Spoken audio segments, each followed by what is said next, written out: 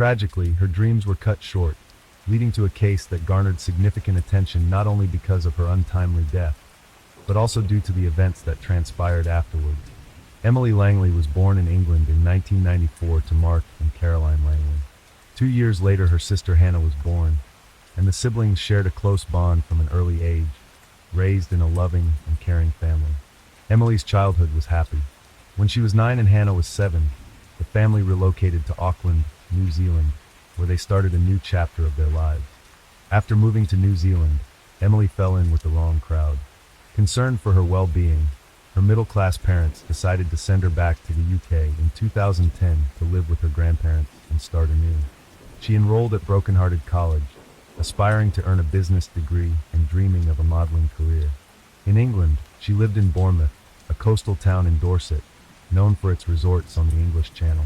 By the time Emily moved to England, her sister Hannah was still attending school, and her parents had divorced, but maintained a friendly relationship. Emily, a striking young woman, quickly attracted attention. She eventually met 20-year-old Elliot Turner, who made a strong impression on her.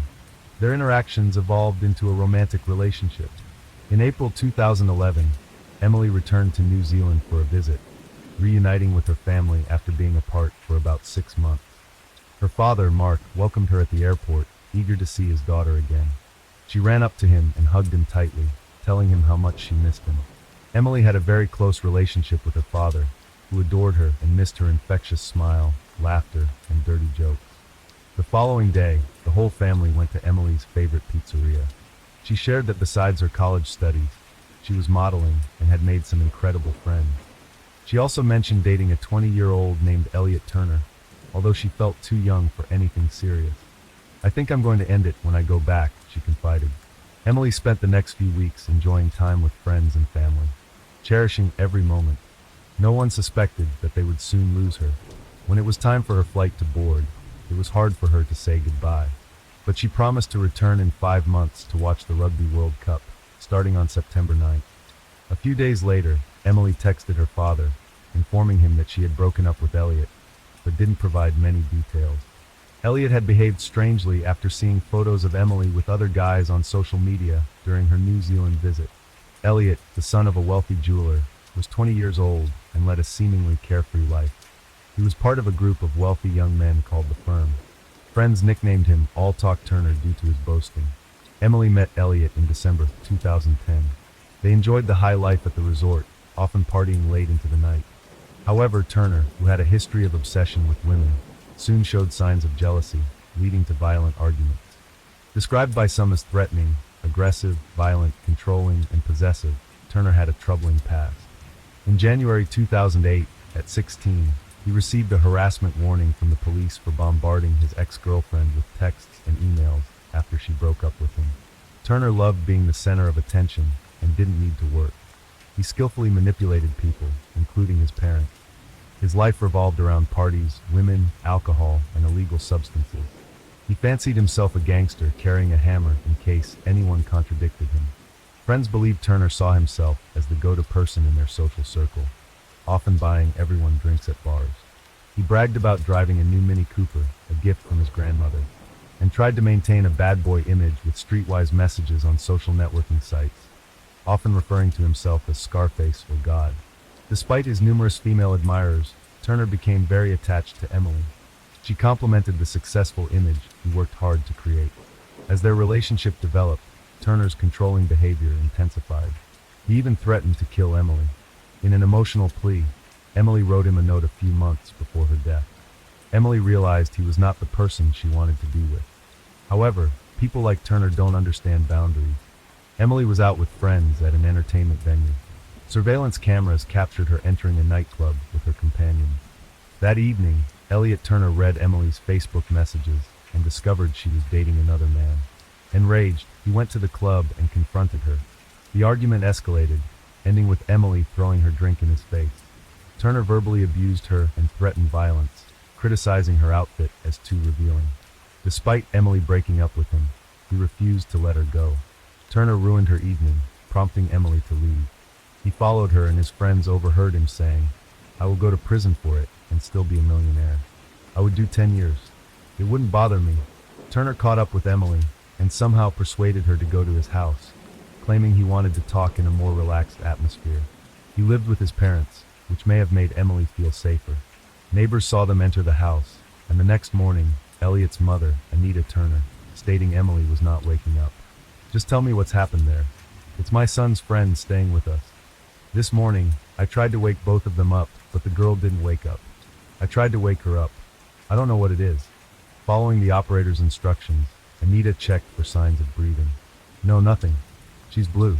It was around 9 a.m. when the ambulance arrived. Unfortunately, all they could do was declare Emily Langley dead. During the call, Anita's calm demeanor seemed unusual for someone who had just found a dead girl in her home. In New Zealand, Emily's father, Mark, woke up at 2 a.m. to numerous missed calls from his ex-wife Caroline and younger daughter Hannah.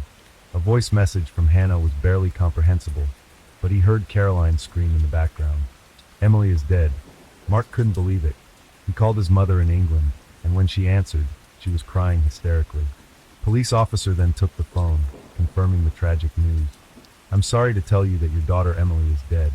Mark was devastated, unable to comprehend the loss. Just a week ago, Emily had been smiling on his couch.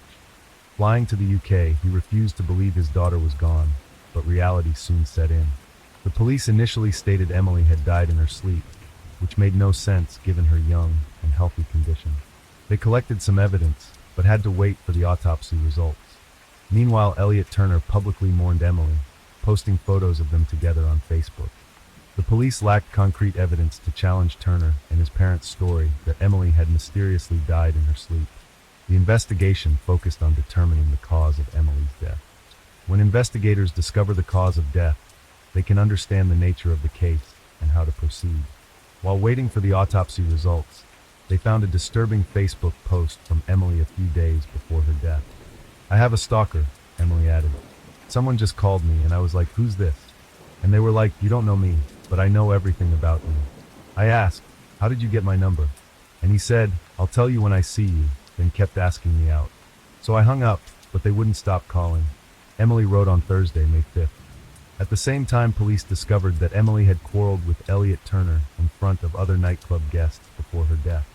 Interviews with Turner's friends revealed his obsessive control over Emily, his knowledge of her meeting another man, and his repeated threats to kill her. His friends had dismissed these threats as mere posturing to bolster his gangster image. The autopsy did not provide a definitive cause of Emily's death, but experts suggested strangulation as a possibility, with one noting, "The physical findings are entirely consistent with pressure being applied to the neck." Suspecting the involvement of Turner's family in Emily's death, investigators decided to install listening devices in their house. The police were right to be suspicious. Recordings captured Elliot instructing his mother on how to interact with the police and what to say with his father, Lee Turner, reluctantly complicit. Conversations revealed the family's attempts to destroy evidence and obstruct justice. "Mom, we've perverted the course of justice, destroyed vital evidence in this case. You look so guilty by ringing the father. Think, think, think. Brain, brain, brain." Through these recordings, investigators learned that Elliot Turner admitted to causing Emily's death. He was arrested a week later. Despite his denial, the audio evidence was damning. His lawyers tried to challenge the authenticity of the recordings, but the judge allowed them as evidence. Unaware that police had been listening, Elliot admitted in the recordings that he felt angered daily, saying no one had ever pissed him off as much as Emily. During the trial in May 2012, his lawyer argued that Elliot acted in self-defense, claiming the argument in his bedroom had turned violent. Ultimately, the recordings and testimonies painted a clear picture of a controlling, violent individual whose actions led to the tragic death of Emily Langley. Despite the defense's efforts, the evidence against Elliot Turner was overwhelming, revealing a chilling story of obsession and violence. Elliot Turner claimed he grabbed Emily by the neck, but did not strangle her, stating he found her dead in his bed the next morning. On the second day of the trial, Turner expressed disgust at his actions that night. Allegedly after finding Emily dead, he wrote a letter to his mother expressing shame and a desire to leave for Spain. He admitted to planning an escape, as evidenced by the packed bags and passport found in his pocket when police arrived. In court, Turner admitted to threatening Emily and feeling upset the night before her death after reading false emails on her phone. He described the fight, claiming Emily began hitting him, and in an attempt to calm her down, he gave up and threw her a 20-pound note for a cab. Turner said, "She just ignored me at first.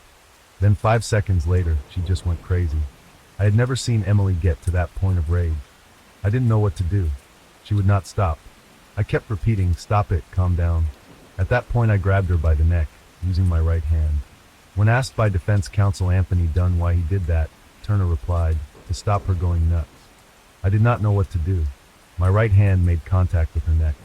When asked how hard he grabbed her, Turner replied, "I would not say very hard, but it was quite hard." I grabbed her and pushed her down onto the bed. I pressed down on her neck when she was in the lying down position. He claimed he held her for 5 or 6 seconds before letting go and storming out of the room. Turner stated he did not intend to kill Emily and thought she had gone to sleep, only realizing she was dead when she did not wake up the next morning. In an interview with the Herald newspaper, Emily's father, Mark, spoke about the profound pain of losing his daughter. "Here is the thing about death. It sucks. It doesn't matter if it is your child, your partner, or your 99-year-old grandmother. It sucks that a person is there one day and not the next. It is not something we can deal with easily. All anniversaries are hard, birthdays are hard, Christmas is hard. Easter is also tough, because it was the last time I really spent time with her." Mark Langley lamented the future Emily was denied. "I miss seeing the life she was denied unfold. We had a brief glimpse of the woman she was becoming, and I was so proud of her. I am her father, and of course I'm biased, but the world really was a better place with her in it. It was certainly a lot more fun." At the trial, Elliot Turner was portrayed as a spoiled, wealthy kid whose parents tried to help him escape punishment. The court heard that Turner was given free rein in the family's affluent Queen's Park home in Bournemouth, where he hosted wild parties for his middle-class friends. He lived in a converted garage with his own minibar, where he strangled Emily on his bed.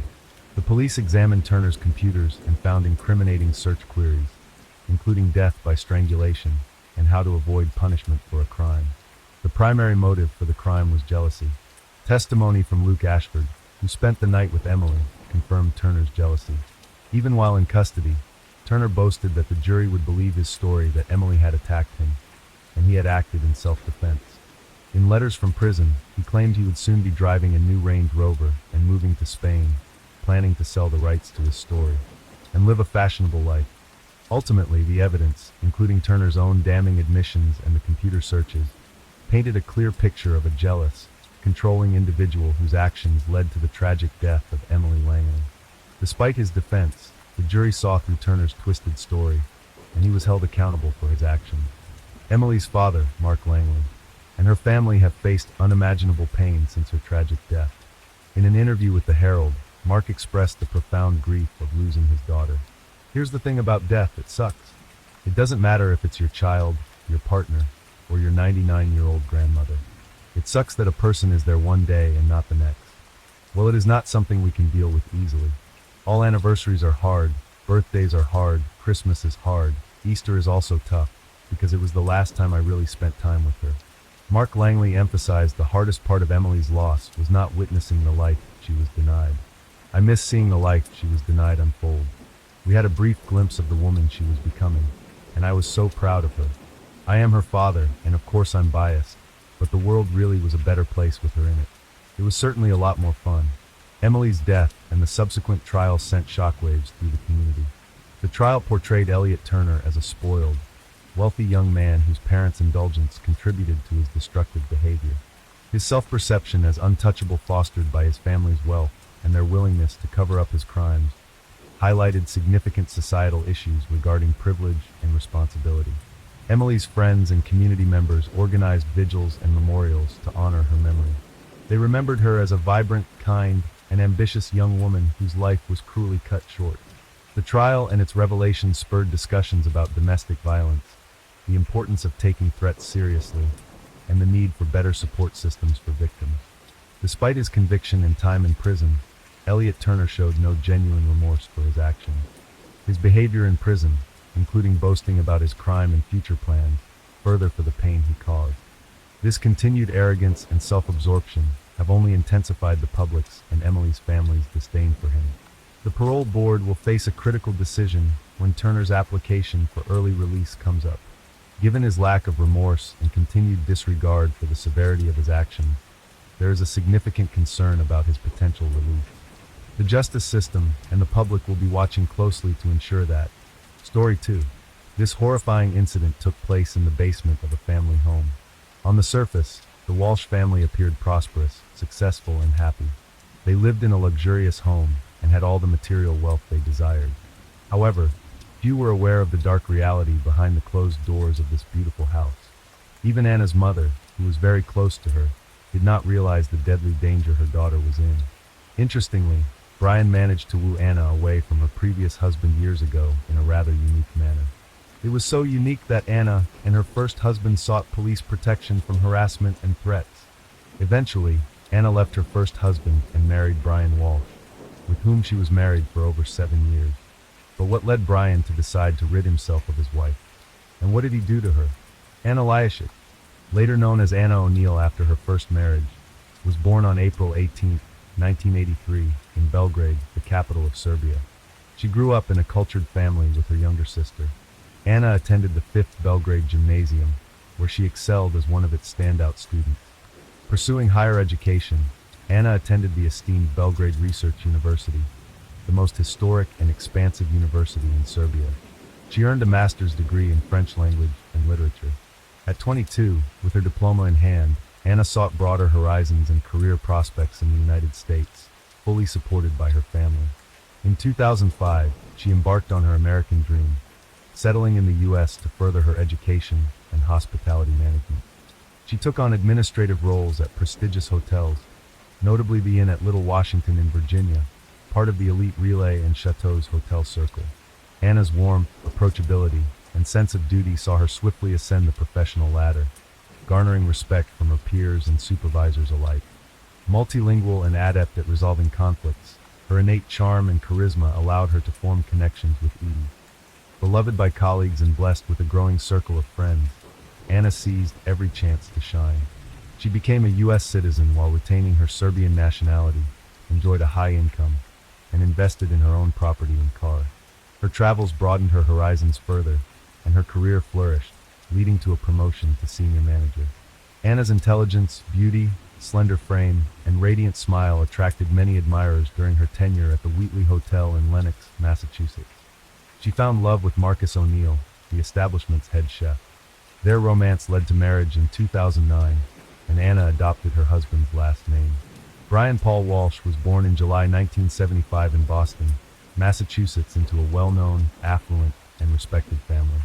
His father, Thomas Walsh, was a distinguished neurologist who worked at one of the state's leading hospitals, where he headed a department and also taught at a prestigious medical university. From a young age, Brian was the quintessential spoiled child, luxuriating in wealth and never knowing the word no. He attended one of the best private schools, wore expensive branded clothing, and lived a life of ease.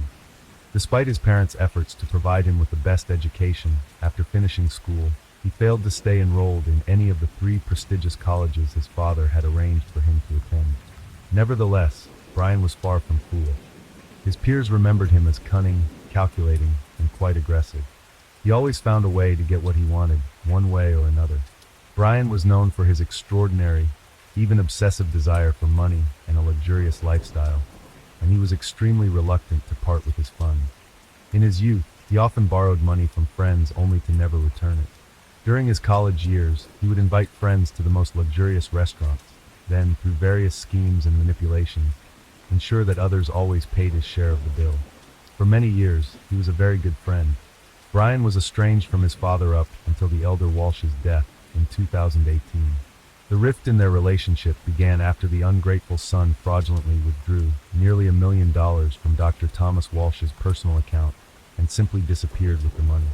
The father did not report his son to the police and even tried to persuade him to return the money voluntarily. When Brian refused, Thomas ceased all communication with him. By the time of this egregious theft incident, Brian's parents had long been divorced, and his father had another family and decided to permanently erase his eldest heir from his life and his will.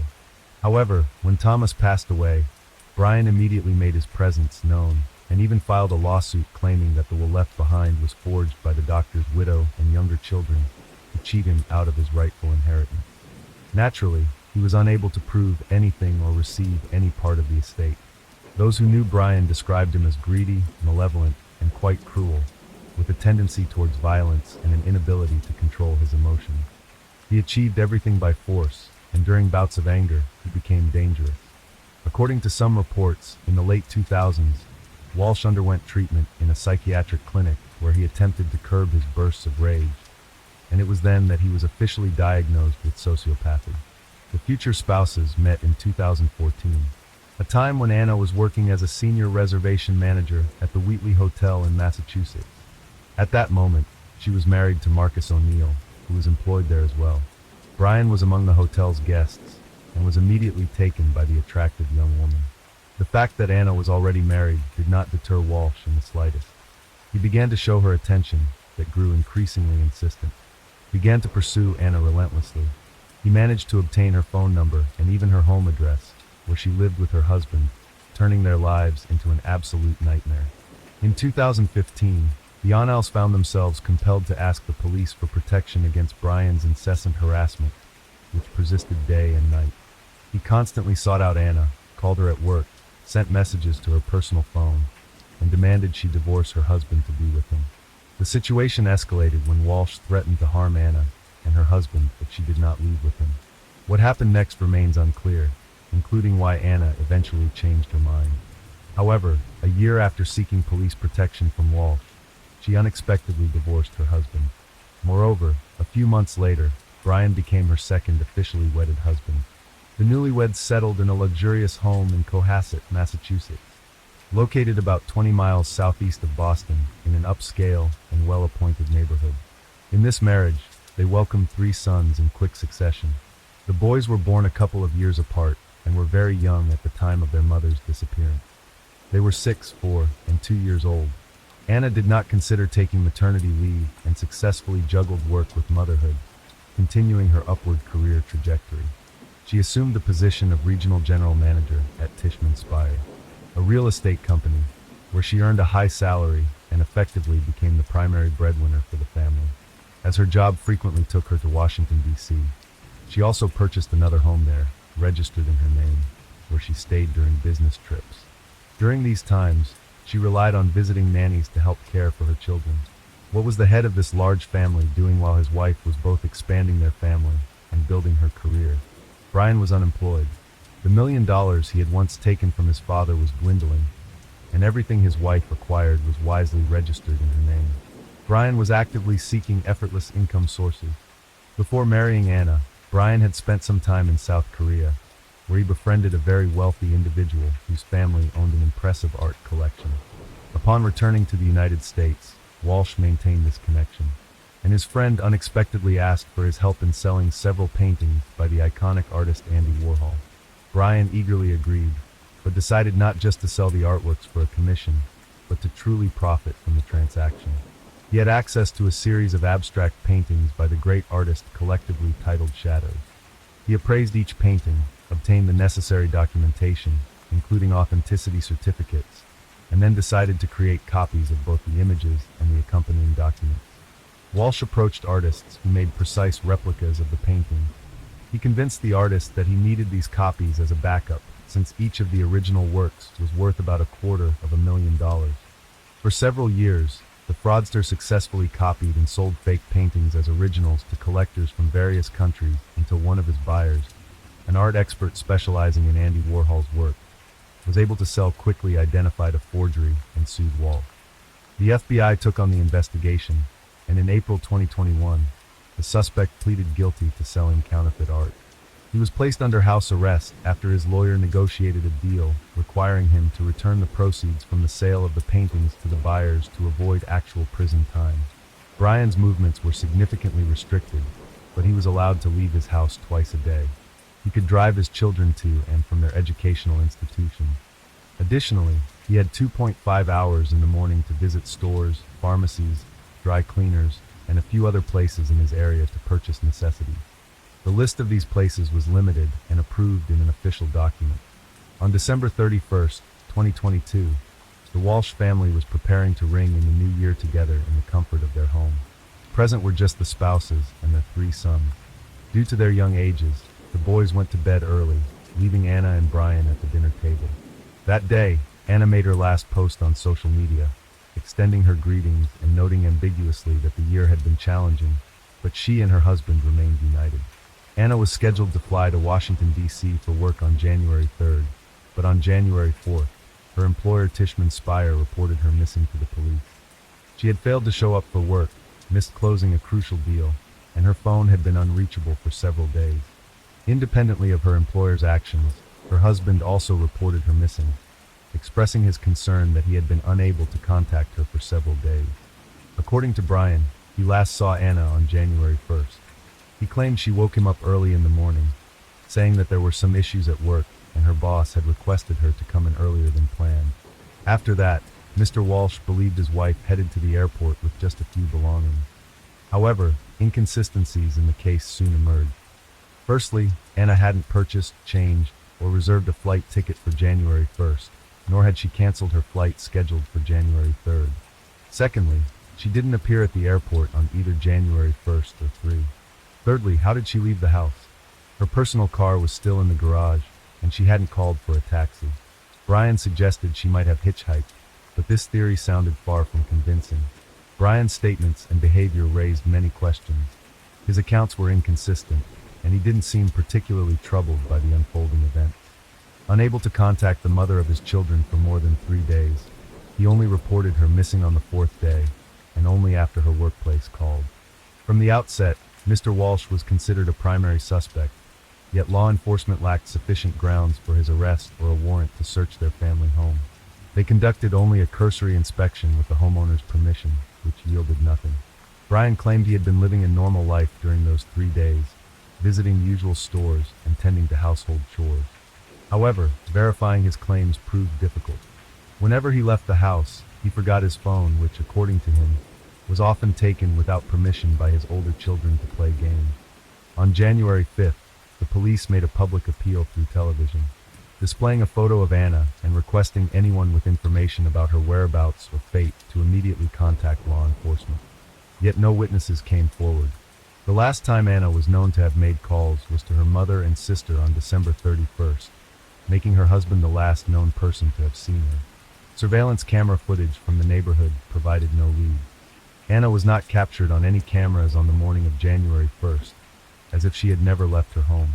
On the contrary, her husband was recorded leaving and returning several times, but it was impossible to determine his destination. Walsh's claim of a supermarket visit was debunked. His vehicle wasn't seen on any footage on the route, nor was he spotted in the store. It wasn't until January 8th that Brian was arrested for providing false statements and taken in for questioning at the station while his home was finally searched. It was discovered that on January 1st, he had gone to a hardware store in a different area, not on the list of approved locations he could visit under house arrest conditions. There, he spent nearly $500 on a significant quantity of cleaning supplies, plastic sheeting, duct tape, a mop with a bucket, and utility rags. He paid in cash, presumably hoping his visit would go unnoticed. During the search, at first glance, nothing out of the ordinary or suspicious was found in the home. Everything was in its place, with no signs of struggle or bloodstains detected. However, when law enforcement descended into the basement, there was no longer any doubt this was the scene of a gruesome crime. There, smeared bloodstains were visible everywhere, and among the old clutter, a bloodied knife and saw wrapped in towels were hidden. Previously, Walsh had admitted that on January 3rd, he visited his mother's home located on the other side of town. He claimed he had violated his house arrest conditions because his mother needed help with household tasks due to her deteriorating health. But after the grim discoveries in the basement, police suspected that on his way, the man could have disposed of evidence or parts of his deceased wife's body. All the trashed bins in the area where the spouses lived, as well as along the route to his mother's house, were inspected. These searches yielded results, and in one of them, kitchen hatchet with traces of dried blood and several blood-stained towels similar to those found in the Walsh's basement were discovered. Forensic analysis confirmed that the blood in the basement, on the towels, knife, hatchet, and saw belonged to the missing Anna, dispelling any remaining doubts about her fate. Police seized a laptop belonging to Mr. Walsh, as well as a tablet owned by the couple's eldest son from the Walsh residence. The search history on these devices left investigators in disbelief. Weeks before his wife's disappearance, Brian was actively searching online for information about the most favorable states for divorce in terms of property division. He also sought information on whether he could lay claim to the second home in Washington, D.C., owned by Anna and registered solely in her name, thereby uncovering a possible motive for the crime. Regarding the tablet, the first query made around for in the morning on January 1st was followed by nearly 24 searches on how to dispose of a body, how to clean up blood traces, how to dismember a body, whether a body could be identified if the teeth were removed, how long DNA traces last, and whether a person could be charged with a crime if the body was never found.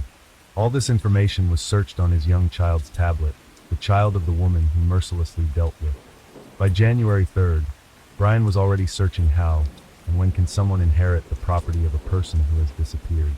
Clearly, he was confident he would evade punishment and was preparing to claim the inheritance. On January 18th, Brian was charged with the murder of his wife, despite the fact that her body or any remains had not been found. Prosecutors believed that on the night of January 1st, Brian intentionally or accidentally took his wife's life and then decided to dispose of her body by dismembering it in the basement of their home. He then packaged the body parts in plastic and over the following days discarded them in trash bins across different parts of the city. The area around the Walsh residence, as well as within a radius of several miles, was thoroughly searched for evidence. Nearby wastelands, wooded areas, and bodies of water were also searched, but these efforts yielded no results. The defendant himself pleaded not guilty and refused to disclose what he had done with the body. It was revealed that Anna had been feeling unhappy lately and had even considered divorcing her husband. She mentioned this several times during phone conversations with her mother and sister. The day before she disappeared, she called her mother asking her to fly from Serbia for a few days. However, her mother apparently did not take her daughter's words seriously and decided to postpone her visit. The trial of Brian Walsh is ongoing. The accused is currently being held at the Norfolk Correctional Facility, awaiting his next court date. Anna's mother has been following the investigation from her home, as she has not traveled to the United States. The Serbian Ministry of Foreign Affairs has contacted the consulate in New York, which in turn has been in touch with the Norfolk District Attorney's Office to ensure that Anna's mother is timely informed about the investigation and hearing. As for the Walsh's 3 sons, they are now under state custody. None of Brian's family members wish to take care of them, citing Anna's mother's age and poor health. Her sister, who currently lives in Canada, also declined to take in her nephew. Only Anna's close friend Pamela Bond has expressed willingness to take the boys in, preferring that over them being separated and placed in different foster homes. Anna Walsh, a successful hospitality manager and mother of 3, disappeared under suspicious December 31st, 2022. Her husband, Brian Walsh, became the primary suspect due to inconsistencies in his statements and suspicious online search history. Despite extensive searches, Anna's body has not been found. Brian Walsh was charged with her murder based on circumstantial evidence, including forensic findings and his erratic behavior following her disappearance. The case is ongoing as prosecutors work to secure a conviction without a body. Story 3. The Generous Heart of Jennifer Cave. Why do terrible things happen to good girls? Because bad boys attract them like moths to a flame. Kind, often naive, they idealize their partner, and they blatantly ignore the glaring red flags. Sometimes these destructive relationships last a long time, and other times the realization comes quicker. Sooner or later there comes a choice: leave or continue to get burned, until the moth burns to ashes. The incident that will be discussed entered the history of Austin, Texas, USA as one of the most heinous and probably exceedingly didactic. Jennifer was nowhere to be seen. Late on the evening of August 16, 2005, Jennifer Cave, the new girlfriend of Michael Rodriguez, was last in touch. Throughout the night, Michael waited for her call. However, exhausted from work, he unwittingly fell asleep. By morning, there were no missed calls from her. Concerned, Michael remembered Jennifer had promised to call him back once she had dropped off her friend Colton at home. He was uneasy about the fact that she had to go out of her way because Colton didn't arrange his own ride home, and generally, he didn't trust Colton and his lifestyle. Meanwhile, Jennifer's roommate with whom she lived found Jennifer not at home. Her alarm clock was blaring, but there was no one to turn it off. It seemed Jennifer hadn't spent the night at home. Her friend became worried. They usually informed each other of their plans. She tried calling Jennifer. There was no response, which was uncharacteristic of her. Jennifer has her first day of work today. It's unlikely she would go without changing, the roommate thought. Jennifer's office clothes were neatly hanging on the rack, appearing untouched as if she hadn't taken anything with her.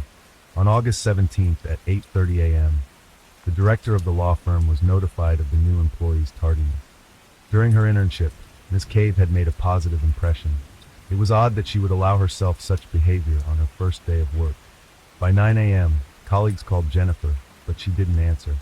Around 11 a.m., the employer sent one of the managers to check on her at home. Persistent knocking went unanswered. They then tried to reach out to the secondary contact number listed on her resume. Sharon Sedgwick, Jennifer's mother, answered the call. She was surprised and seemingly disappointed by the call. She said she would try to locate her daughter. Sharon also couldn't reach Jennifer. Growing worried, suspicion crept into her mind. Apparently, she's dropped everything again for that irresponsible young man, she concluded. No one in Jennifer's circle liked her ex-boyfriend, Colton Pataniak. Despite his intellect and financial status, he always seemed to drag her down. Mrs. Sedgwick called Colton. He said he hadn't seen her daughter for some time. It seemed he wasn't concerned that Jennifer was missing. For some reason, her mother didn't believe him. More than 12 hours passed with no news.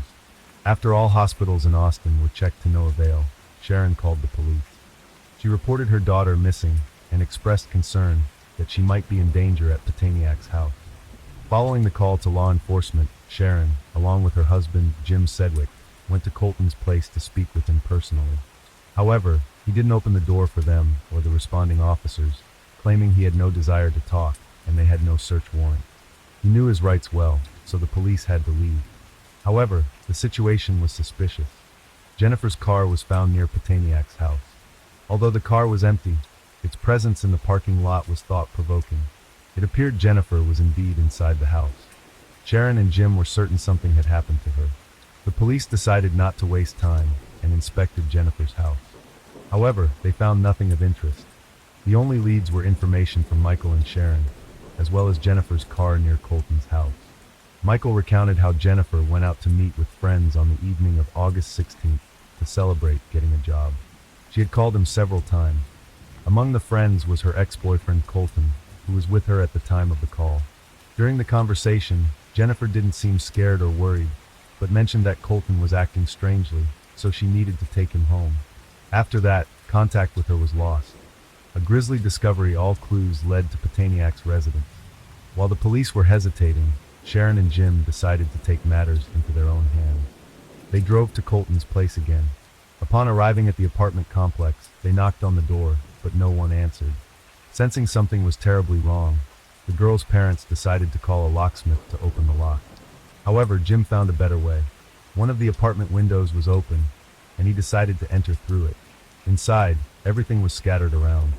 It was clear that no one had maintained order in the house, and the apartment itself resembled more of a den. The man was hit by a putrid smell that immediately triggered his gag reflex. Covering his mouth with his hand, Jim moved toward where the smell was even stronger. The house was empty.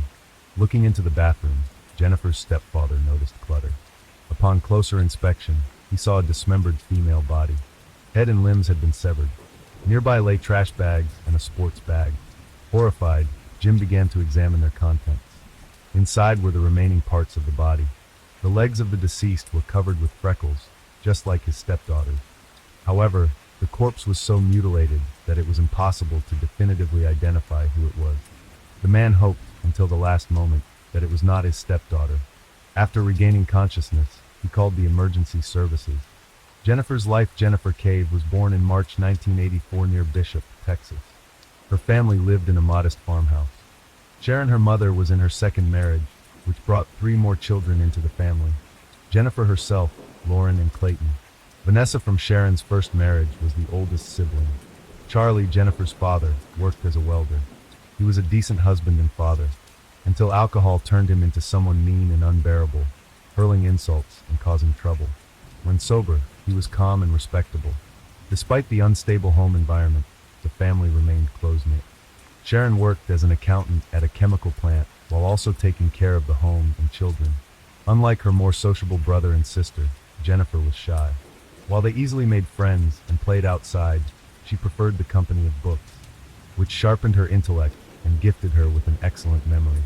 Her passion for reading affected her eyesight, requiring her to wear glasses. Just like the braces in her mouth, the glasses didn't help her self-esteem. Confidence was not characteristic of our heroine, but that didn't stop her from actively participating in schools, social and athletic activities. Eventually, her father's destructive habit led to the family's breakup. After the separation, Jennifer and Clayton stayed with Charlie. They supported him with great compassion, trying to prevent his downfall. Jennifer wanted so much to help her father quit drinking that she overlooked his lack of will to fight. For years after the divorce in 1999, Sharon met a new man, Jim Sedgwick, by chance. As Jennifer entered her teenage years, she transformed. She got rid of her braces and contact lenses, replaced her glasses, turning her into a true beauty. However, her character began to change along with her appearance. She started hanging out with kids from troubled families. Yet, thanks to her high intellect, she graduated among the top of her class. Later, Jennifer enrolled in Texas State University, majoring in finance, but quickly became disillusioned with her studies and withdrew after the first semester. She spent some time attending a community college in Austin and worked part-time at a city restaurant to support herself. During this period, she dated a guy named Mark, a decent young man from a respectable family. Their relationship could have led to marriage, but Jennifer got pulled into the nightlife. She began frequenting parties and drinking. Perhaps influenced by her father's genes and negative example, her fondness for alcohol grew. Along with drinking, marijuana entered her life. Sharon tried to influence her daughter, but to no avail. It was during one of these nights out that Jennifer met Colton Petaniak. Jennifer Cave. Jennifer Cave's life was tragically cut short by a gunshot wound to her right arm. The bullet passed completely through her arm and into her chest, striking her heart. The injury to a vital artery led to rapid blood loss, resulting in her untimely demise. What happened to her body afterward is horrifying.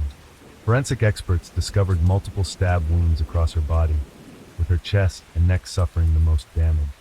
In total, the assailant inflicted 18 post-mortem stab wounds. The perpetrator then decapitated her and fired a shot through her throat into her head, intending to dispose of her body discreetly. By severing her upper limbs, he placed them in a prepared bag and trash bags. Her torso was left in the bathtub, covered with a saw. Something thwarted the assailant's initial plan, forcing a change in his actions. Evidence uncovered. At the time, Jennifer Cave's body was discovered. The police arrived. They had not yet obtained a warrant to search Colton Petaniak's apartment. Initially, the officers could do nothing but observe the victim's body and secure the area. Once they finally obtained the necessary permission, a thorough search of the apartment was conducted.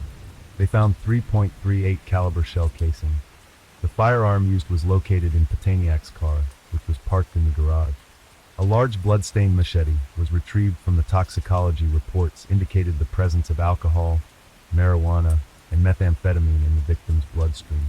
In one of the rooms, there was a road atlas with pages torn out, highlighting routes in southwest Texas.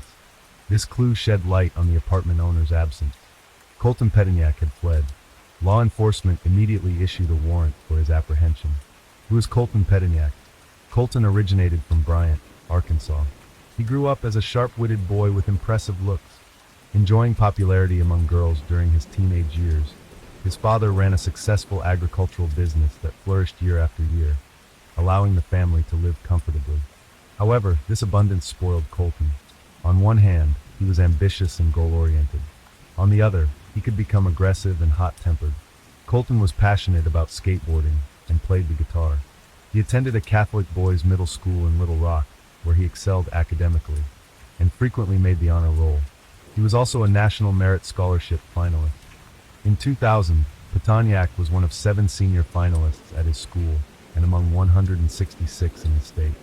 By his senior year, he began to encounter problems with alcohol and fights, largely because he was part of a group of local affluent kids who led a leisurely lifestyle, often throwing parties with all the ensuing consequences. Nonetheless, thanks to high graduation scores, he easily got admitted to the University of Texas at Austin. Rather than focusing on his studies, he continued his wayward lifestyle, losing friends, and gaining a reputation as a frequent drinker and marijuana user.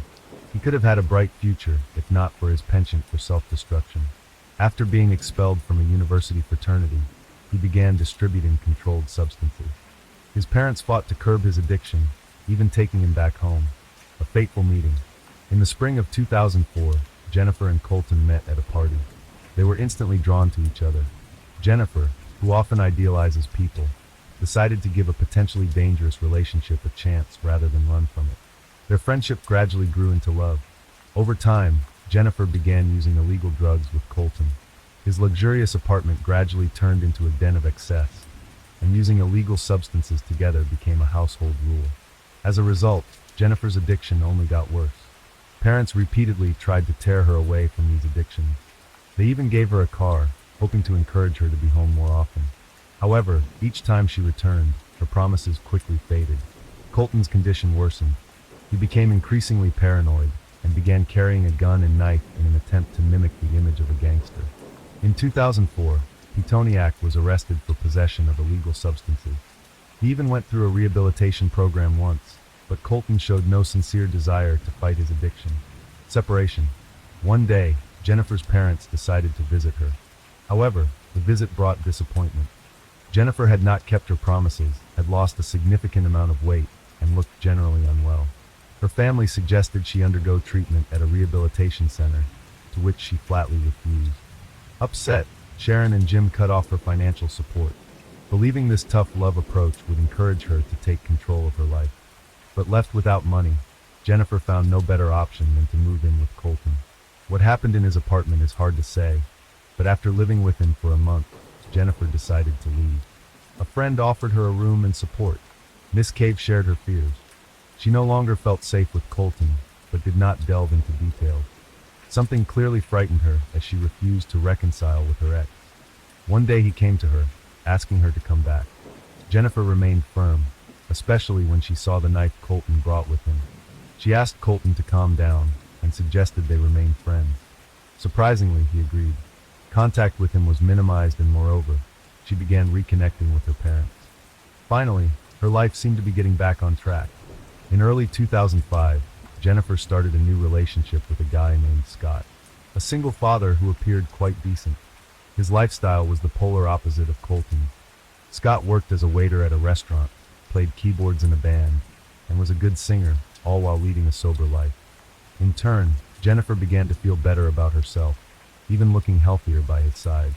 She took on the role of a homemaker and became a mother figure to his daughter. However, she was still liable to leave at a moment's notice if Colton called. The arrival of Laura Hall. Eventually, Colton moved to a new apartment complex with a pool named Orange Tree close to the university, making it a hot spot for daily parties. His behavior continued to be erratic, with some friends reporting they had seen him engaging in Russian roulette by himself.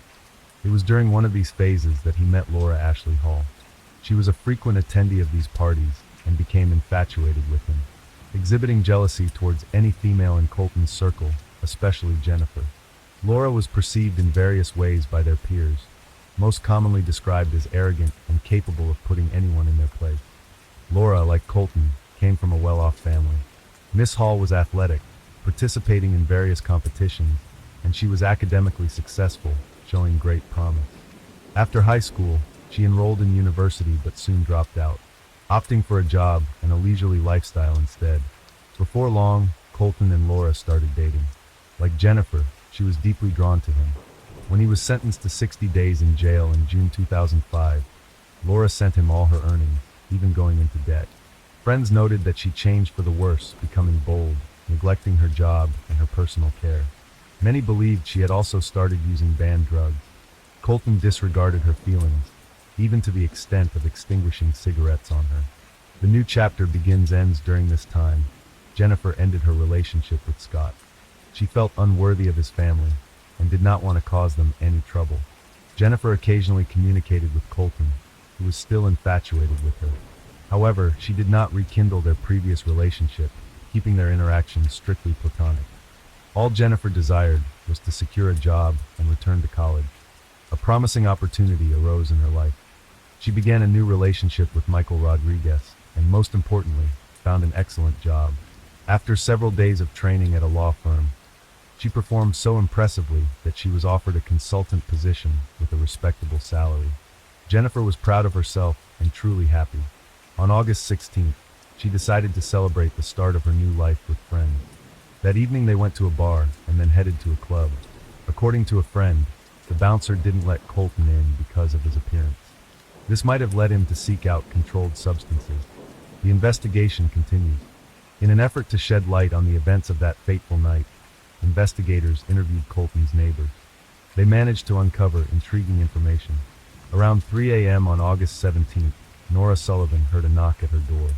Opening it, she saw Colton standing there looking suspicious with blood on him and a pistol visible at his waist. Startled, she inquired what had happened. Colton told her he had gotten into a shootout with some individuals. Nora didn't hear any gunshots and thought he was lying as usual.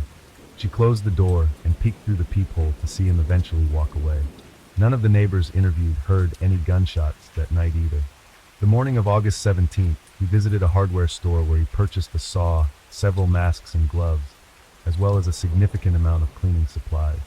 Using these, he dismembered Jennifer's body and planned to clean the apartment to erase any evidence of the crime. It's possible that the unexpected arrival of Sharon and Jim startled him and prompted his flight. Apprehension, a critical discovery in Colton's apartment, led investigators directly to his trail. Colton, along with Laura Hall, was found in Mexico. They had crossed the border in Laura's car. Local authorities distributed Colton's photo nationwide. During this time, the couple enjoyed themselves, visiting cinemas and restaurants. They stayed in a hotel in the border town of Piedras Negras, where an employee recognized Colton as the sought-after individual. The employee took his photo and sent it to the police. Mexican law enforcement apprehended the duo and transported them to the border, where U.S. officials arrested Pitoniak. Laura Hall was released. Before her release, Laura caused a scene with the Border Patrol, loudly protesting Colton's innocence and obstructing the arrest process. Later, she admitted that their trip to Mexico was the best experience she'd ever had. In total, they spent about 5 days abroad. Trial. On August 23, 2005, Colton Pitoniak was charged with a crime against Jennifer Cave. A month later, Laura Hall was arrested and charged with tampering with evidence and obstruction of justice. The prosecution presented evidence found in the apartment, including a videotape from the store and a receipt listing items purchased. Colton said he did not remember anything about the night of August 16, 17, attributing his amnesia to heavy drinking and the use of illegal drugs. Initially, he did not deny hurting Jennifer, but insisted he did not remember anything. He claimed that he woke up and discovered his ex-girlfriend's body in the bathroom. After discovering the body, he contacted Laura, who advised him to buy a saw and cleaning supplies. She helped dismember the victim and hide the body parts in bags. The prosecution argued that she was responsible for Jennifer's post-mortem injuries. Colton later hinted that Hall may have been motivated by jealousy, suggesting her involvement in an act of revenge against her rival. Both defendants pleaded not guilty. Nevertheless, the evidence of his involvement was overwhelming. First, Jennifer's body was found in Colton's apartment. His fingerprints and DNA were found on the machete, saw and firearm found at the crime scene, and the weapon in his car was identified as the crime weapon. In addition, he was the one who purchased the cleaning supplies from the store. The jury had no doubt of his guilt. On January 29, 2007, Colton Pitoniak was sentenced to 55 years in prison with parole eligibility after serving at least half of his sentence. His earliest release date will not occur until 2060. The case against Laura Hall proved complex. The prosecution suggested she could have acted out of blind affection for Colton.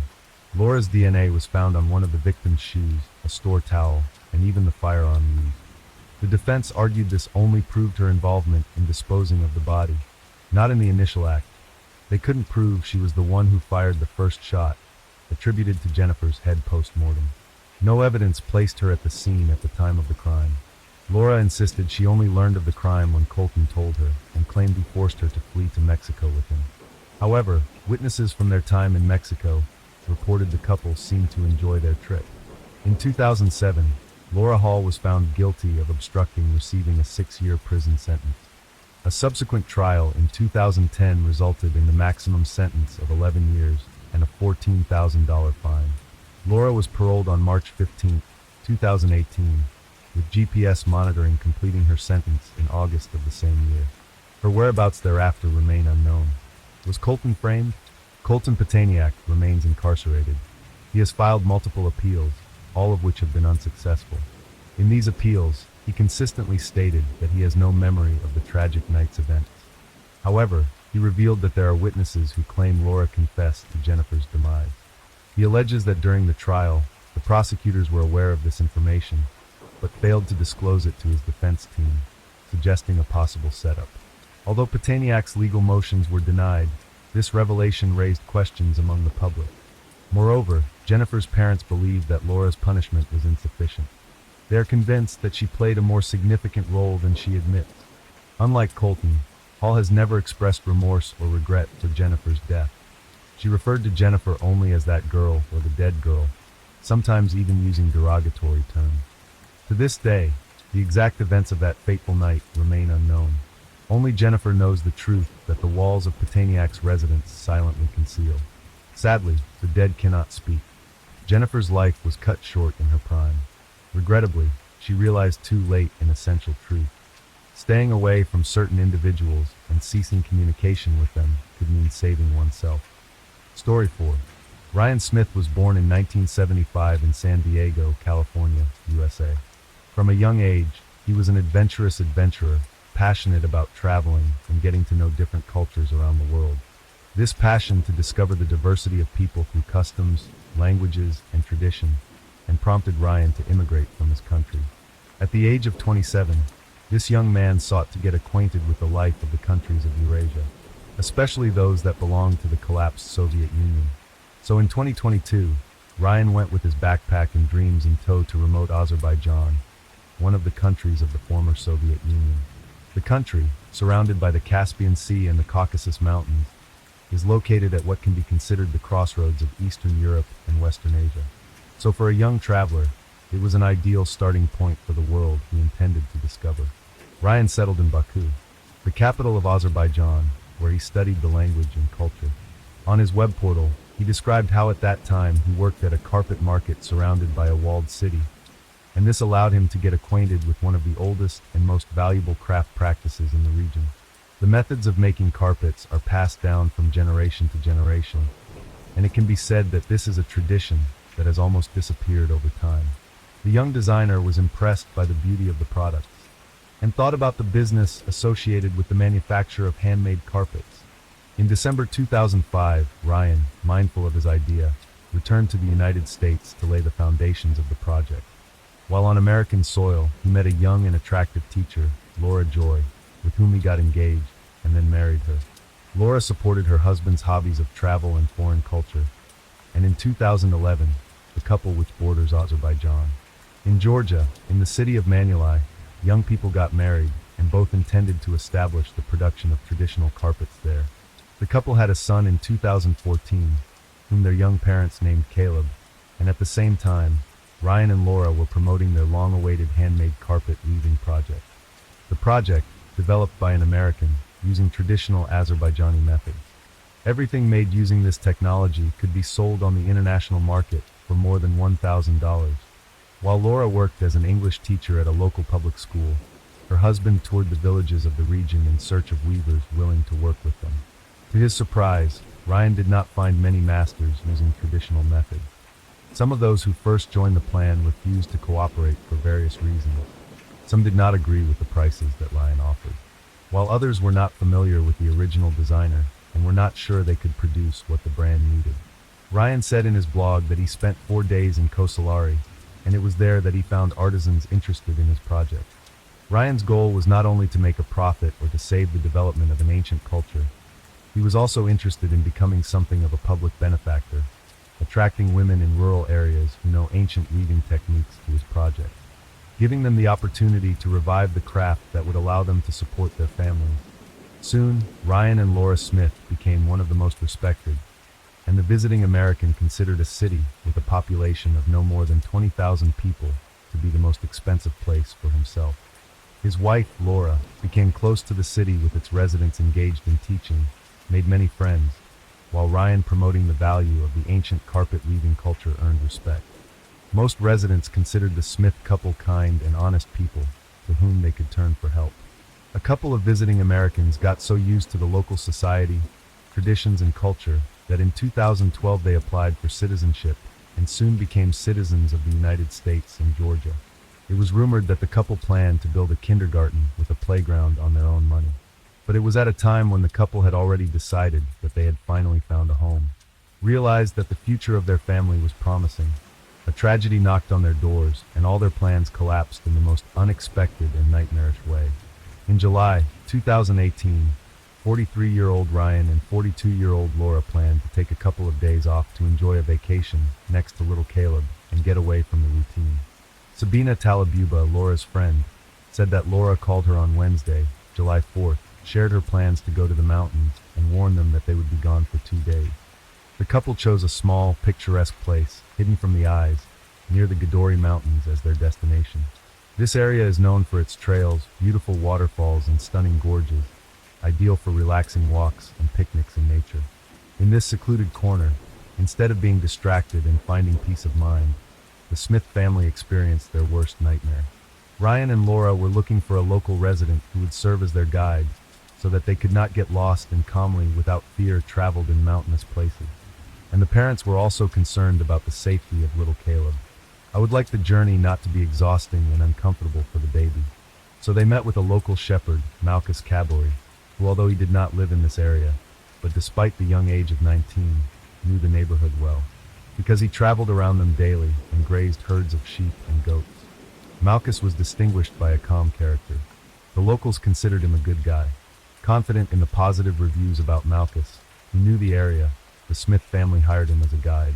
It had not been long since their departure to the mountains when the couple found out about Malchus's dark intentions and claims. As it became known later, the group went out on the mountain and, having reached the clearing, set up camp for dinner. They chose a place near one of the many springs in the area to have fresh water, quenching their thirst in the summer heat. Obviously, at some point, Ryan paid attention to his guide because he felt that he was not careful enough with the gun, which he always carried with him. There was a heated discussion between the two men, and no one expected Malchus to point a gun at Ryan and shoot him in the head. Then he fired another shot at the man in the back. Laura's terrified screams and the baby's crying drowned out the echoes of gunfire, rumbling in the mountains, but the worst was yet to come.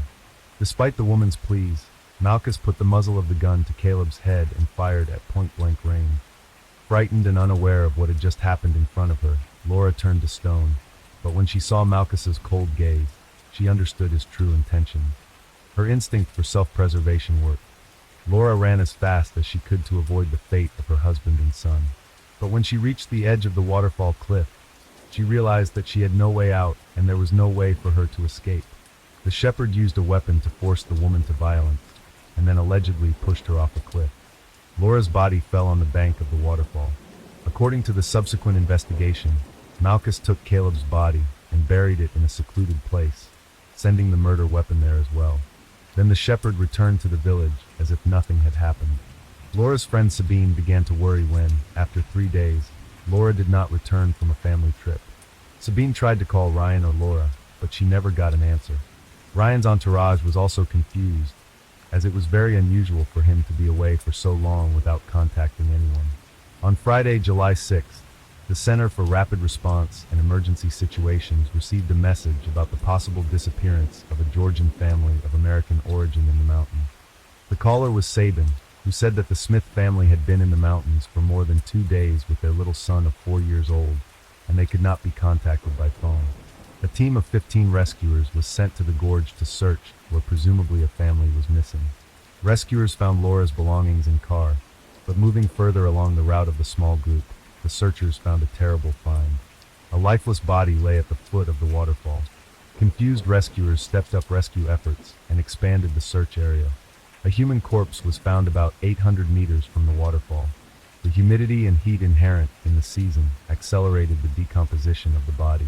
So the initial report of the authorities was that the victims showed no signs of violence. In accordance with the Criminal Code of Georgia, an investigation was launched, but nothing was known about the couple's child yet. It took another 3 days when the fate of the defenseless baby became clear. Investigators managed to find out that Malchus was the last person with whom the family communicated. A 19-year-old shepherd was detained and told during interrogation that he knew where Caleb was. For days after the Smith family went to the mountains, Malchus led investigators to the place where he buried Caleb, as well as the weapon. The next day, the Georgian police released a statement saying that a young shepherd, Malchus Kaburi, had been taken into custody, and he was accused of murdering the Smith family. The news of the murder of a married couple and their son shocked Georgia, especially Manuli and the community of Weavers. The American consulate also expressed its alarm over this crime. In fact, the FBI team participated in the investigation together with the Georgian authorities and cooperated in the search and processing of evidence. On July 11th, the Tbilisi Municipal Court decided to place Malchus, who pleaded not guilty to the charges, under arrest. The conductor claimed that the Real killers of the family were two foreigners who arrived in a black car. Allegedly, these people killed the Smith family, threatened to kill him and his family if he reported to the police, and left Malchus alive, so that suspicion of a triple murder fell on the shepherd. Violence against Laura was rejected by Malchus' lawyer, because according to the guy, he was not capable of such a thing since he was a virgin. On July 12th, family, friends, and activists of public organizations gathered in front of Ryan's house in Marnoli with toys, flowers, and lit candles to express condolences and remember the victims. The next day, Malchus' lawyer confirmed the innocence of the accused. He continued to claim that the crime was committed by two foreigners, and that the psychological pressure exerted on his client forced Malchus to initially plead guilty. But evidence against Malchus began to appear one after another. The most convincing evidence of Malchus' guilt was the autopsy report of the victims. It was found that Ryan's body had two gunshot wounds, one in the head and one in the back. Caleb was shot in the head at point-blank range. In Laura's case, violence against her was proven and DNA tests confirmed that the biological material found in her body and on her underwear belonged to Malchus. The DNA of Ryan and the defendant were also found on the murder weapon. In addition, a technical examination conducted by the FBI on the phones of the victims and their alleged killer showed that there were photos of Laura's lifeless body at the waterfall in the memory of Malchus' phone. The shepherd even showed them to several local acquaintances, to whom he said that he had accidentally stumbled upon a corpse while walking through these places. Experts found in the search history in the phone that a few days before this incident, Malchus had visited various sites of an intimate nature. All this led investigators to the conclusion that the motive of the crime was the young man's interest in Laura, and that his actions were deliberate from the very moment when the Smith family contacted Malchus to take them to the waterfall. After the release of the autopsy results, Malchus' lawyer, David, resigned, saying that for reasons of principle he could not defend the shepherd. David was replaced by another lawyer, who from that moment led the case. He insisted on the client's innocence and filed a motion to withdraw Malchus' previous confession. The shepherd's mother, Mariana, supported her son and agreed with the lawyer that the police may have forced the guy to confess to the crime under threat of imprisonment. Relatives of the suspect claimed that because of a high-profile crime, the authorities accused Malchus in order to close the case. However, on November 9, 2018, Malchus was charged with the murder of 3 members of the Smith family. He was also charged with additional charges of violence against Laura. The psychological examination conducted on the young shepherd showed that he is sane, healthy, and ready for trial. The term of pretrial detention expired on April 9, 2019, but the prosecutor said that they had strong evidence of Malchus' guilt and that he would be punished for such a terrible crime. A meeting of 12 members of the court on March 25, 2019, unanimously ruled that Malchus was guilty of premeditated murder with extreme cruelty of more than 2 people. He committed premeditated murder in order to conceal another crime, namely intimate assault. On March 27, 2019, the judge of the District Gori District announced the decision to sentence to life imprisonment.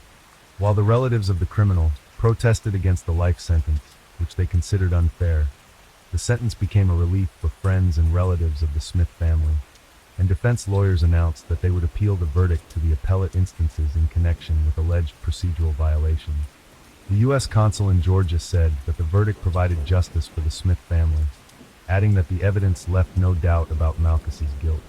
Since the arrival of Ryan and Laura Smith in Georgia, these people have won the love and respect of the residents of Manuli, and their brutal murder has dealt a blow to the community that the couple chose as their home. The community project developed by Ryan not only revived an ancient tradition, but also provided many women with a source of income and stability. The death of the spouses plunged into sadness and uncertainty dozens of women who aspired to a successful business. Shortly after the terrible events that claimed the lives of the founders, the project was revived by foreign investors who support Ryan's ideas and offer opportunities for local craftsmen. Ryan and Laura left behind the world they knew in the West, hoping to discover cultural treasures. And while they were greeted by grateful members of the community, their fate crossed with a sinister creature who hid his essence behind the guise of a kind shepherd. Story 5. In November 1997, the Niss from Trenton, New Jersey, were gearing up for their annual cruise tradition, a practice they had cherished since their wedding 6 years prior. Julie, 29, and her husband Tim, 40, decided to switch things up this year, celebrating Christmas during their voyage. Their main goal was to strengthen their bond, so they left their 1-year-old daughter, Katie, with grandparents and headed to San Juan, Puerto Rico, on November 1st to board their cruise ship. George Skiatopoulos, a crew member, was immediately struck by Julie's vibrant and attractive presence. Teased by a colleague that she was out of his league, George wagered he could romantically engage with Julie. Although just a junior engineer, 22-year-old George, freshly out of college, carried himself with enough poise to intrigue Julie. He misrepresented himself as the captain, exaggerating his age to 28 and fabricating achievements to impress her. Julie and George quickly grew close, meeting daily on deck, engaging in captivating conversations. Julie, swept up in the cruise's romantic ambience and George's charismatic tales, didn't realize his true identity. Tim, accustomed to his wife's sociable nature, observed their interactions but felt no jealousy. One evening, amid a lively party on the ship, George invited Julie for a tour of the ship. Initially hesitant, she eventually agreed. In the deserted engine room, a spark ignited between them, culminating in a kiss. However, their relationship did not progress beyond kissing for the duration of the cruise. Back home, Julie confided her feelings to a family friend, Tony, expecting her attraction to fade since she and George would likely never meet again. Unexpectedly, George, the captain, sent Julie a message. Their daily phone conversations soon followed, with George insinuating that Tim wasn't worthy of her. Tim occasionally caught them talking, but trusted Julie enough not to probe further. Torn between her stable family life and the thrilling new emotions George stirred in her, Julie became distant from friends and even cold to her daughter. Concerned, Tim noticed the changes in her. Hoping to rekindle their connection, Tim planned a surprise 30th birthday party for Julie on January 3, 1998. It was a lavish affair attended by many friends. Julie's request for another cruise on a specific ship and date was her ploy to reunite with George. Reluctantly, Tim agreed, and they embarked on February 13th. On that voyage, during a dark night, George won the bet he had made with his crewmates. Julie's intimate encounter with George during the cruise left her head over heels. Back home, she excitedly confided in Tony, a close family friend and godfather to her daughter Katie. Tony struggled with the burden of keeping her secret, later admitting this to Julie. Despite the risk of exposure, Julie decided to secretly meet George, for whom she yearned intensely. She concocted a family vacation pretext, bringing along her mother and daughter. Julie had to confess her secret affair to her mother, facing her disapproval, but she was undeterred. Initially, they went to Florida, but on March 26, 1988, Julie left her mother and daughter behind to continue her romantic escapade with George in Puerto Rico. Upon returning, Julie's communication with George became almost public. They talked incessantly on the phone and exchanged risky love letters via email. Julie even recorded videos showcasing her life for George, all under her husband Tim's nose, with whom she continued to live and spend his money. She also resumed partying and drinking. Tim couldn't help but notice the changes in their family dynamics and suggested seeing a marriage counselor after 7 years of marriage. During their first session, Julie announced her desire for a divorce, which Tim opposed due to their shared business interests that were generating significant income. Julie knew she needed finances for her plan to move to Greece with her daughter and start a new life with her lover, who was due to serve a compulsory 20-month military service in Greece. Julie attempted to help him flee and secure a U.S. visa, but she lacked sufficient funds. For her new boyfriend, Julie began a fitness regimen, experiencing sleep issues and resorting to strong sleeping pills. Amid emotional turmoil, she also started taking antidepressants. Learning about this was furious and forbade her from using them. Julie lost about 10 kilograms, aiming to return to modeling to earn money, but George, unlike Tim, was intensely jealous and did not support this idea, forcing Julie to abandon her plan. Almost everyone, including Cheryl, who once helped Julie enter the modeling industry, disapproved of her relationship with the Greek man. They had witnessed the evolution of Julie and Tim's life since they first met at an exclusive yacht club party in July 1989. Tim, 11 years her senior, was a successful businessman with his own company and a new yacht. He had established his landscape design company in the early 80s, flourishing alongside the U.S. real estate market boom. Initially, their relationship thrived, but Julie's jealousy was evident. Once, Tim waited for her at a bar with another woman, and upon Julie's arrival, she assaulted Tim, leaving a bruise on his face, and attacked the woman. It turned out she was the secretary of a man Tim had worked with for years, merely assisting in business matters. The conflict was resolved at that time. Tim was taken aback one day when he arrived at his office to find Julie sitting at his secretary's desk. With her charming smile, she announced that the former employee would no longer be working and leaving him little choice but to accept her as his new assistant. This allowed her to work from home, granting her more freedom, including financially. Julie had always dreamt of being a model. One day she spotted a beauty contest advertisement in a newspaper and decided to participate, confident she would win, and supported by her loving partner, Tim. They compiled Julie's best photos and sent them to the magazine organizing the contest.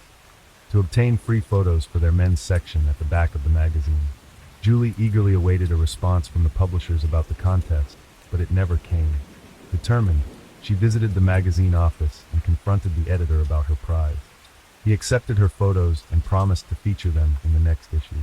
Julie shared this story with everyone, preparing for the competition, including Julie. Despite her efforts, only one judge voted for her. However, this experience helped her befriend the magazine editor, Cheryl, leading to Julie becoming the magazine's face and appearing on billboards across the city. As her fame grew, Julie began receiving modeling offers, becoming a local celebrity until the autumn of 1990. She still worked for Tim and won some smaller beauty contests, but struggled on the larger stage. On November 16, 1991, Julie, then 23, and Tim decided to get married. The couple led an active life, not restricting themselves in any way. By 1997, Julie's modeling career was growing, increasing her income. She began appearing on TV but, unfortunately, started abusing alcohol. Their marriage had its ups and downs, but they generally maintained a mutual understanding and love.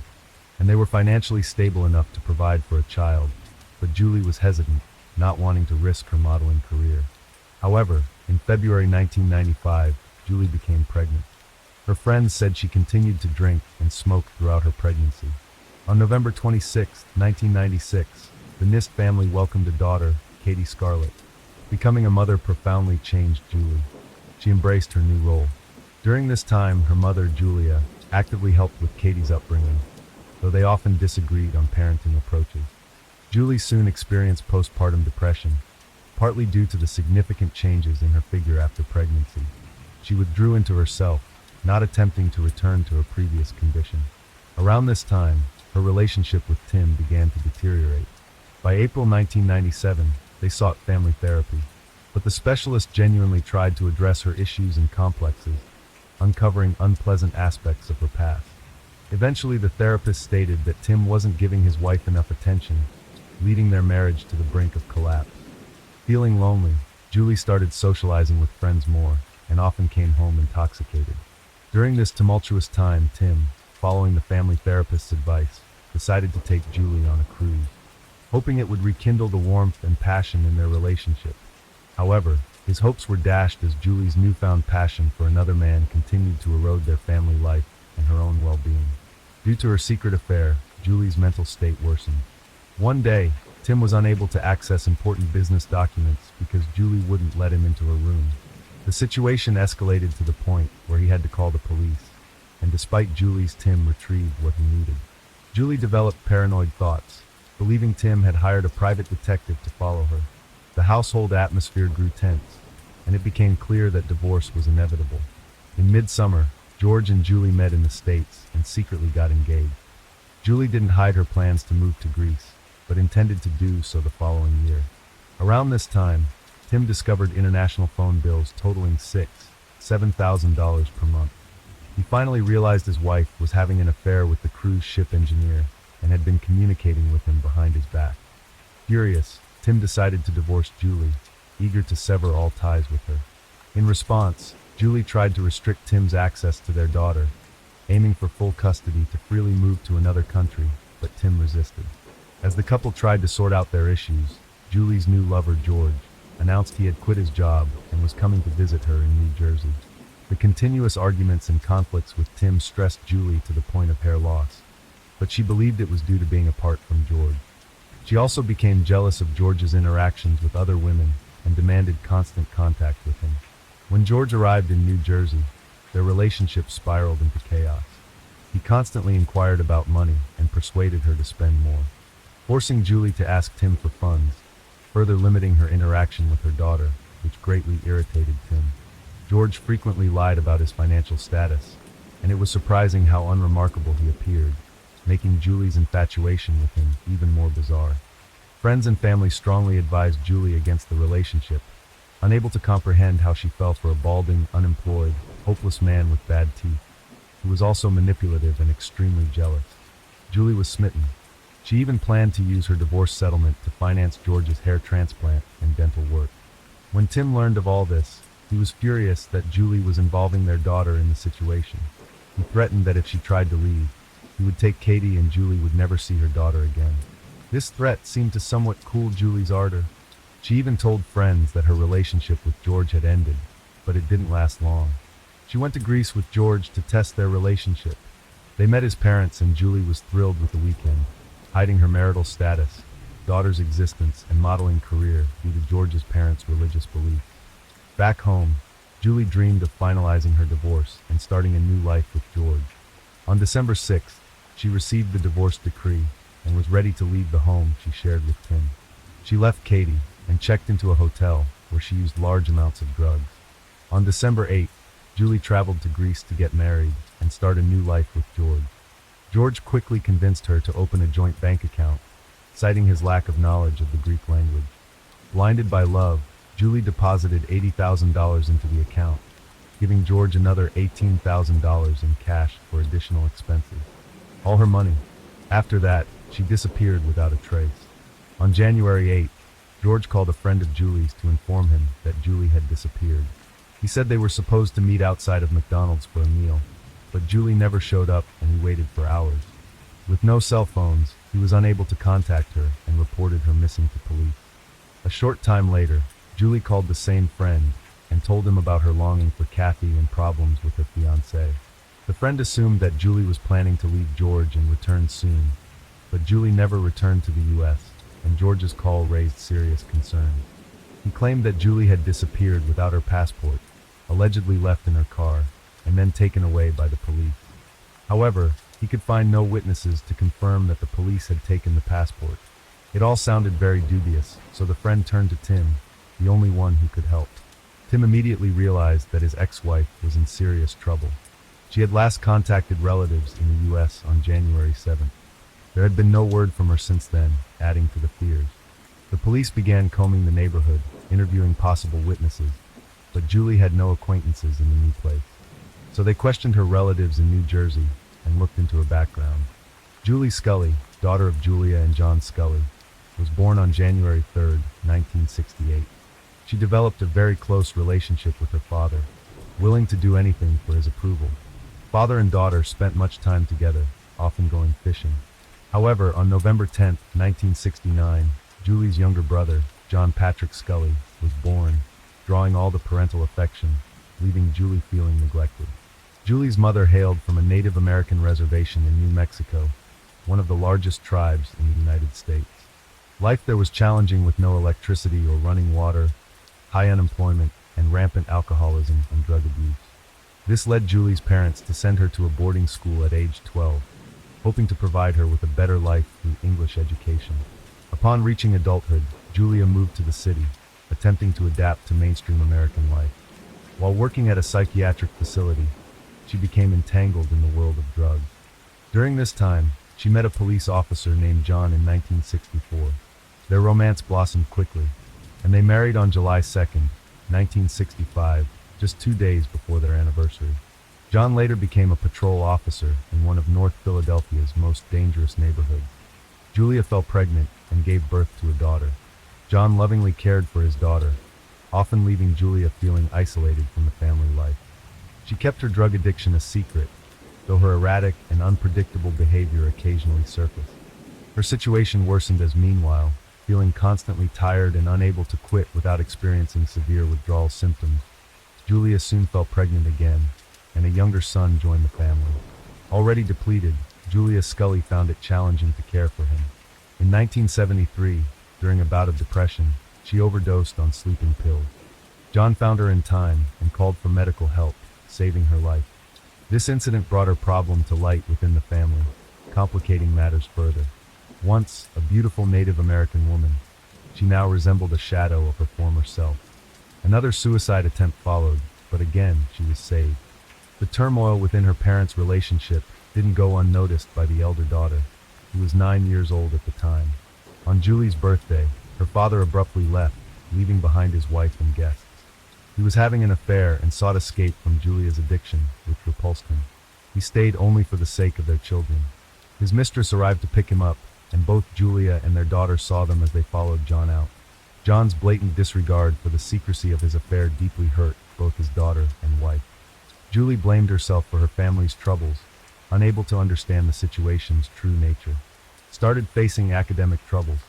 She became popular among her peers and fell into a bad crowd.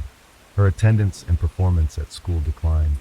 Seeing this, her father decided to transfer her to a new school in Kensington. At 12, Julie's attractiveness garnered a lot of attention from boys. The Scully family lived in a troubled neighborhood, heightening her parents' concerns about her future and the risk of falling into substance abuse like her mother. One evening, when Julie's friends were supposed to sleep over, she disappeared from her room with them. When her mother discovered their absence, she panicked and called the police, who found the children in downtown Philadelphia. Julie's relationship with her mother worsened, leading to regular conflicts and scandals. Her rebellious spirit also manifested towards her father, despite their close bond. As a police officer, he always knew where and with whom his daughter spent her time. Seeing his wife's failure in raising their children, he took custody of them while sending Julia to rehab for drug addiction. The family environment became calmer during her absence. Despite Julie's efforts to please her father, her rebellious spirit grew as she matured. She continued spending time with friends, leading to skipped classes and poor grades. Her father, infuriated upon learning this, was dismayed, especially since Julie was only 14. The close and warm relationship they once shared seemed to have vanished. Julie expressed her desire to drop out of school, possibly a cry for attention that she had started seeking on the street. Her beauty made her the center of attention at every party. In 1982, Julie graduated from high school. Her parents hoped for her to pursue specialized education, so her father, a police officer, helped her get into an engineering college. He appealed to the college director for special admission conditions, emphasizing Julie's Native American heritage. His efforts paid off, and Julie was admitted to the college in the fall of 1983. She had already been leading sexual life in her 18. Julie's brother chose a different path. Despite similar upbringings, he enlisted in the Navy at 16. Around the same time, Julie decided to leave college to seek financial independence. She soon met Neil Ziegler, who was 6 years her senior. Their relationship quickly blossomed, and they secretly married in November 1985, just a few months before Julia's 18th birthday. Her father, initially unaware of her marriage, later supported it, believing it was better for her than staying with her dependent mother. However, the marriage ended in divorce in 1988. Julie returned to live with her mother, finding a new job but reluctant to contribute to living expenses. Her striking appearance drew attention everywhere, with many mistaking her for a model. Julie gradually began using her beauty to interact with affluent men. Despite outward confidence, she was fragile and desperately sought love, but only found fleeting relationships. It was during one such social gathering that she met her future husband, Tim Nis. After moving out, Julie's mother spent years in therapy and finally overcame her addictions. When Julie and Tim had a daughter, Julie was pregnant with her first child, and she grandmother eagerly assumed childcare responsibilities, remaining involved even when Julie ran off to Greece with a new lover. After Julie's disappearance became known, her mother described George as truly pitiful. He was unattractive and unpleasant to look at, and seemed to have no control over his behavior. The missing woman's mother recounted an incident where she fell victim to George's aggression during an argument with Julie. George shouted and insulted the woman, grabbing her by the throat and pinning her against the wall, not releasing her until he heard threats of police involvement. Julie attempted to end their relationship and called the police after the attack, leading to George's expulsion from the country. Despite this, she soon went to join him in Greece. She actively defended her lover, even taking the blame for the assault. Julie's mother suspected George's involvement in her daughter's disappearance. Following Julie's disappearance, George continued to play the role of an active helper in the Julie's close relatives tried to contact the American embassy in Athens, but faced a language barrier as the Greek police stations handling the investigation had no English-speaking staff. The FBI from the USA joined the investigation at this time. It was revealed that George had Julie's passport the entire time. Initially, he claimed to have found it, but changed his story to theft when he learned of the FBI's involvement. His behavior became increasingly suspicious. He attempted to withdraw money from their joint account, but was unable to do so. On January 23, 1999, the couple was supposed to get married. During this time, news about the missing American woman was broadcast on news channels and radio stations. George angrily called Julie's friend, who had approached the media about the case. He claimed his innocence and even made a public statement in the press, actively giving interviews in an attempt to justify himself.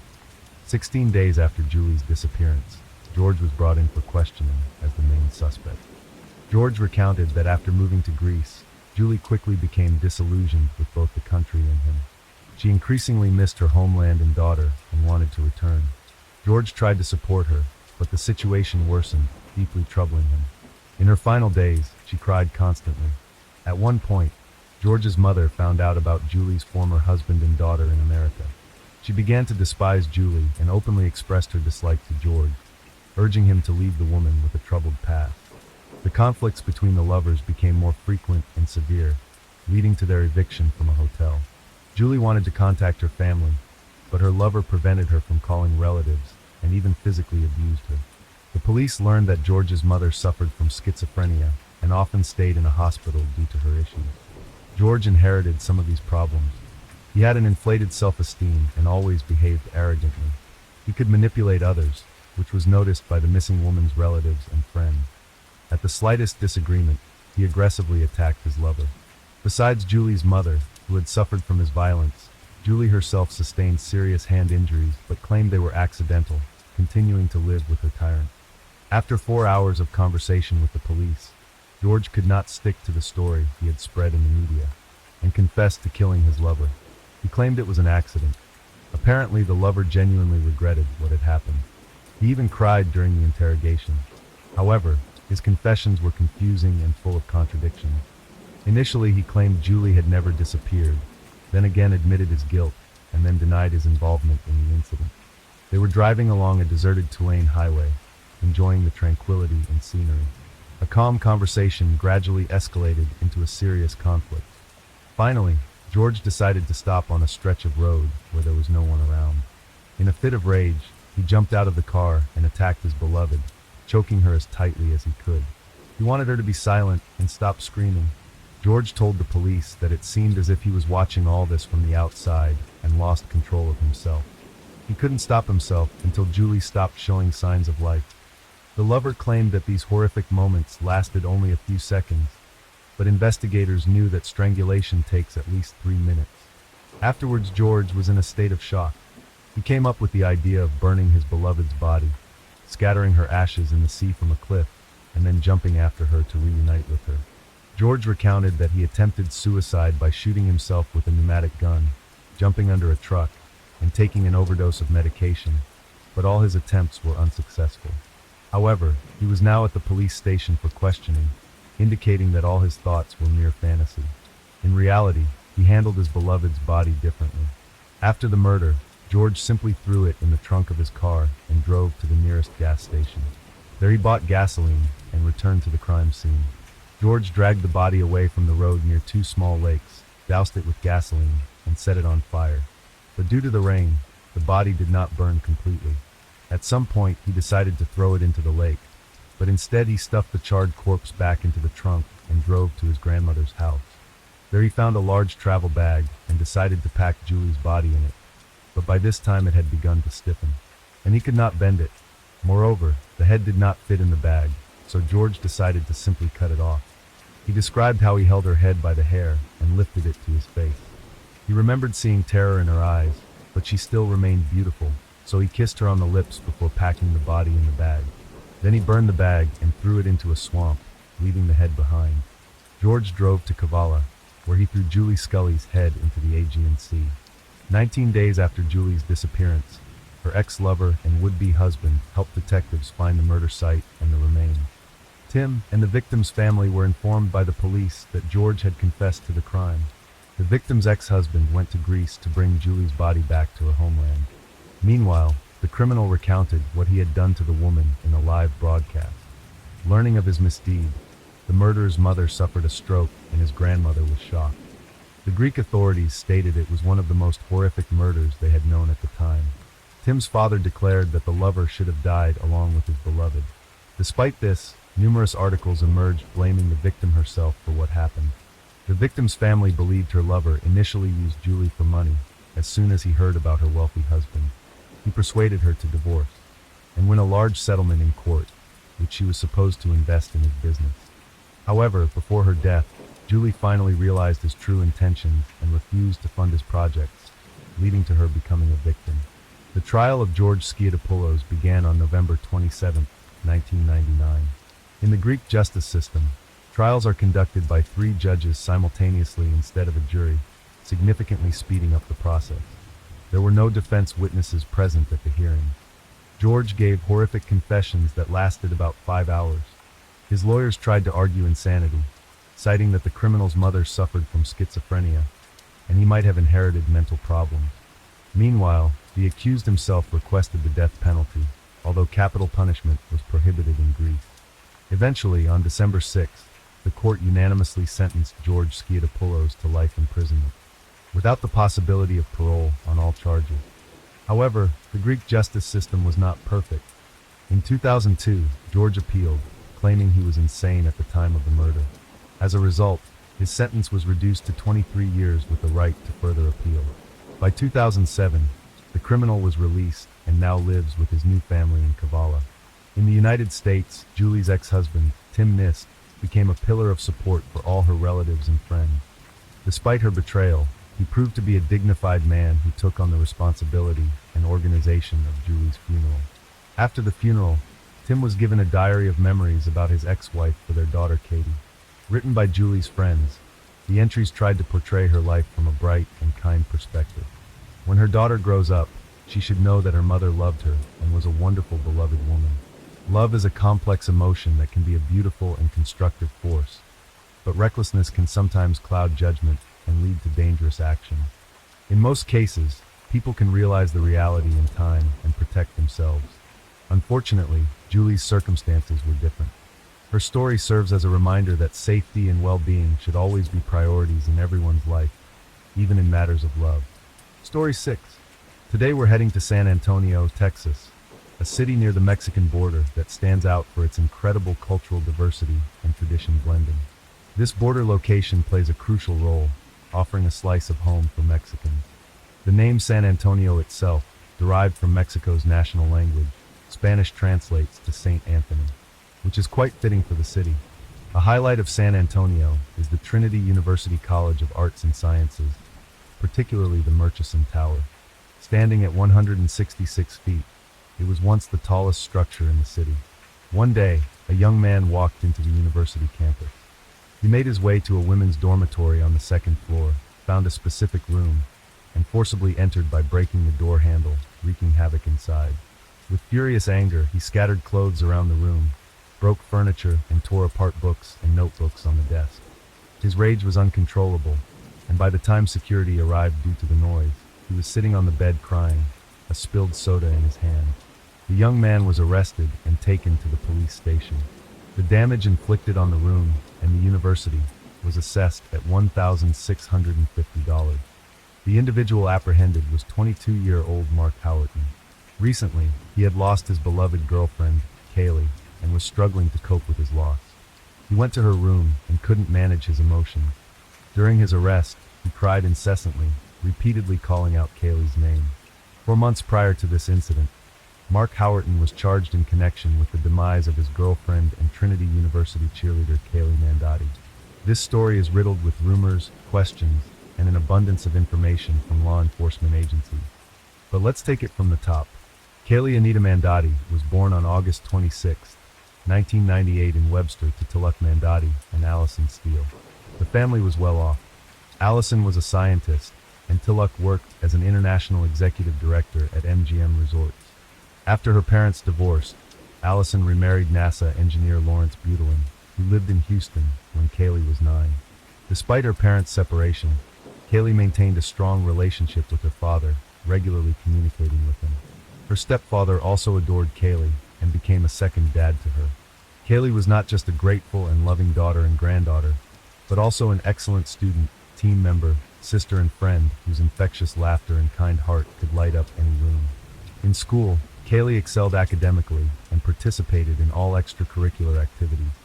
She enjoyed horseback riding, played the piano, and even performed in theater. Kaylee was a Girl Scout, ran around the Clear Lake neighborhood with her friends, and went on hikes with her parents. In 2016, she graduated with honors from Clear Creek High School in League City, Texas. Kaylee loved animals and joyfully participated in a volunteer group called Animal Therapy. She was always eager to explore new and uncharted territories, dreamed of trying extreme sports, and was constantly in search of thrilling experiences. At 19, the slender, dark-haired Kaylee was already a sophomore at Trinity University in San Antonio, where she was studying communication. She was well-liked with many friends and led the football team's cheerleading squad. Her vibrant and radiant beauty attracted many admirers. One day during a football game where she was cheering for the Trinity team, she met 22-year-old Mark Howerton. The tall, bright athlete and professional baseball player failed to catch Kaylee's eye at first, since she was smitten with Jet and paid no attention to anyone else. But Mark fell for her at first sight, captivated by her large black eyes and the charisma that set her apart from the rest of the cheer squad. Their first meeting didn't go well, nor did their second. However, Mark persisted, and by September 2017, they officially started dating. From the beginning, their friends and acquaintances deemed them an ill-matched pair, as both were too emotional and quick-tempered. Their relationship lacked compromise, marked from the start by tumultuous arguments and confrontation. The young, passionate couple was constantly jealous and quarreled often.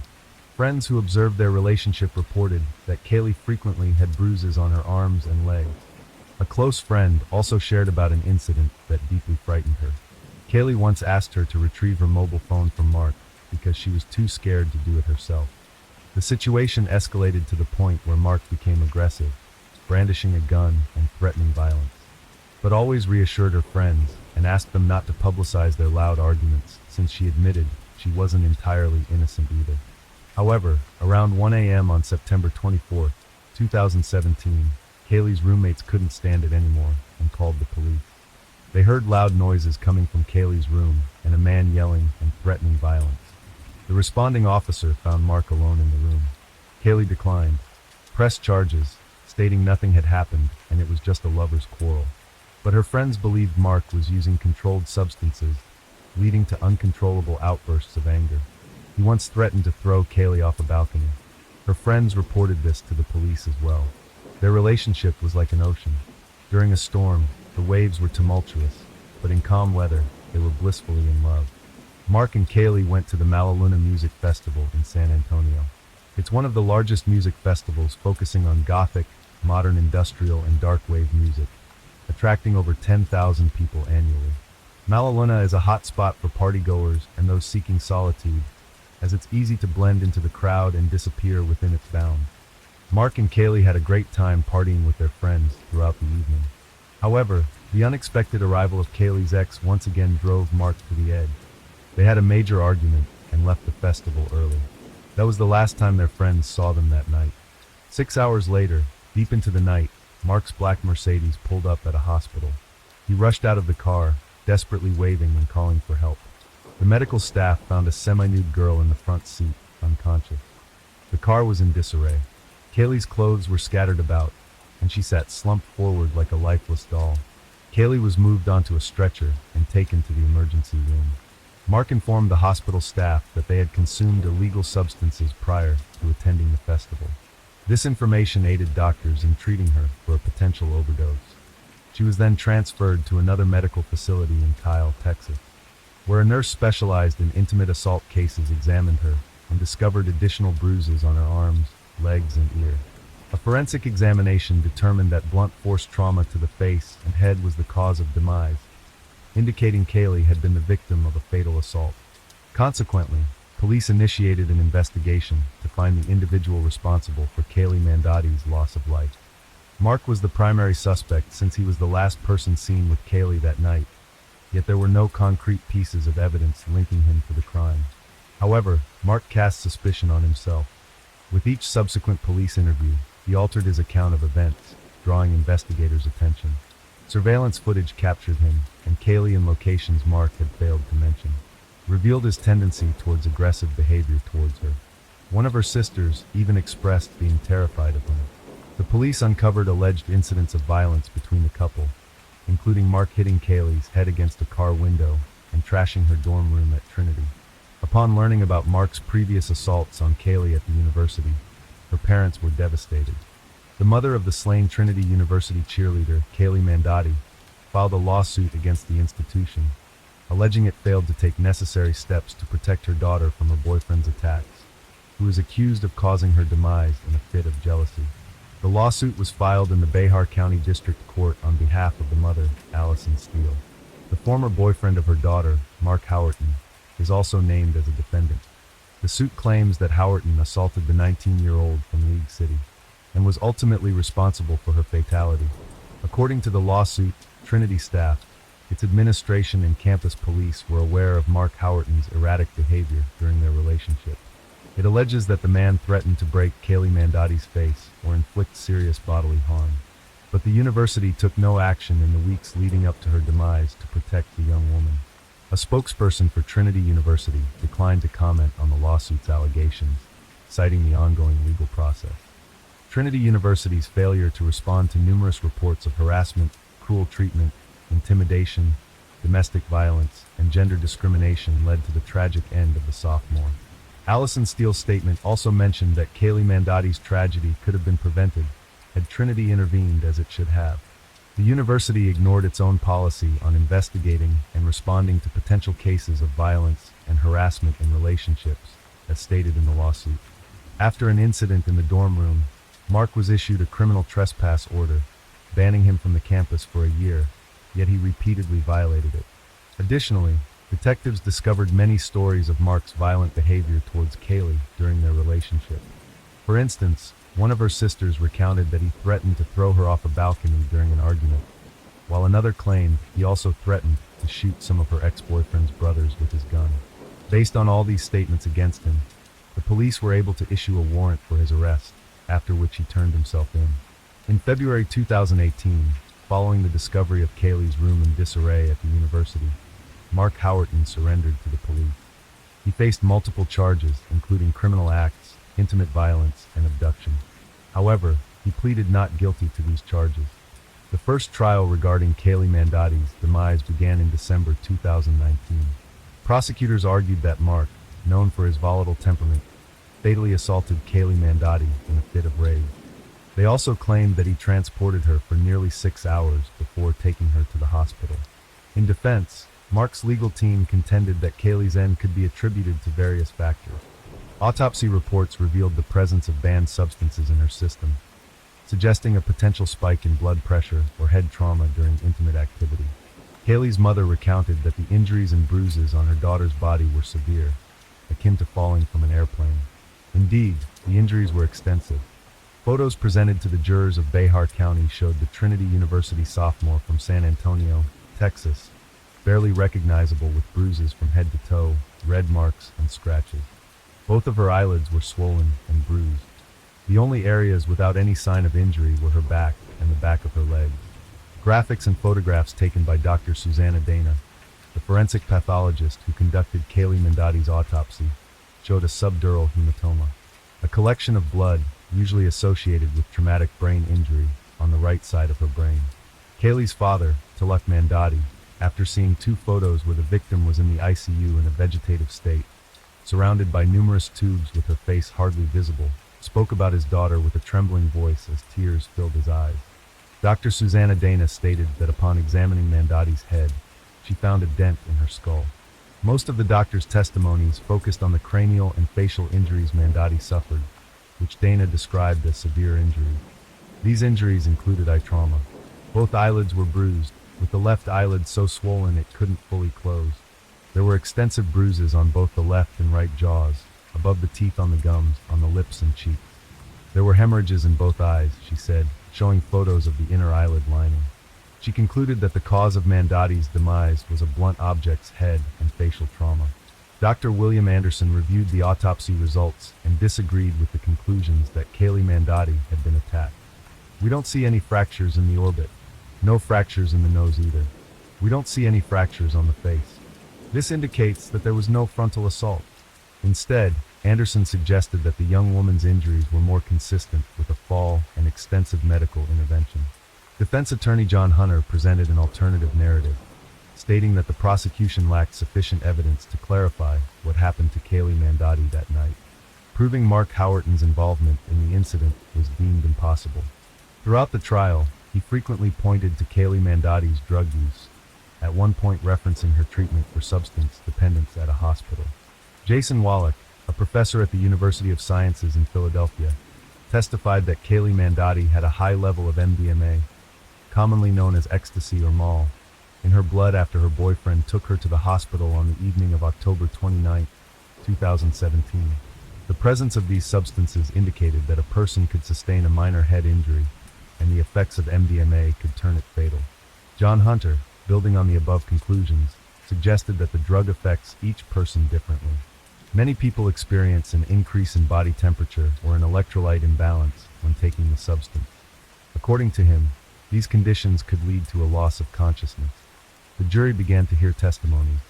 Jurors saw a video and heard an audio recording from police officers, where Mark Howerton told investigators that he and Kaylee had an argument and engaged in intimate relations in the car before she passed out, and that they enjoyed engaging in rough intimacy. He stated he would strangle her during the act because she liked it. Mark Howerton claimed that everything was consensual, but where did these bruises come from and when? This question remained unresolved during the trial concerning Kaylee's demise in December 2019. Allison firmly believed that Mark Howerton would be held responsible for her daughter's end. However, after the 2019 trial, the family felt deeply disappointed. Although Mark was charged with ending a life, he maintained his innocence. The defense argued that the victim's injuries were inflicted during resuscitation efforts by hospital staff. As a result, the jury could not reach a verdict, leading to a mistrial. The case was heard in the 144th District Court of the state, presided over by Judge Raymond Angelini. When the jury could not reach a verdict, the case was declared a mistrial and dismissed. Thus, in the first trial, Howerton was acquitted of the charges, leaving the case unresolved. Behar County District Attorney Joe Gonzalez, who had been handling the case from the beginning, expressed his disappointment with the outcome and stated that he would review the case. During this time, Kaylee Mandati's parents decided to start their investigation. They collected all evidence and autopsy reports from the police and focused on a small, round, pinpoint bruise near Kaylee's ear. Allison and Lawrence speculated that Mark might have hit her head against the car window, causing her to hit the door lock and get bruised. They hoped this would establish his guilt. Identifying a similar Mercedes, the car Mark was driving that night, Lawrence took photos, posing in a manner they believed reflected the circumstances under which Kaylee might have injured her head. With the assistance of Texas Rangers, they obtained records, 3 written affidavits under oath, in the warrant for Howerton's arrest on charges of criminal acts, aggravated intimate assault, and criminal mischief, and providing a detailed timeline of events before and after her demise. The slideshow listed key moments in chronological order, leading to Kaylee's death and the evidence found during the investigation. Specifically, the timeline provided by authorities sheds light on Mark Howerton's alleged falsehoods to the Rangers and the evidence that led to his arrest. Throughout the trial, prosecutors portrayed Howerton as a manipulative and controlling boyfriend who constantly called Kaylee and took her phone away so she couldn't talk to friends. At one point, 2 weeks before her demise, Howerton pushed Mandati against a brick wall and in a fit of rage trashed her dorm room. Soon after, Kaylee told Mark that she needed space, according to texts reviewed by the jury. Howerton began sending her dozens of messages, at one point threatening to end his life. She pleaded with him not to do so. In total, he called her about 200 times that evening. Then they attended a festival and argued over Kaylee's ex-boyfriend, who was also there. Mark Howerton took Kaylee Mandotti from the festival, placed her in the car, and drove to a deserted parking lot near the Whataburger headquarters, close to US 281 and Sunset Road. GPS camera records show that the couple was in the parking lot for over an hour. Prosecutors suggested that it was there Mark Howerton attacked Kaylee Mandotti and beat her to death. Kaylee Mandotti's family thanked the Texas Rangers for their diligent work in bringing the appropriate criminal charges against Kaylee's alleged assailant. The retrial for Mark Howerton commenced in June 2023 after delays due to the COVID-19 pandemic. At the trial, the prosecution considered presenting a video recorded by Kaylee Mandotti's parents, capturing her injuries in the hospital, but ultimately withdrew it due to potential complications and new disputes. Evidence collected with the help of Texas Rangers was also taken into account. Mark Howerton was found guilty of aggravated assault causing bodily harm, leading to lethal case. The court sentenced him to 20 years in prison, with a $10,000 fine and restitution to Kaylee Mandotti's family. Additionally, he was barred from contacting over 20 individuals involved in the case. Mark, now over 30 years old, is serving his sentence in the Willacy County Jail, eligible for parole in 2033. The conviction brought some closure to Kaylee's family, though they stated the sentence seemed insufficient for their loss. In the second trial, Mark Howerton faced charges including aggravated assault, causing serious bodily harm, in addition to the initial charge of manslaughter from the first trial. Unlike the first trial, the prosecution expanded the charges to include aggravated assault and criminally negligent homicide. The legal strategy was adjusted to present a more comprehensive case against Mark Howerton. However, dissatisfied with the outcome, Kaylee's family and prosecutors insisted on a retrial. Kaylee Mandotti's tragic story highlighted the devastating impact of violence on a young life and her grieving family's quest for justice. This complex case is the focus of the article, The Final Hours of Kaylee Mandotti, reported by 48 Hours correspondent Peter Van Sant. Kaylee Mandotti's story serves as a stark reminder of the consequences of violence against young people with promising futures. Despite the conviction, Kaylee's family stated that the verdict does not serve justice for their beloved daughter.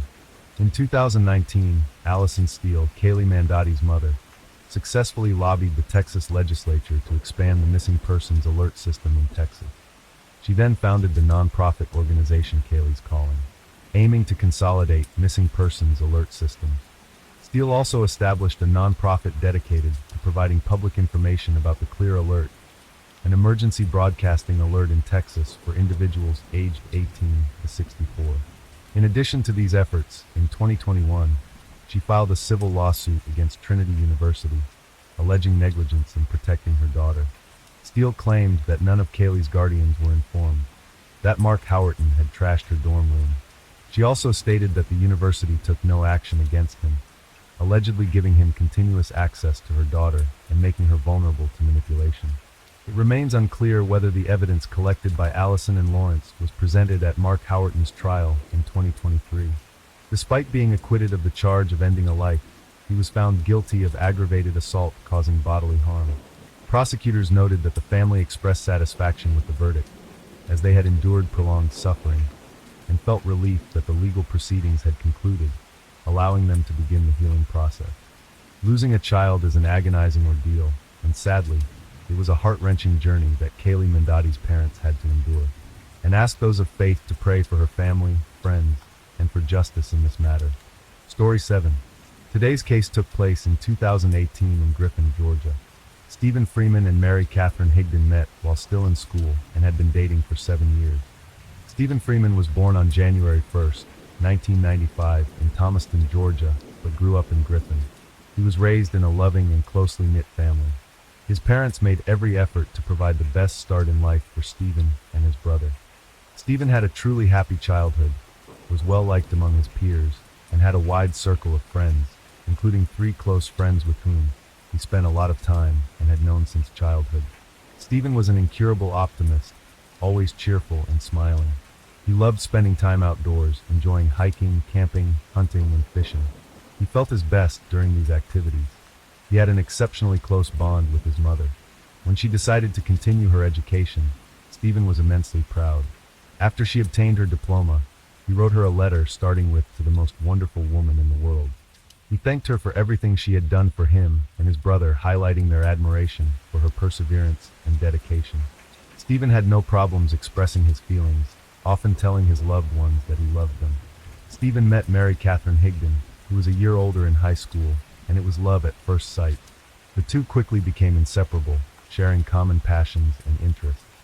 Mary Catherine also loved camping and eagerly joined Stephen and his friends on trips to the forest or for fishing. She was not intimidated by outdoor conditions and knew how to handle firearms well. Stephen's friends quickly accepted his girlfriend, and the couple seemed incredibly happy. Mary Catherine came from a loving family, and as a child loved being the center of attention, often entertaining guests at family gatherings with singing and dancing. She was full of energy, creative, and loved nature and animals. After finishing school, Stephen and Mary Catherine moved in together. Stephen worked for a roofing company, while Mary Catherine was a teaching assistant at a kindergarten. By 2018, the year the events I'll describe took place, Stephen was 23 and Mary Catherine 24. They had been together for 7 years. Their relationship wasn't always perfect, with occasional arguments and even a brief breakup, but they always concluded that they wanted to stay together. Throughout these years, they got to know each other's families well. Mary Catherine would join Stephen's family for Sunday dinners every week, and Stephen's mother recalls treating her almost like a daughter. Both families also spent Christmas together. Mary Catherine and Stephen lived together on Sunnybrook Drive. On August 1st, 2018, just before 11 p.m., an ambulance and a police car arrived on their street. A few minutes earlier, a hysterical Mary Catherine had called emergency services, stating that she had accidentally shot her boyfriend. Crying and apologizing, she struggled to explain what had happened, chaotically describing that she had nearly tried to hand her boyfriend a gun, which unexpectedly fired. She claimed she didn't think the gun was loaded. When emergency personnel arrived and entered the apartment, they found a young man on a mattress in the living room, with a crying woman kneeling beside him. Upon seeing the responders, she began begging for help, so distraught that she could not be calmed, sobbing uncontrollably and gasping for breath, repeatedly pleading, "Please help me, please." As police officers tried to escort her from the room, she adamantly refused, screaming that she couldn't lose her boyfriend. Stephen still had a pulse and was immediately transported to the hospital. Only then were officers able to speak with Mary Catherine, though it was still difficult as she remained in shock. She persistently repeated that she didn't mean to do it, that the gun had accidentally discharged when she tried to hand it to Stephen, and that she didn't understand how it happened since she wasn't even aiming in that direction. "It's a ball." "Okay, ma'am, come on, come on. 2 rooms right there. 1 room. Let me blow some fires, man." "No, it was just 1. I was just walking in here and I just 1 round of fires?" "Okay, it was just the same thing. And now we haven't moved our beds into the room." "Stone buck, stone buck, stone buck. Give me a fight, okay? Let's get out of here and let's do some work, okay? Go that way, please. Officer Johnson, okay? What's his name?" "Please, please," my dad commented. Ma'am, go that way. I cannot lose him. I cannot lose him. I cannot lose him. You got a stretcher outside yet? Look, calm down for me, calm down." It turned out the couple typically kept a gun by their bed at night for protection. They owned about 10 guns, mainly hunting rifles, but not exclusively. On that fateful night, Mary Catherine had tried to hand Stephen a Glock 42, which discharged, shooting him in the chest just below the neck. Tragically, shortly after arriving at the hospital, Stephen died a few minutes before midnight. Despite Mary Catherine's explanations, the police also considered the possibility that it wasn't an accident. Evidence indicated a quarrel between the couple that evening, with food scattered across the kitchen counters and floor. It looked as if someone in a fit of rage had thrown everything within reach. Additionally, Mary Catherine's breath smelled of alcohol, and she occasionally mumbled incoherently. Therefore, the police decided to take the suspect to the station for questioning, and she agreed to go voluntarily. During the interview, she continued to insist that it was an accident. She repeated that she loved her boyfriend, that he was the love of her life and her best friend, and that she would never harm him. She also mentioned that hunting and firearms were their shared passion, which is why they had guns at home, but they were never loaded. According to Mary Catherine, she was very surprised when the gun went off. However, during the interrogation, the suspect used the phrase, "When I threw the gun to Stephen, it fired."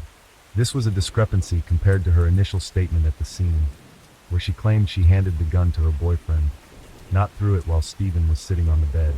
The police had their suspicions from the beginning, but when Mary Catherine's version of events changed, they became convinced she was lying. This was particularly because she had significant experience with handling firearms. Besides working at the kindergarten, she was employed part-time at a local gun shop. She often boasted about knowing more about guns than the average person, even more than her boyfriend. As a shop employee, she was trained in not only handling firearms, but also all safety procedures. Therefore, it was hard for the officers to believe that the suspect would just throw a gun to someone. They believed that not only would someone knowledgeable in firearms not do such a thing, but no normal person would. The investigators decided to use a more aggressive interrogation tactic. They directly told the suspect that they didn't believe a word she said, and to stop lying and tell the truth. They stated that they knew there had been a quarrel between her and Stephen, as evidenced by the state of the kitchen. When the officer raised his voice and the nature of the conversation abruptly changed, the woman began to cry. It was then that she supposedly said she pulled the trigger in a fit of anger. I use the word supposedly because that wasn't the end of the story. Initially, the investigators thought it was a straightforward case. When the suspect confessed, they believed they had quickly and efficiently concluded the investigation. Unfortunately, it turned out differently. There were technical issues in the interrogation room that day. Although the entire conversation with Mary Catherine was recorded, what we see happening cannot be heard clearly. Instead of what the parties say, there was a constant noise that drowned everything else out. The confession couldn't be heard. Nonetheless, Mary Catherine was arrested and charged with murder, despite the key evidence being practically useless. The investigators still believed they could prove her guilt, as they had other evidence they thought would suffice for a conviction. First, they believed the gun was loaded that fateful night. The grease inside the gun was evidence that the shooting of Stephen was not an accident. As Mary Catherine herself admitted during the interrogation, she had prepared a meal for her boyfriend, his favorite roast beef. Investigators later found pieces of the roast scattered throughout the kitchen. These greasy residues, according to the officers, suggested that the suspect had loaded the gun after making the meal. Additionally, the investigators decided to question the couple's friend. It then became clear that their relationship was far from perfect. Stephen's friends admitted that when they heard he had been shot, they immediately knew who was behind it, suspecting Mary Catherine. As it turned out, it wasn't the first time she had pointed a gun at her partner. It had happened several times before. Stephen had told his friends about it directly. The early years of their tumultuous relationship were happy, and they seemed exceptionally well matched. However, things gradually changed. Mary Catherine began to resent her partner practically over every little thing. According to Stephen's friends, Mary Catherine had become increasingly possessive, emotionally unstable, and simply dangerous. Over time, their relationship became toxic. She would often yell at her boyfriend in front of others, and even push him. Arguments were a daily occurrence. Stephen would frequently leave their apartment, ending up having to block her number because she would call incessantly, giving him no peace. One of Stephen's co-workers testified that Mary Catherine once called Stephen 30 times before they even started work. And this happened multiple times. On April 21st, 2018, 3 months before Stephen's death, he sent a text to a friend saying that Mary Catherine was running around screaming at the top of her lungs, threatening to shoot herself and Stephen. But it was a month later that Stephen became truly terrified. He told a friend that although his girlfriend had aimed a gun at him several times before, he saw something in her eyes recently that scared him. He was convinced that she was capable of pulling the trigger this time. Eventually, Stephen had enough of the emotional roller coaster. He decided to end the relationship and move to another city, planning to share an apartment with a friend. He intended to collect his belongings while Mary Catherine was at work and not inform her in advance. On August 3rd, he was supposed to finally free himself from her. Unfortunately, that didn't happen because he was shot 2 days earlier. Stephen never reported the previous incidents to the police. However, during the investigation, it was revealed that the authorities had been called to the couple's home 5 times in the past year. Several of these incidents involved domestic disputes. On July 30th, 2 days before the shooting, Stephen and Mary Catherine were still exchanging affectionate texts. wishing each other a good day and expressing their love. However, the next day was not as rosy. They likely had another argument. On the night of July 31st to August 1st, Stephen stayed at a friend's place, ignoring Mary Catherine's calls and texts. He even told his mother that he did not intend to return to the apartment he shared with her, as he was simply tired of it all. The next day, August 1st, after emotions had settled a bit, Mary Catherine decided to prepare dinner for both of them. She hoped they could eat together, talk and reconcile as usual. But Stephen remained silent, did not come home, and still ignored her calls. This only made her angrier. She tried to find out where her partner was and contacted Stephen's mother, who informed her that Stephen was staying with his friend Thomas. Mary Catherine then decided to take action. She got into her car and headed toward Thomas's apartment. On the way, she spotted Thomas's car with both men inside. She initially followed closely behind them, then pulled alongside and opened her window. Stephen had no choice but to do the same. Mary Catherine began yelling at him, angrily asking if he would finally come home. Stephen resigned, told her to calm down, and said he would go with her. Unfortunately, this was a bad decision, as 2 hours later, an ambulance was rushing Stephen to the hospital. Ultimately, Mary Catherine was charged with murder, assault, and using a firearm to commit a felony. She was offered a plea deal that included imprisonment, but with the possibility of parole. However, she rejected the offer, and the trial began on June 17, 2019. The prosecutor aimed to prove that the suspect killed her boyfriend in cold blood, driven primarily by anger. Evidence presented in court included greasy marks on the gun and stains on the sheet, which the prosecution argued indicated that Stephen was shot while sitting on the bed. He then simply fell backward onto the mattress, where he was later found. Blood stains were only in one area on the sheet, in the corner of the bed and nearby. Their testimonies conveyed a consistent message: Stephen's relationship was toxic. The couple argued nonstop, and the suspect had previously threatened her boyfriend with a gun. She was possessive and problematic. The prosecutor emphasized that Mary Catherine had changed her version of events or added new details 6 times. During the trial, she planned to change her story once again. Mary Catherine declared that she was innocent and claimed that on that fateful night, she acted in self-defense. Mary Catherine's defense attorney argued that behind closed doors, Stephen was a completely different person, showing a side of himself that no one but the defendant knew about. The lawyer maintained that Stephen had a long history of various types of abuse towards his girlfriend. He was aggressive, impulsive, and jealous, dictating how Mary Catherine should behave, dress, and what she should eat. He controlled her spending and always needed to know where she was. He often hit her on the back of the head, and once even kicked her off the bed so forcefully that she hit her head on the door frame. The defense suggested that Stephen had issues with alcohol and other substances, which only fueled his aggressive behavior. As evidence, the lawyer presented 63 pages of hateful and vulgar messages that Stephen had sent to his girlfriend a year earlier, retrieved from her old phone's memory. At that time, Stephen had apparently discovered that during a brief breakup, Mary Catherine had slept with one of his friends. This enraged him, leading to a barrage of threatening and offensive texts.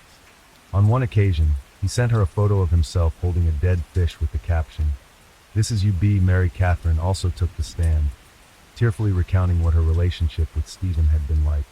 She claimed that whenever she tried to stand up to him, he would warn her not to, or she would face twice the punishment. She testified that every morning she had to prepare Stephen's clothes and shoes, ensuring they were folded and placed in a specific spot. She also had to make sure everything was ready in the bathroom, so that Stephen could just step in and take a warm shower. According to Mary Catherine, Stephen often accused her of infidelity, leading to arguments during which he would sometimes grab her wrists, shake her, or even hit her. Her lawyer read aloud some of Stephen's messages, including, "The more you say, the worse it will be for you when I get home. And I miss you so much I'm coming home to you, and it could end badly for you. You might end up in the Red Room tonight." When asked by her lawyer what Stephen meant by Red Room, Mary Catherine explained that it was a place where the less gentle intimacies occurred. Stephen would tie her up, choke her, or hit her. Through tears, Mary Catherine revealed that there had been 2 instances where Stephen went too far and continued intercourse without her consent. One such incident occurred after a trip to Disneyland. That day, Stephen was exceptionally aggressive, and despite Mary Catherine's pleas for him to stop, Stephen reportedly responded that he had spent so much money on her that he deserved to get what he wanted in return. Mary Catherine claimed that it was this fear of her partner and the knowledge of what he was capable of that caused her to react so emotionally on the fateful night of August 1st. She testified that she told Stephen she no longer wanted to be with him, which sent him into a rage. He began throwing the food she had prepared for him and pushing her. According to Mary Catherine, it was at that moment she grabbed the gun and told Stephen to get out of her apartment. Mary Catherine remembered next that Stephen lunged at her, and a moment later, he was already injured, telling her to call an ambulance. She stated that everything happened very quickly, in a split second. Mary Catherine insisted that she did not want to hurt Stephen and had no intention of killing him. Interestingly, it was only during the court hearing that she first mentioned that Stephen had lunged at her and that he had previously been aggressive towards her. During police interrogations, she had not mentioned this at all. The prosecutor pointed out this inconsistency and additionally asked why she had never reported these instances of abuse to the police. Mary Catherine responded that she always blamed herself for everything and was convinced that she should try harder not to provoke Stephen. Regarding the police interrogations, she maintained that she was too embarrassed by the acts of violence in their relationship to tell the investigators directly. When it was good, it was good. But when it was bad, it was bad. You expect, his clothes all ready and folded, and his shoes where it needed to be. He'd want me to make sure his shower was started for him. He said, "I miss you too much. I'm coming home to you, and you're about to get it bad. You're going to the red room tonight." It wasn't any specific room, but it was just when we would bring out these certain things that we had bought. What would happen in the red room? He'd just tie me up and hit me. He started hurting me really, really bad. I said, "Stephen, please stop." And he said that since he spent so much money on me at Disney, I need to give him what he deserves. Throwing things started, pushing me around. And that's when I got scared. And I just went him out of the house. And then that's the next thing I remember is him lunging at me. And then the next thing I remember then is him standing there saying, "Call 911. Can I give you a minute to show me in those text messages between you and he and you and every other person that was in your cell phone where you talk about him being physically violent?" I never talked about it, only with friends. I never texted out. Then the prosecutor has her own surprise for the court. Hours before killing Stephen, Mary Catherine was searching violent internet pornography sites while at a babysitting job. All of those and many more you looked up when Stephen was not with you. But it was him that liked the red room. Is that your testimony? Yes. I looked up things for ideas because obviously he's gone. I wanted to please him. "Hey, Stephen." And when he doesn't, he is shot in the left side of the neck, where you know that he's not facing her. He never sees it coming. Although the victim's friends claimed that it was Mary Catherine who was aggressive, not Stephen, her sister testified that she had seen marks on Mary Catherine's arms several times. Once she even asked about them, and Mary Catherine replied that Stephen had grabbed her a bit too hard. However, besides her sister's testimony and Mary Catherine's words, no evidence was presented in court to support the theory that Stephen was the aggressor. There were no police reports or medical documentation. The prosecutor decided to address another issue. Data from Mary Catherine's phone browser history showed that just a few hours before she pulled the trigger, she had searched for adult websites featuring scenes of violence and aggression. She viewed these contents during working hours while caring for a child. According to the prosecutor, it was hard to believe that someone who was experiencing the trauma Mary Catherine described would view such content. Mary Catherine tried to defend herself, claiming that she did this only to later satisfy Stephen. She insisted that she had never pointed a gun at her partner before. She admitted that during arguments she had held a gun a few times, but only threatened to take her own life, not Stephen. It was true that Mary Catherine had repeatedly threatened to take her own life, a fact even confirmed by her own father. Stephen's close ones believed that he delayed ending the relationship because he feared Mary Catherine would actually harm herself. The defense prepared by her lawyer focused on highlighting evidence that she acted in self-defense. An expert witness testified that the defendant showed signs of battered woman syndrome. However, the prosecutor also called an expert witness who argued the opposite, stating that there were no such signs. The prosecutor argued that all the evidence and facts established during the investigation contradicted Mary Catherine's statements. Firstly, Mary Catherine claimed Stephen lunged at her, but the marks on the bedsheet suggested that he was shot while sitting on the bed. Secondly, the defendant mentioned that she wanted to break up that evening, yet she had been trying to contact Stephen all day. She prepared dinner in hopes of reconciling, and went looking for her boyfriend when he didn't come home. Unfortunately, The recording of the police interrogation where she allegedly confessed could not be used as evidence in court. Nevertheless, this was not the only shortcoming in the investigation. It turned out that the officers who first arrived at the scene placed the gun found next to the victim in a paper bag for safety reasons, fearing the hysterical woman might harm herself. They decided to secure the weapon, but did not even take photos to document its original position. Why they chose to secure the gun instead of removing Mary Catherine from the room remains unknown. The jurors deliberated for 4 hours and eventually reached a consensus. Mary Catherine was completely acquitted. Interestingly, most jurors believed that the defendant committed the alleged acts, but felt that sufficient evidence to prove her guilt beyond a reasonable doubt was not presented in court. They believed the police investigation was not conducted properly, from moving the weapon to the useless confession recording and not reviewing Stephen's phone data. They lacked a full picture of the couple's relationship and what kind of person Stephen was. They could only rely on what remained on Mary Catherine's phone. On June 26, 2019, Mary Catherine was released from custody. She is now a free woman. Stephen's close ones were shocked and disgusted by the verdict, feeling that justice was not served. Stephen's mother actively participates in various anti-domestic violence campaigns, emphasizing that violence knows no gender and can affect anyone, regardless of whether they are a woman or a man. Story 8. The case of Kelsey Turner, how a Playboy model and single mother became a convicted criminal. Boundless greed, selfishness, and the pursuit of easy wealth often drive people to commit horrific acts and crimes.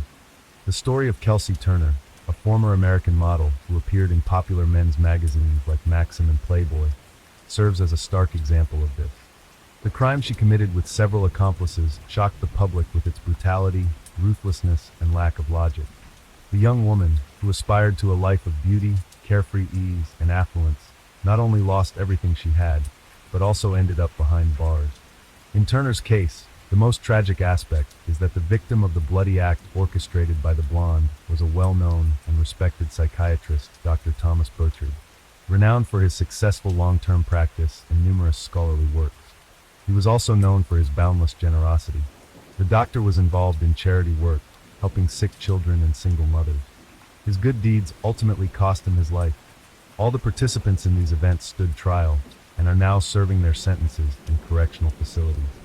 Let's go back a few years to understand how and why the elderly doctor who dedicated his life to helping others met his end. The downfall of Kelsey Turner, a model and single mother. Kelsey Nicole Turner, née Ingram, was born on March 5, 1993, in the port city of Norfolk, Virginia.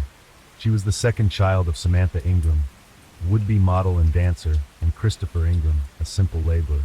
Kelsey grew up alongside her older brother, Colin.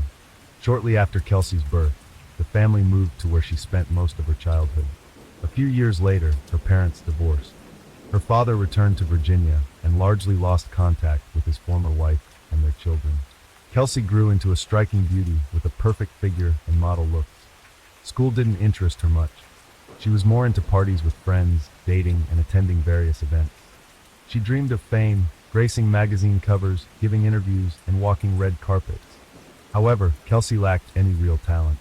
Her youth and good looks were her only assets. In high school, she began attending castings, hoping to become a model. Her mother, Samantha, who once aspired to be a model herself, enthusiastically supported her daughter's endeavors. Kelsey managed only a couple of shoots for clothing catalogs.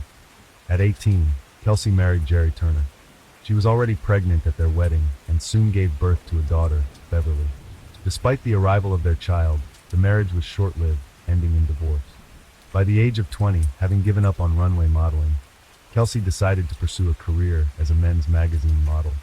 She created a portfolio with provocative photos and sent them to various publications, soon catching the attention of several men's magazines. Kelsey saw this as the beginning of a dazzling career and her ticket to the glamorous, carefree life she had always dreamed of.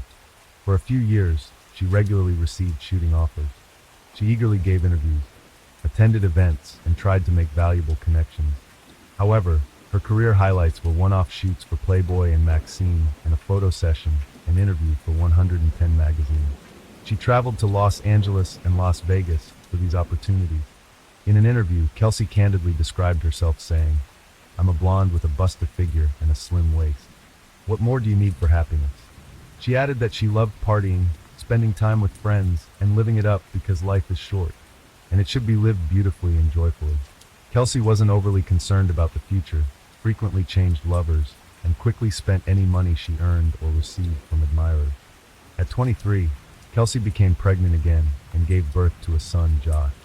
The child's father didn't want to marry her or acknowledge his offspring. As modeling offers dwindled, Kelsey turned to social media to build an audience. She actively managed her accounts, posting, revealing photos in swimsuits, lingerie, or barely covering her intimate areas.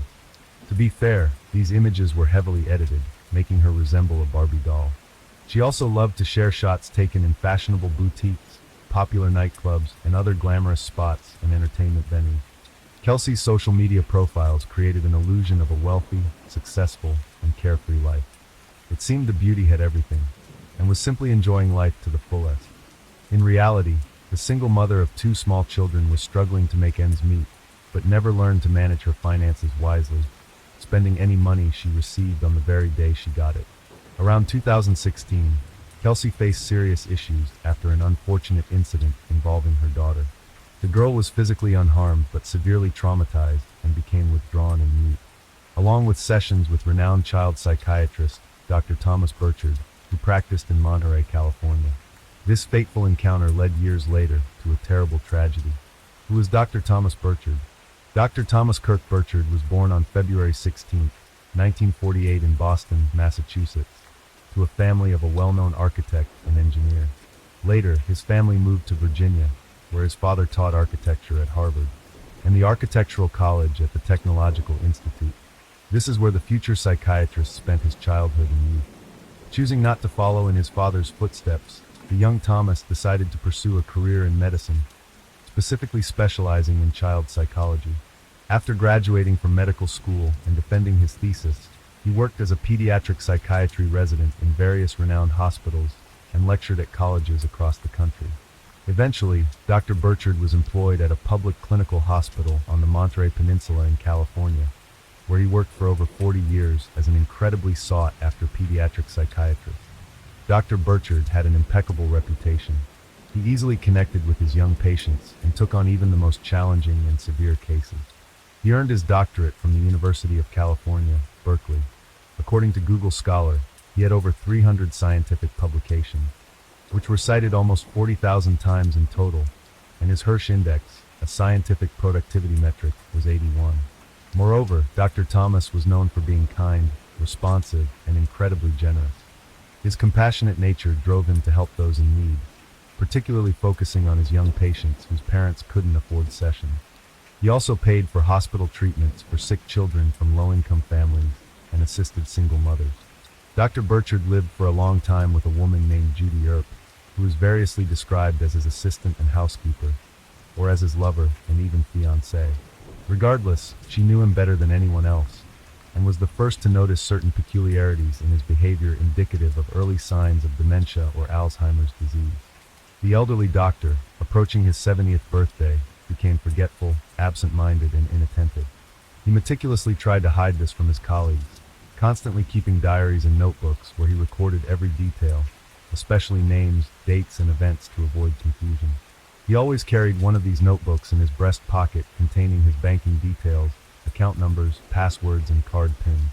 Another notable aspect of Burchard's behavior was that he, already a generous person, became very trusting, and the financial assistance he provided to those in need increased from hundreds to thousands of dollars. Dr. Thomas Burchard, a windfall for Kelsey Turner when Kelsey first brought her daughter to Dr. Burchard's office.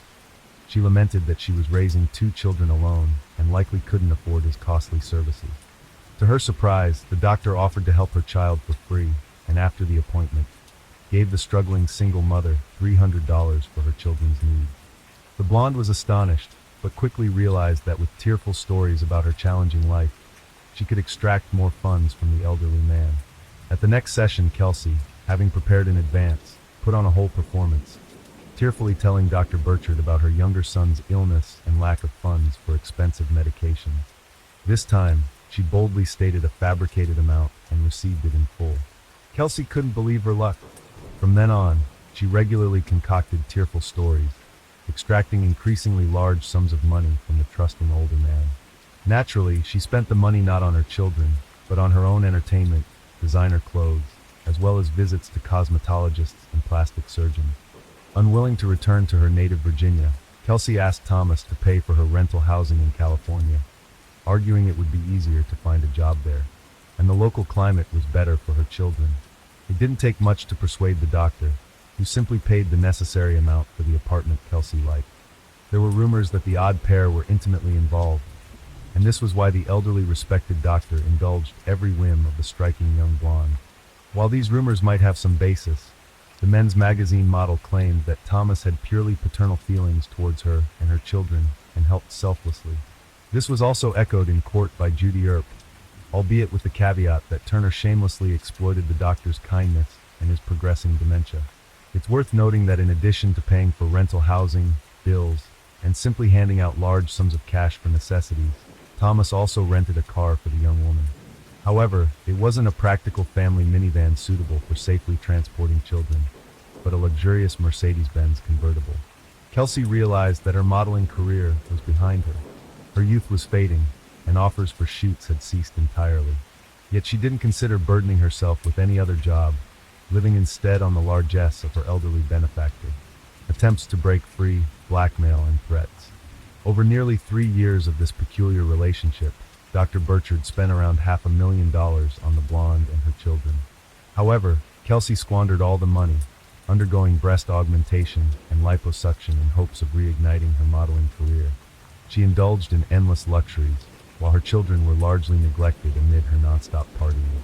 This led to Kelsey's ex-husband, Dr. Burchard, to be arrested, successfully gaining sole custody of their daughter through the court, stripping Kelsey of her parental rights. This left her with only her younger son, whose father, as mentioned earlier, had never shown any interest in his child. When Thomas learned about this development, he was furious, not with the girl's ex-husband, but with Kelsey herself. He realized that she was a negligent mother who did not bother to care for her children and spent all the money meant for them on her own needs. Entertainment and outfits. Dr. Burchard decided to have a serious talk with Kelsey, informing her that he would no longer sponsor her lavish and idle lifestyle. In response, Kelsey threatened to spread rumors that the respected child psychiatrist harbored inappropriate intimate interests in his young patient. Of course, this was a falsehood, but any gossip on the matter could severely damage the reputation of the esteemed doctor and academic. Burchard agreed to Kelsey's terms and continued to transfer money and pay her bills. In early 2019, Kelsey decided to move to Las Vegas with her son to try and revive her modeling career. Naturally, she expected Thomas, whom she continued to blackmail, to finance this venture. The doctor rented a house Kelsey had chosen and transferred the amount of money she requested. After this, Kelsey disappeared for 2 months, giving no sign of her whereabouts. The fateful trip. In late February 2019, Kelsey Turner resurfaced as she was running out of money. She called Thomas, sobbing, and began to tell him about her severe illness, inability to work, and struggle to provide for her son. However, when the doctor refused to help, Kelsey's tone changed abruptly, and she started threatening and blackmailing him again. It's important to note that Judy Earp had long been urging Dr. Burchard to report Kelsey to the police, revealing her blackmail and extortion. Judy also suggested involving Child Protective Services, given that Kelsey, already stripped of her parental rights over her older daughter, was incapable of adequately caring for her young son. In case the matter went to court, Dr. Burchard secured support from his colleagues who were informed about the situation and promised to back him up. Earlier, Judy even tried to talk to Kelsey herself, hoping to persuade her to leave Thomas alone, but was only met with threats of retaliation. This time, Dr. Burchard decided to go to Las Vegas himself to verify Kelsey's claims, though he already knew the answer. Judy tried to dissuade him from the trip, but the elderly man was adamant. She then urged him to take her or one of his friends along. However, Thomas insisted that it was his personal problem, and that he needed to resolve it himself. He embarked on his journey on March 1st, 2019, body in the trunk amidst the desert. On the morning of March 7th, a group of tourists traveling through Nevada deviated from the main highway onto a dirt road leading to Lake Mead. En route, they spotted a solitary Mercedes-Benz convertible parked in the middle of the desert with its windows up and roof closed. The absence of anyone nearby seemed odd and suspicious. Driven by curiosity, the travelers approached and noticed one of the car windows was shattered. Peering inside, they discovered signs of a struggle, with blood stains throughout the interior. The tourists immediately reported their grim discovery to the police. Law enforcement officers arrived at the scene around noon under the scorching sun and were instantly hit by an unbearable stench of decay. The source was quickly identified when the police opened the trunk. Beneath a pile of items and rags lay the lifeless body of an elderly man. Next to him, a blood-stained baseball bat. You may have guessed that the body belonged to Dr. Burchard, who had been missing for 5 days by that point. Judy had reported his disappearance on March 2nd, when she couldn't reach Thomas at their scheduled time. She instantly feared something terrible had happened and promptly contacted the police, hoping he would be found alive. Unfortunately, that was not the case. The autopsy revealed numerous injuries on the elderly man's body, including abrasions, bruises, and superficial cuts. He had sustained several severe head injuries, likely inflicted with the baseball bat found beside him in the trunk. Part of his ear had been severed, and his hands bore numerous cuts, indicating a desperate attempt at defense. Also notable were bruises on his face with a peculiar imprinted pattern. Most horrifyingly, it seemed the man had been placed in the trunk while wounded, but still alive, and had slowly suffocated under the intense desert sun. Since the car found at the scene was rented in Kelsey Turner's name, she immediately became the primary suspect.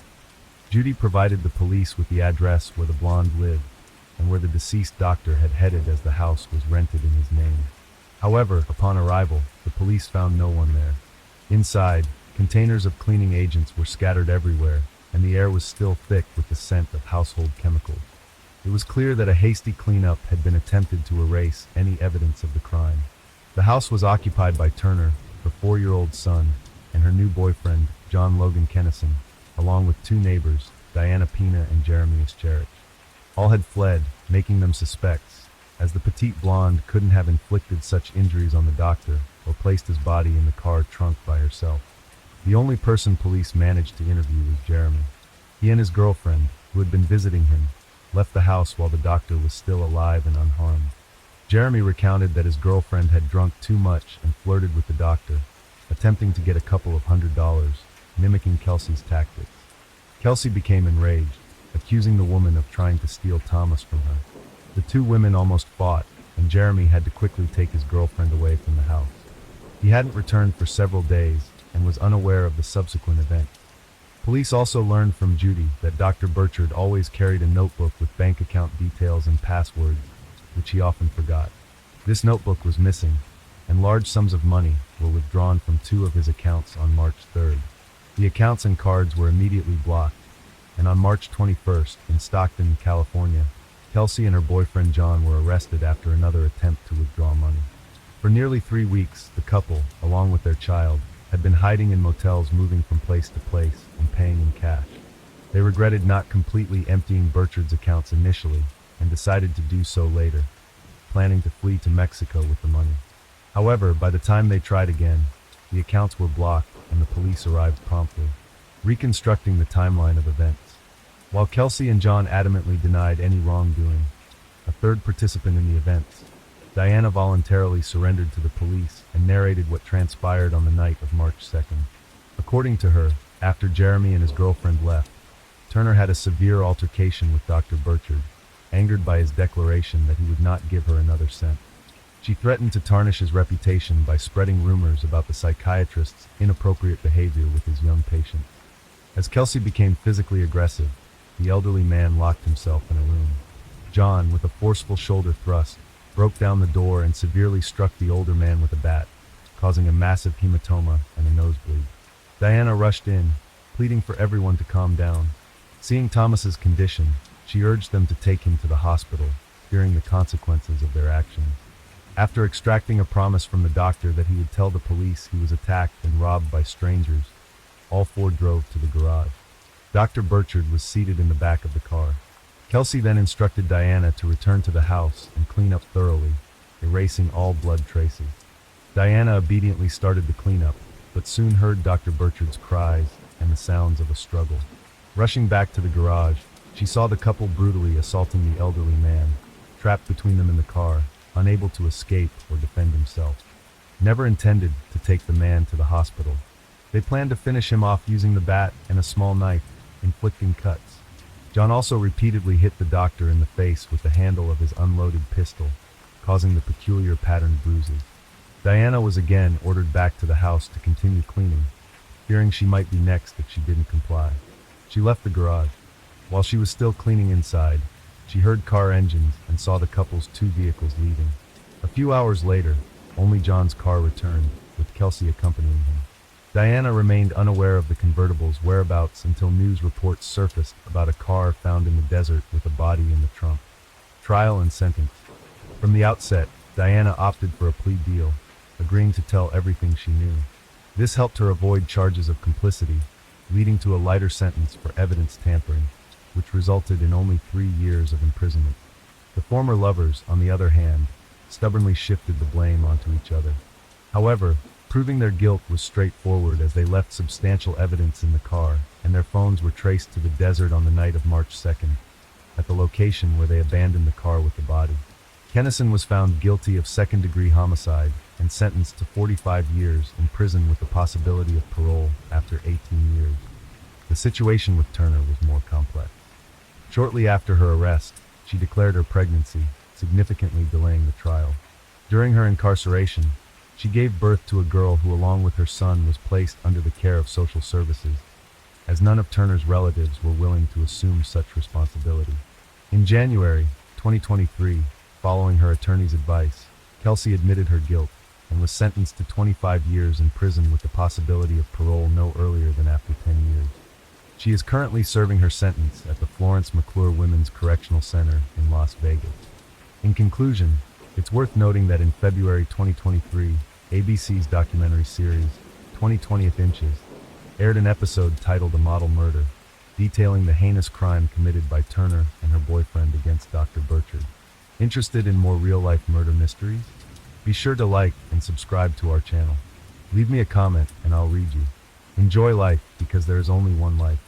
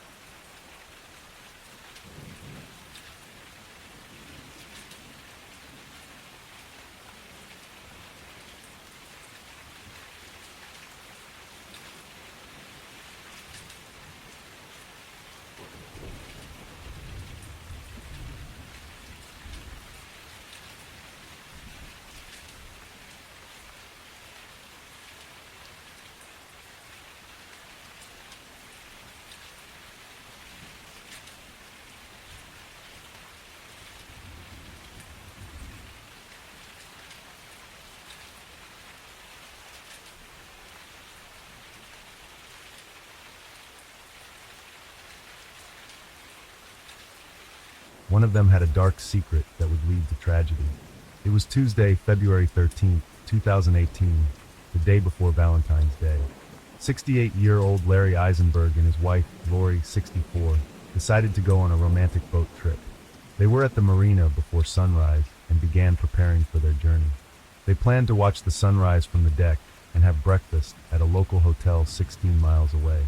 Around 7 a.m., they set out on Lake Coeur d'Alene. Initially, everything went according to plan, although the morning was really cold. The couple turned on the heater, and soon it became pleasantly warm. Unfortunately, the idyll didn't last long. At 10:23 a.m., Lori called the emergency number.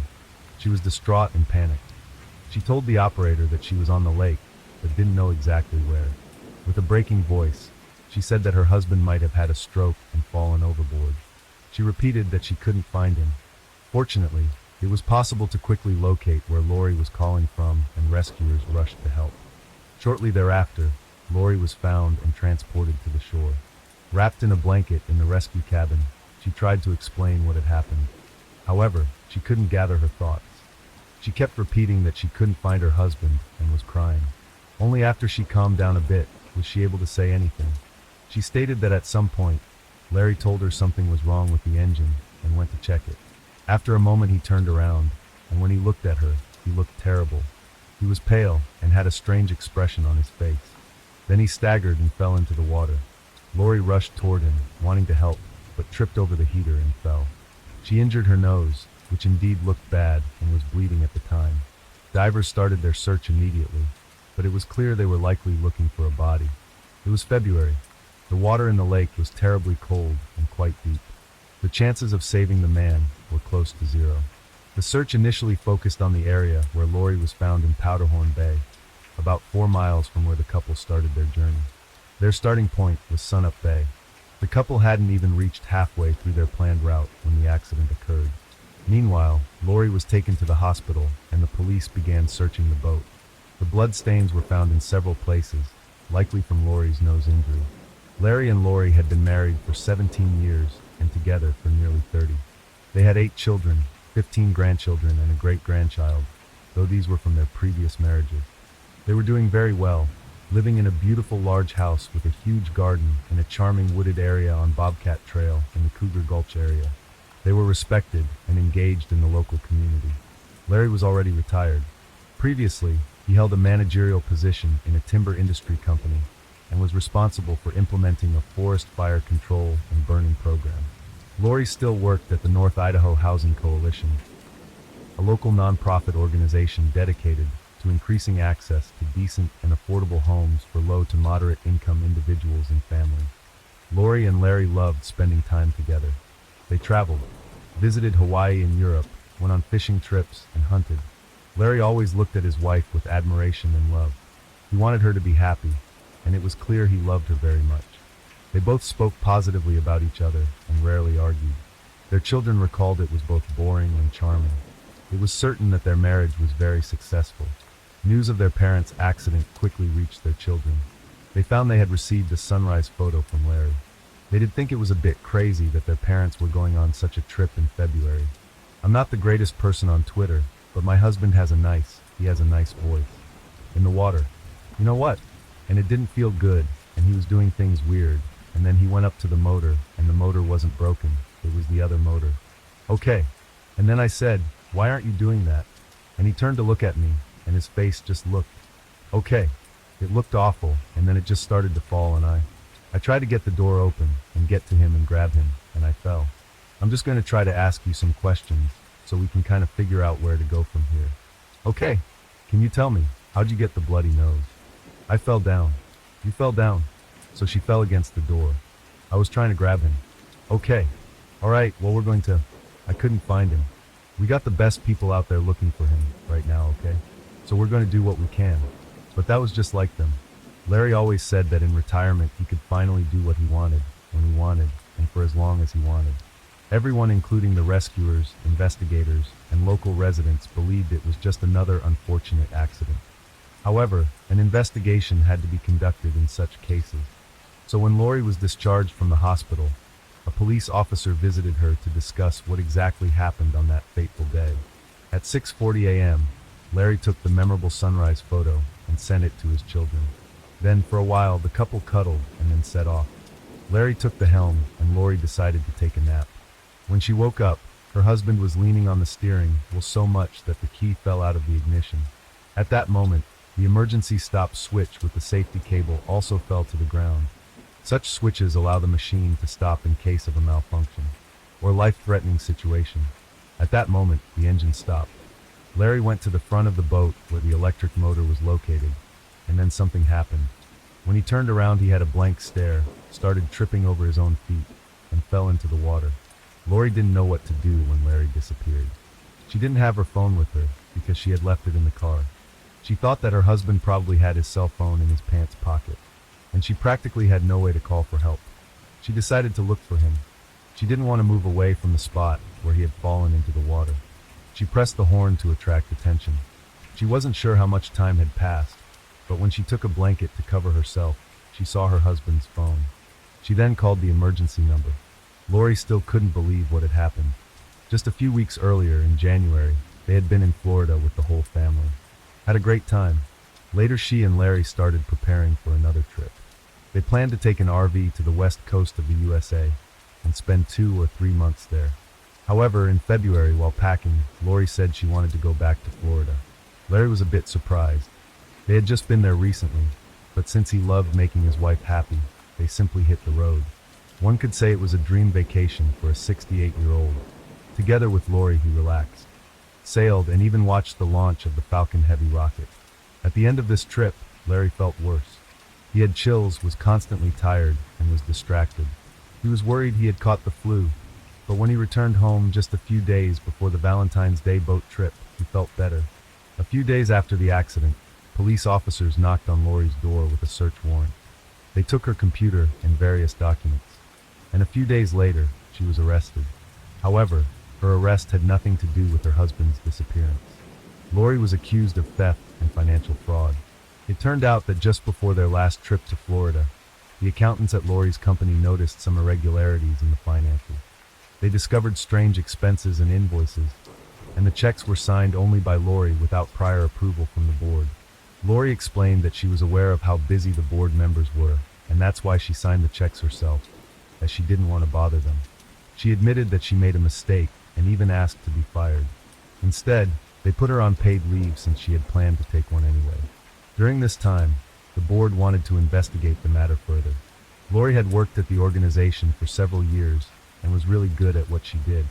Her colleagues believed it was just sloppy bookkeeping and that everything would soon be clarified. However, the opposite turned out to be true. The case was very serious, and Lori was eventually suspended. It turned out that using her position over more than 2 years, she had embezzled almost $580,000. Soon after her arrest, the local police handed the case over to the FBI. 4 months later, Lori was charged with federal offenses, theft, and embezzlement. The FBI stated that she had committed a very sophisticated fraud. She created fictitious companies and issued invoices. Then she paid them with money from the organization she worked for. These companies were registered under the names of 3 of her daughters, and Lori transferred the stolen money to them. Another daughter was employed at Lori's company as her assistant and received a salary for doing nothing. The position and duties existed only on paper. Additionally, Lori also transferred extra money to this daughter. It's worth noting that Lori and Larry didn't have any children together. They both had been in previous marriages. Lori had 6 daughters, and Larry had a daughter and a son from his previous relationship. Larry's attitude towards money is also relevant to this case.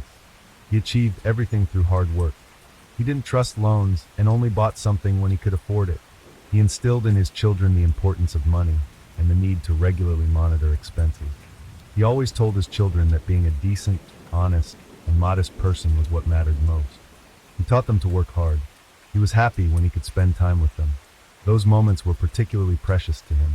Lori, on the other hand, came from a very poor family.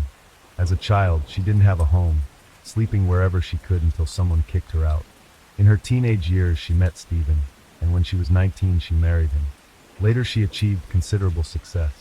She met Larry when she was hired as a secretary at the company where he also worked. They both had partners, but the time spent together and business trips soon turned their acquaintance into a romance. Lori wanted to leave her husband, but didn't know how to do it. So she began turning her daughters against him. They told their father that they wanted him to leave them. Stephen knew that his wife was having an affair. It wasn't the first time Lori had cheated on him. Eventually, Lori divorced her husband. A few years later, Larry also ended his marriage, and they could finally be together officially. In 2004, they got married. In summary, Larry didn't like how Lori squandered money. He liked to keep a close eye on things. His children were also taught discipline in this regard. Lori, however, transferred money to her daughters with the condition that it remained just between them. And why did she even need additional funds? Larry and Lori never hid the fact that they were doing well financially. Larry played the stock market, and the couple made considerable gains from it. However, as Lori's daughters recall, their mother always liked to have her way. If she considered some rules stupid, she simply tried to bypass them. For example, when she once lost her job and wasn't allowed to take her belongings, she broke into the old company's office at night and took what she believed belonged to her.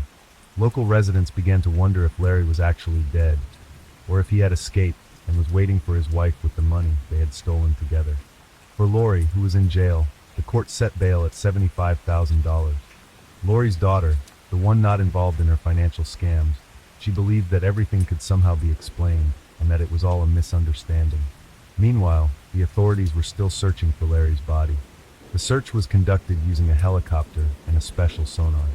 Lori also tried to help but couldn't remember anything specific or noteworthy about the place where her husband fell overboard. Besides, she behaved quite strangely. She would smile and joke, then burst into tears for no reason.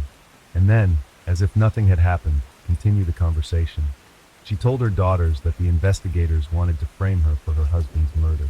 Moreover, she wanted to sell the house as soon as possible and leave. Finally, she concluded that she could no longer stay there. Her daughters decided to rent her a hotel room and started packing and moving her belongings. At that point, concerned neighbors called the police, finding the sudden move and commotion suspicious. Meanwhile, Larry's children also went to the police station. They claimed that Lori was acting unusually and believed she might have been involved in the tragic boating accident. Then on March 1st, 2.5 weeks after Larry's disappearance, there was a breakthrough. His body was found on the shore of the lake. When Lori learned of this, she completely withdrew into herself. She stopped speaking and showed no interest in going to the sheriff's office for more information. Soon the autopsy revealed that there was no water in Larry's lungs. He hadn't died from a heart attack or stroke either. Particularly puzzling were the toxicology results. An autopsy found that he had a lethal amount of Benadryl in his system. Investigators remembered that a package of this medication had been found in Larry's car. It is an antihistamine used by people dealing with various allergies, impaired reflexes, and dizziness. A normal therapeutic dose is 1,000 nanograms per milliliter. Larry had over 7,000 nanograms in his system. Everything indicated that Larry had been poisoned. Investigators began to wonder if he had also been under the influence of the drug when he felt unwell at the end of their Florida vacation. Perhaps it hadn't been the flu as he thought, but an overdose of Benadryl. Lori told her daughters that she was convinced the police would try to pin the entire blame on her. She saw only two options: spend the rest of her life in prison or take her own life. Eventually, she decided she didn't need to die. She just needed to convince everyone that she was dead, and she began to devise a new plan. She would tell her daughters that they would never see her again and that they needed to say goodbye. However, it seemed that she ultimately abandoned this idea. On the day she was supposed to appear in court for the theft charges, Lori did not show up. It is hard to imagine what her daughter, who had posted bail for her, felt at that moment. She not only lost $75,000, but also had to bear additional costs of $17,000 to find her mother and bring her to court. Moreover, this daughter was pregnant with her third child and due to give birth in a few weeks. The woman realized that her mother was a manipulator who cared only about herself and her comfort. Nothing and no one else mattered to her. Lori disappeared without a trace, and the police were unable to locate her. The case gained national attention, and soon even the famous dog, the bounty hunter, wanted to get involved in the search for Lori. His involvement in the search for Lori meant only one thing for her daughter: greater costs. And then, unexpectedly, Lori showed up at the prosecutor's office. She had a new hairstyle and was tanned. She looked as if she had just returned from vacation, not like someone who had been hiding from the police. She probably hoped that she would only have to answer for the financial crimes and that they would then leave her alone. However, the detective handling Larry's case decided to take advantage of her presence and ask her a few questions. Lori was not inclined to cooperate.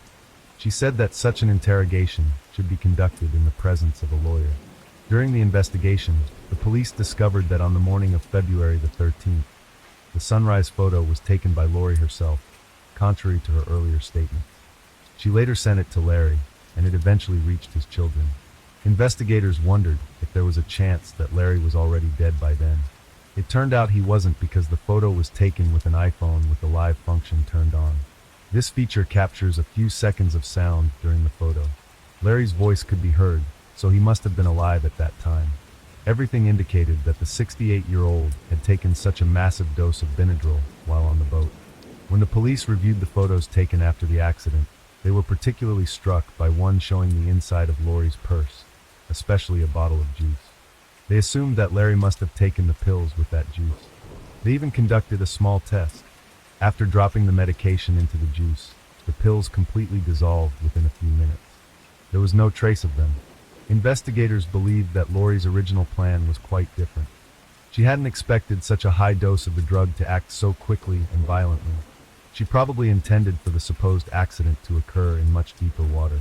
Officers were convinced that when Larry fell overboard, Lori sailed as far away as she could before calling emergency services.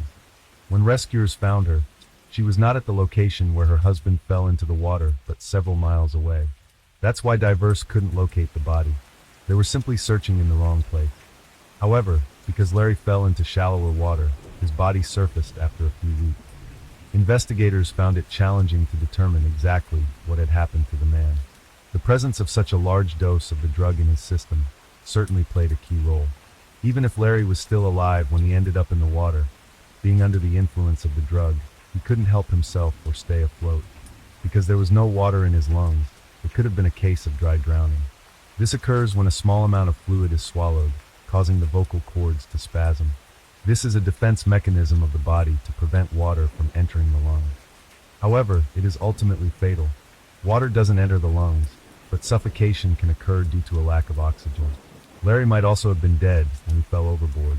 One can't rule out the possibility of a struggle between Larry and Lori. After all, she had a damaged nose. When police reviewed Lori's computer search history, they discovered that before their trip to Florida, she had looked up information about drowning in that state, water currents, and the deepest spots. Newspapers were set to report that Lori had been fired and was suspected of financial misconduct. On the very day Lori and Larry went on their romantic outing, Lori's big secret was about to be revealed. Lori had even canceled their local newspaper subscription to prevent her husband from finding out. Lori knew well, as confirmed by both her daughters and Larry's children, that her husband would leave her if he found out. What Lori had done was fundamentally at odds with Larry's principles. Moreover, investigators discovered that a month before the accident, Lori had made changes to her husband's will. Her children were to inherit 80% of the estate under these amendments, while Larry's children would receive only 20%. In February 2020, Lori was officially charged with murder. The case did not go to trial because she decided to accept a plea deal. It was an Alford plea, which is a statement by the defendant that they do not admit guilt, but acknowledge that the prosecution's evidence could likely result in a conviction. On May 24, 2021, a sentencing hearing took place. Larry's children and two of Lori's daughters attended. Everyone spoke, which was especially important for the accused daughters. They wanted to show that they did not support their mother and that they were there for Larry. Lori also made a statement. For 50 minutes, she read a prepared statement page by page. She admitted that she was fully responsible for Larry's death. However, she claimed that she had put the pills in the juice because she intended to drink it herself to take her own life. She stated that Larry accidentally drank the juice while she was sleeping. Lori was sentenced to life in prison with the possibility of parole after no less than 30 years. She had previously been sentenced to 5 years for theft and embezzlement. Lori's 4 daughters, who had received stolen money from her, admitted to conspiracy to commit theft. They were sentenced to 3 years of probation and had to return the money they had received. And the proceeds were used to pay off the debts resulting from Lori's financial fraud. First off, I'm very happy to finally be able to tell the family. It's not easy, but I want you to see the good, the bad, and the ugly. Is that I emphatically know that I am responsible for Larry's death. And I have known that from the very first day. I wish so badly, that I could go back and tell my family what had happened right then. It would have saved so much pain. A week or two after, the embezzlement was discovered. I knew that my life was over. And I have 2 options. Yes, life in prison. I know that Larry would still be alive if it was not for me. Fixing a drink with Benadryl in it, so that I would be able selfishly and cowardly take my life. If I wouldn't have had that bottle in there, he would not have accidentally drunk it. Story 2. This story may seem predictable at first, but it's definitely not. This story is reminiscent of the plot of a good crime book or movie, except that all of this really happened. It's May 2005. Candy Williams is 36 years old. She has just moved to Florida, to Gulfport, located on its west coast. The move symbolizes a new beginning after a recent difficult time several years ago. Candy was ill with intestinal cancer. The tumor was excised, but months of chemotherapy were necessary. Candy was in recovery for a long time and was afraid of a relapse. Although as a born optimist, she did her best not to fall into doubt. Her parents were a huge support for her. In the end, Candy managed to beat the disease. Florida immediately appealed to her, and indeed, it was as if magic had worked. She quickly found a well-paying job as a school teacher and a nice house to rent. There's only one thing she's missing. It's a man by her side, and unfortunately, she hasn't managed to meet anyone. Candy decides to register on one of the dating sites. However, nothing more lasting comes out of online friendships, and Candy, discouraged, stops using the site. One day in August, Candy is jogging on the beach as usual. She is passed by a tall, attractive man running. He smiles at her. She responds with a smile. But after some time, the sky is covered with clouds. Wanting to avoid the rain, she goes to a beach bar. There she unexpectedly meets a man from the beach, who is sitting at one of the nearby tables. The man starts a conversation and sits down to join the woman. Candy learns that the man's name is Joe Collier, Joe from Yovan. He is 37 years old, from the state of Indiana, divorced, and also recently living in Florida. He talks about his son, whom he misses very much. Also, Candy talks a lot about herself, her illness, and her beginnings here in Florida. She has a wonderful conversation with Joe. As if she has known him for many years, he is not only kind, but open, witty, and gallant. The conversation drags on for a couple of hours, and it's already evening when Joe walks Candy to her house. As they say goodbye, the woman thinks about how much she would like something more to come out of this acquaintance. So she is very pleased with the text message she gets from Joe later that evening. "This was my nicest evening in Florida so far." Candy feels that there is a chance for something more serious. Indeed, friendship is developing. Although Joe travels extensively, either for work or to visit his son, he regularly interacts with Candy via the internet. They both understand each other very well on all levels, and their acquaintance deepens. Candy only notices that there's one topic she doesn't want to discuss: his childhood. Joe avoids answering questions about his parents, where he was born and raised.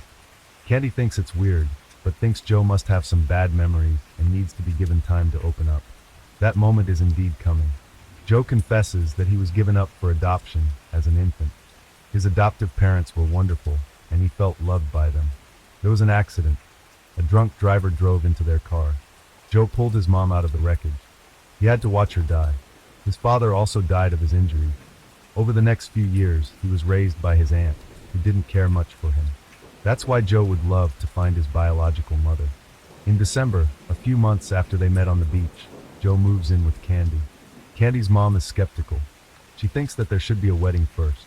But she soon accepts the fact that Candy is in love and, most importantly, very happy. Indeed, Candy and Joe's life together is going wonderfully. But at the very beginning, Candy notices something strange.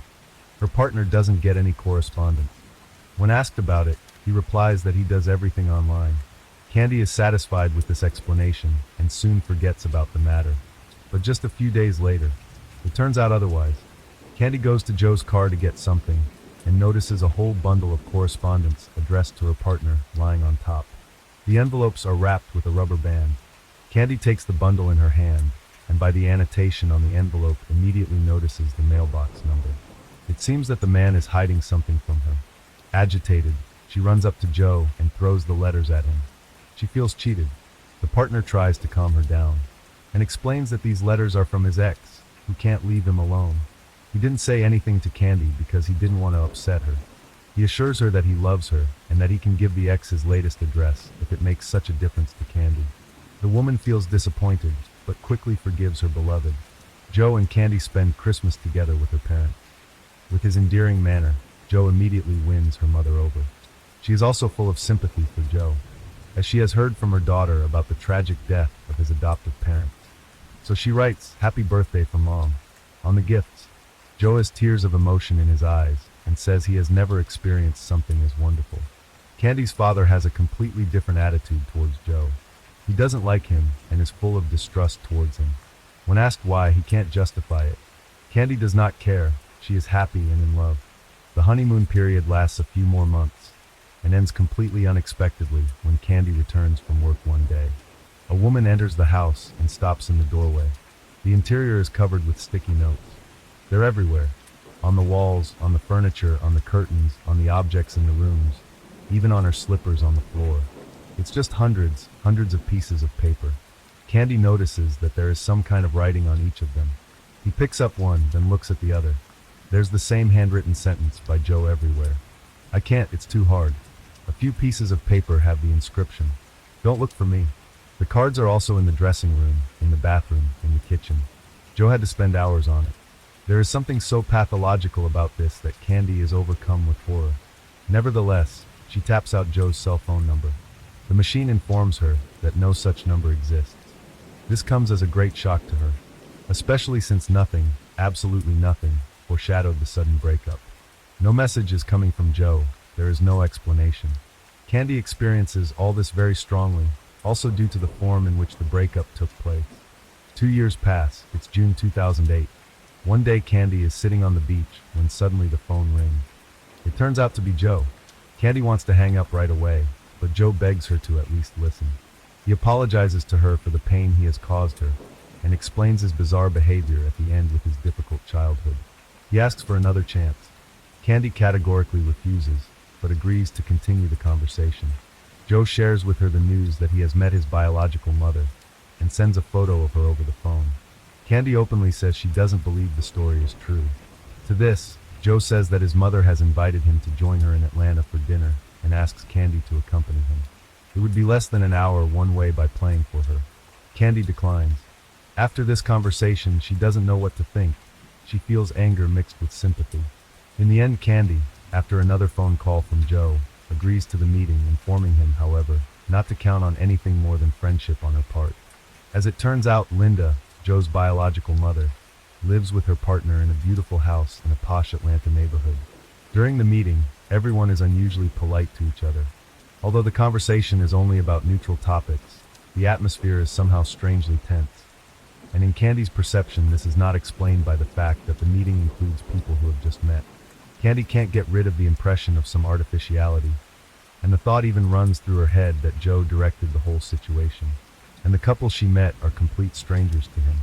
To top it off, a stranger calls Candy in the middle of the meeting, informing her only that Joe is a liar and that she will call later to tell her more. Candy doesn't mention to anyone present what she has just heard, and looks forward to the end of this strange visit. At the airport, she says a cold goodbye to Joe, promising herself in her heart that she will never see him again. In the evening, when Candy is already in bed, the unknown woman calls again. She says her name is Leah, and she is Joe's wife. Candy learns that Joe regularly came to visit her in Indiana and spent time with her and their son, all of which, it turns out, took place while he was with Candy. Leah adds that he warned her about Joe, who is a notorious liar and cheater. Candy is moved by the fact that one can lie like that for a long time. Joe wasn't even divorced. Candy doesn't even believe the story about his difficult childhood anymore. Even though Joe is no longer her partner, the conversation with Leah is an additional shock to her.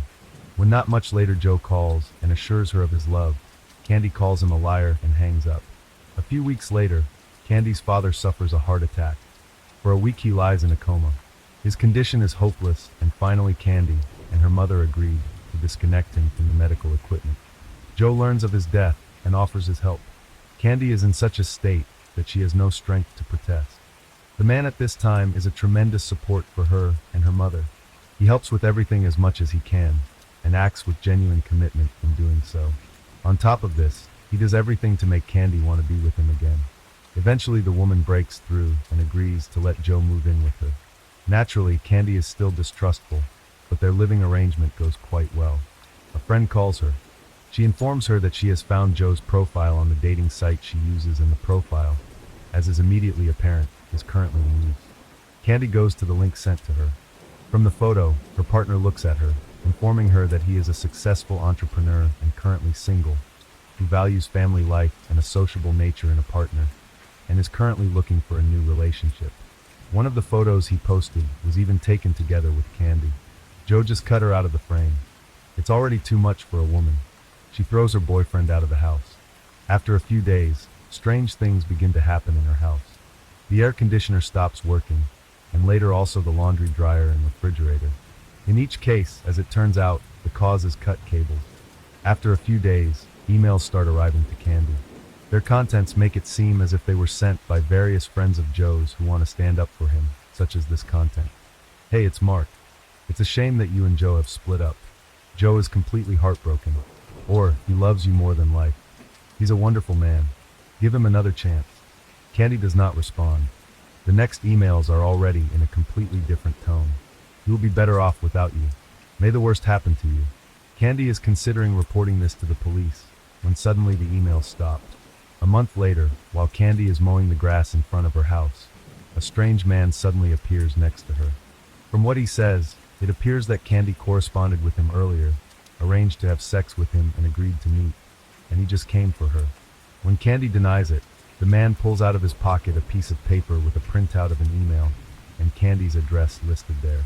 When the woman states that she didn't write it, the man gets angry and shouts that he won't allow her to play games and that Candy has to go with him. The woman runs up to the car and tells the policeman that she is being harassed. The man leaves her property only when one of the policemen threatens him with immediate arrest. Candy immediately opens her laptop and, just a few moments later, finds an ad posted online by someone claiming to be her. There is a photo of her and a notice that Ready for Anything Candy is looking for sexual adventures, including orgies, triangles, and lesbian experiments. Next to it is given her address and phone number, as well as details of where she works. Candy, of course, suspects who is behind these ideas and considers reporting it to the police. She doesn't do so only because the ad soon disappears and peace returns again. Unfortunately, it doesn't last more than a few months. It's May 2009, and Candy is sitting in a restaurant with her friend. As she heads to the restroom at one point, Joe suddenly stands in front of her. The man in a lofty tone proclaims that he can't live without her, then falls to his knees, pulls out a ring and proposes to her. Candy wants to leave, a scuffle ensues. Joe shows her the inscription Candyman, which he tattooed on his forearm, then pulls out a knife and waves it in front of her nose. Candy runs out of the premises, still calling out to her friends that Joe is here and that he has the knife with him. Rushing to the house, Candy calls the police. Officers soon show up at her place. She tells them about the whole incident, as well as her previous problems with Joe. Candy is shaken. That night she can't sleep. The next morning, as the police officers advised her, she applies for a temporary restraining order for Jovan Collier. The application is formally approved. From now on, Joe has to stay away from her, but he by no means gives her a break. He sends her dozens of emails a day. They are confessions of love mixed with threats. This goes on for a few days, and then the emails suddenly stop coming. A month later, Candy receives an email from Leah, Joe's ex-wife, who writes to her that Joe is dead. He committed suicide, however. He left things that belonged to Candy, along with information to send them back to her. In the email, Leah asks if she could send them back. Candy is touched, but most of all she realizes what this news means to her. It's finally the end of her troubles. So she writes back that she agrees. She adds the question of what exactly happened and when, but receives no answer. It doesn't seem suspicious to her. Besides, she has no reason not to trust Joe's ex-wife. A few days later, a package arrives at the school address addressed to Candy. The woman takes it to an empty classroom and opens it, then jumps back in horror. In the box lies a decapitated pig's head. The school management calls the police. The officers, learning the backstory of the whole affair, ask Candy who, since Joe is dead, could be threatening her. Candy has no idea, so the officers suggest to her that perhaps Joe's ex-wife lied to her after all, and that perhaps she is now acting in conspiracy with him. This doesn't seem likely to Candy, but either way she doesn't feel like contacting Leah anymore to check this information. She decides to call Linda, the woman she met as Joe's biological mother. Candy actually doubts that Linda, who lives in a beautiful house in a wealthy neighborhood, would be Joe's mother, but decides that she will find out something from her. Candy introduces herself and immediately asks if it is true that Joe is dead. Linda replies that it is not true. Candy takes a few deep breaths and tries to digest the information she has just heard. However, she has no idea that this is only a detail compared to what she is about to find out. Linda asks Candy if she already knows about the murders. Candy doesn't understand anything. Linda therefore begins to tell the whole story. As Candy already knows, Linda is Joe's biological mother. She gave birth to him at age 18, and at the insistence of her own parents, gave him up for adoption right away. When 40 years later, new legislation created the opportunity to find out what her biological son's name is now, she found him and contacted him. She enjoyed this immensely and felt that it even allowed her to fill a gap in her own life. Joe told her that his adoptive parents had died in an accident when he was 12, and that he had been placed with their relatives, who created a foster family for him until he became independent. Joe also had a daughter and a son from 2 different marriages. This was the first time Candy had heard of the daughter. Linda was even more excited to meet her own grandchildren. However, sometime later, both her and her partner found Joe's behavior strange, so she hired a private investigator. It was he who came up with information that was shocking. The detective said that Joe's parents did not die in the accident at all. Joe's real name was Peter Zimmer. He was raised by Hans and Sally Zimmer, who adopted him shortly after his birth. Peter also had a younger brother, Perry. He too was adopted by Hans and Sally. Peter and Perry grew up in the small town of Mineral Point, state of Wisconsin. Peter has always been a difficult child and has never been able to adapt. In May 1983, when Peter was 14 years old and the whole family had just moved to a new house, alarming information reached local police officers that teenager Peter Zimmer was telling his friends that he was planning to murder his family. It was hard to believe the reality of these intentions, but as a precaution, the policemen decided to drive over to the Zimmer home and check that everything was in order. Unfortunately, it turned out to be too late. The policemen find themselves in the middle of a bloody crime scene. Parents Hans and Sally are dead. Their son Perry is dead, and since Peter is nowhere to be found, suspicion immediately falls on him. Information from the scene of the crime made it possible to reconstruct the course of events. Peter first waited for his father to return home, then fired 5 shots at him. He stabbed his mother in the head so hard that he completely crushed her skull, finally piercing her through. There were 15 blows in all. After delivering them, he dragged his mother's body to the shed. His 10-year-old brother must have heard what was going on in the house and hid under the bed, but Joe dragged him out of there and also stabbed him. Traces from the crime scene show that the child defended himself fiercely until the last moment. Peter Zimmer then took the keys to the family car and drove it for a ride. He was captured the same day and did not deny the murders at all. Due to his young age, Peter received a THRE sentence, which he served at the Ethan Allen facility for juvenile offenders. Appropriate to its name, it was more like a boarding school, except that it was surrounded by a barbed wire fence. The boys incarcerated there, however, had opportunities to play games in modern recreational areas and many other privileges, including even contact with girls. Peter met 19-year-old volunteer Belinda there, who soon became pregnant with him. Candy is like paralyzed. One thing she knows for sure: Joe is someone who will not hesitate to do anything. The woman is unable to sleep at night, afraid of every creak of the door. First thing in the morning, she goes to the police.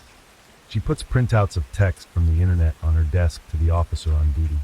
The police officers are quite skeptical, but they check the information they receive. When everything is confirmed, even they are moved by the situation in which Candy has found herself.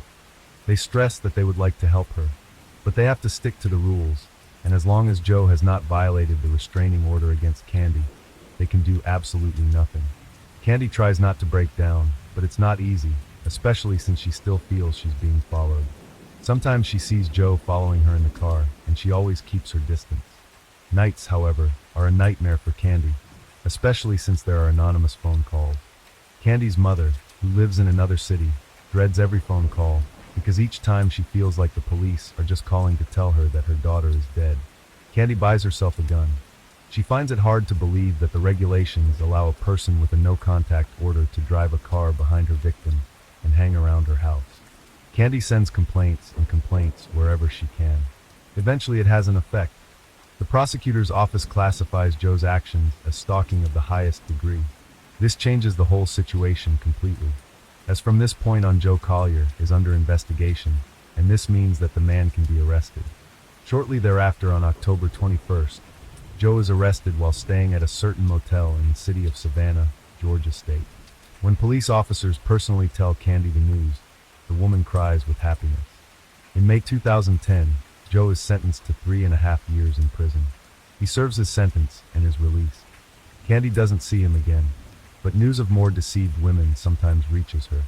According to the Cinemaholic website, Joe was again arrested in Waco, Texas, in July 2014 for harassing his ex-fiancée after she called off their engagement upon learning of his dark past. Surprisingly, however, not only did he post the $150,000 bond, but when he pleaded guilty to 3 counts of harassment in 2015, he was sentenced to time served. Joe then indicated that he planned on relocating to San Diego, California, and that's the last anyone has ever heard from him in public. Story 3. Today I will tell you about events that took place in 2009 in New York City. Join me as I recount the story of Shelley Danaszewski.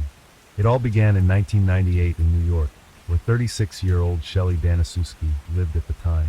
She was a young and beautiful woman, difficult to overlook, but Shelley was also very ambitious. After completing her studies in marketing, she began working in New York's financial sector. She was very successful in her role and was well regarded by the clients she worked with. Looking at her, one might say she was a woman of success, lacking nothing in life. However, the truth was different. She was already in her 30s, but had still not found someone she wanted to spend the rest of her life with. She was eager to start a family and have children. She was ready for it, but the ideal partner continued to elude her. Shelley had decided to take matters into her own hands and attended a singles event organized for people of the same faith as hers.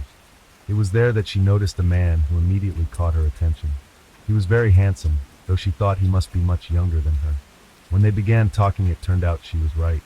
The man's name was Rod Covellan, and he was 11 years younger than her. But this didn't matter to her. As soon as they started talking, she knew he was the man she had been waiting for. She had never felt so connected to anyone as she did with him.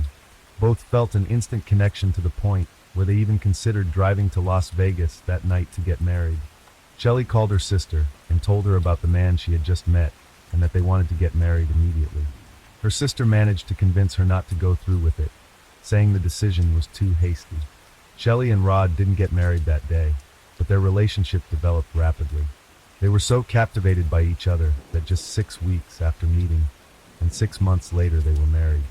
Shelley's family wasn't sure if the rush was necessary, but she loved Rod so much that she wanted to become his wife as soon as possible. After the wedding, everything seemed perfect in their marriage. Shelley had no financial worries, so it wasn't a problem for her to move into a new apartment. They bought a place in New York where they planned to soon welcome their first child. Shelley had long dreamed of having a child, and less than 2 years after the wedding, their first child, a daughter named Anna, was born. At that moment, Shelley was probably the happiest person in the world. She was successful at work, had a handsome and loving husband, and now a beautiful daughter. She lacked nothing to complete her happiness. Shortly after Anna's birth, it turned out that Shelley was pregnant again. Her and Rod's happiness grew even greater when they learned that she was expecting twins. Unfortunately, their joy didn't last long as complications arose during childbirth. One of the children died shortly after birth, and the other survived only a few hours. The couple was devastated. It was a huge shock, and they didn't know how to cope with it. The stress that accompanied them during this time severely affected their marriage. They began arguing more frequently, especially since Shelley was increasingly bothered by the fact that her husband had not worked since the beginning of their marriage. Rod had graduated with a degree in civil engineering, but never worked in his field, and it seemed he had no intention of doing so in the future. He had other plans for his life. He wanted to become a professional backgammon player. To pursue his dream, he spent most of his time honing his skills by playing online. This clashed with the few jobs he held during their marriage, which were short-lived.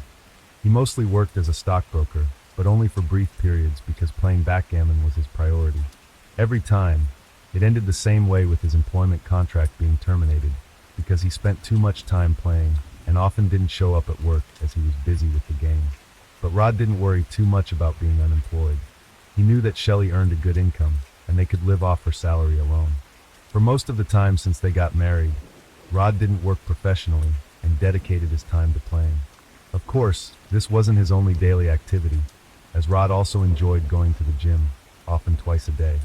Besides that, he did nothing, reaping the benefits of his wife's good earnings. Over time, this began to bother Shelley more and more, leading to more frequent arguments between the couple.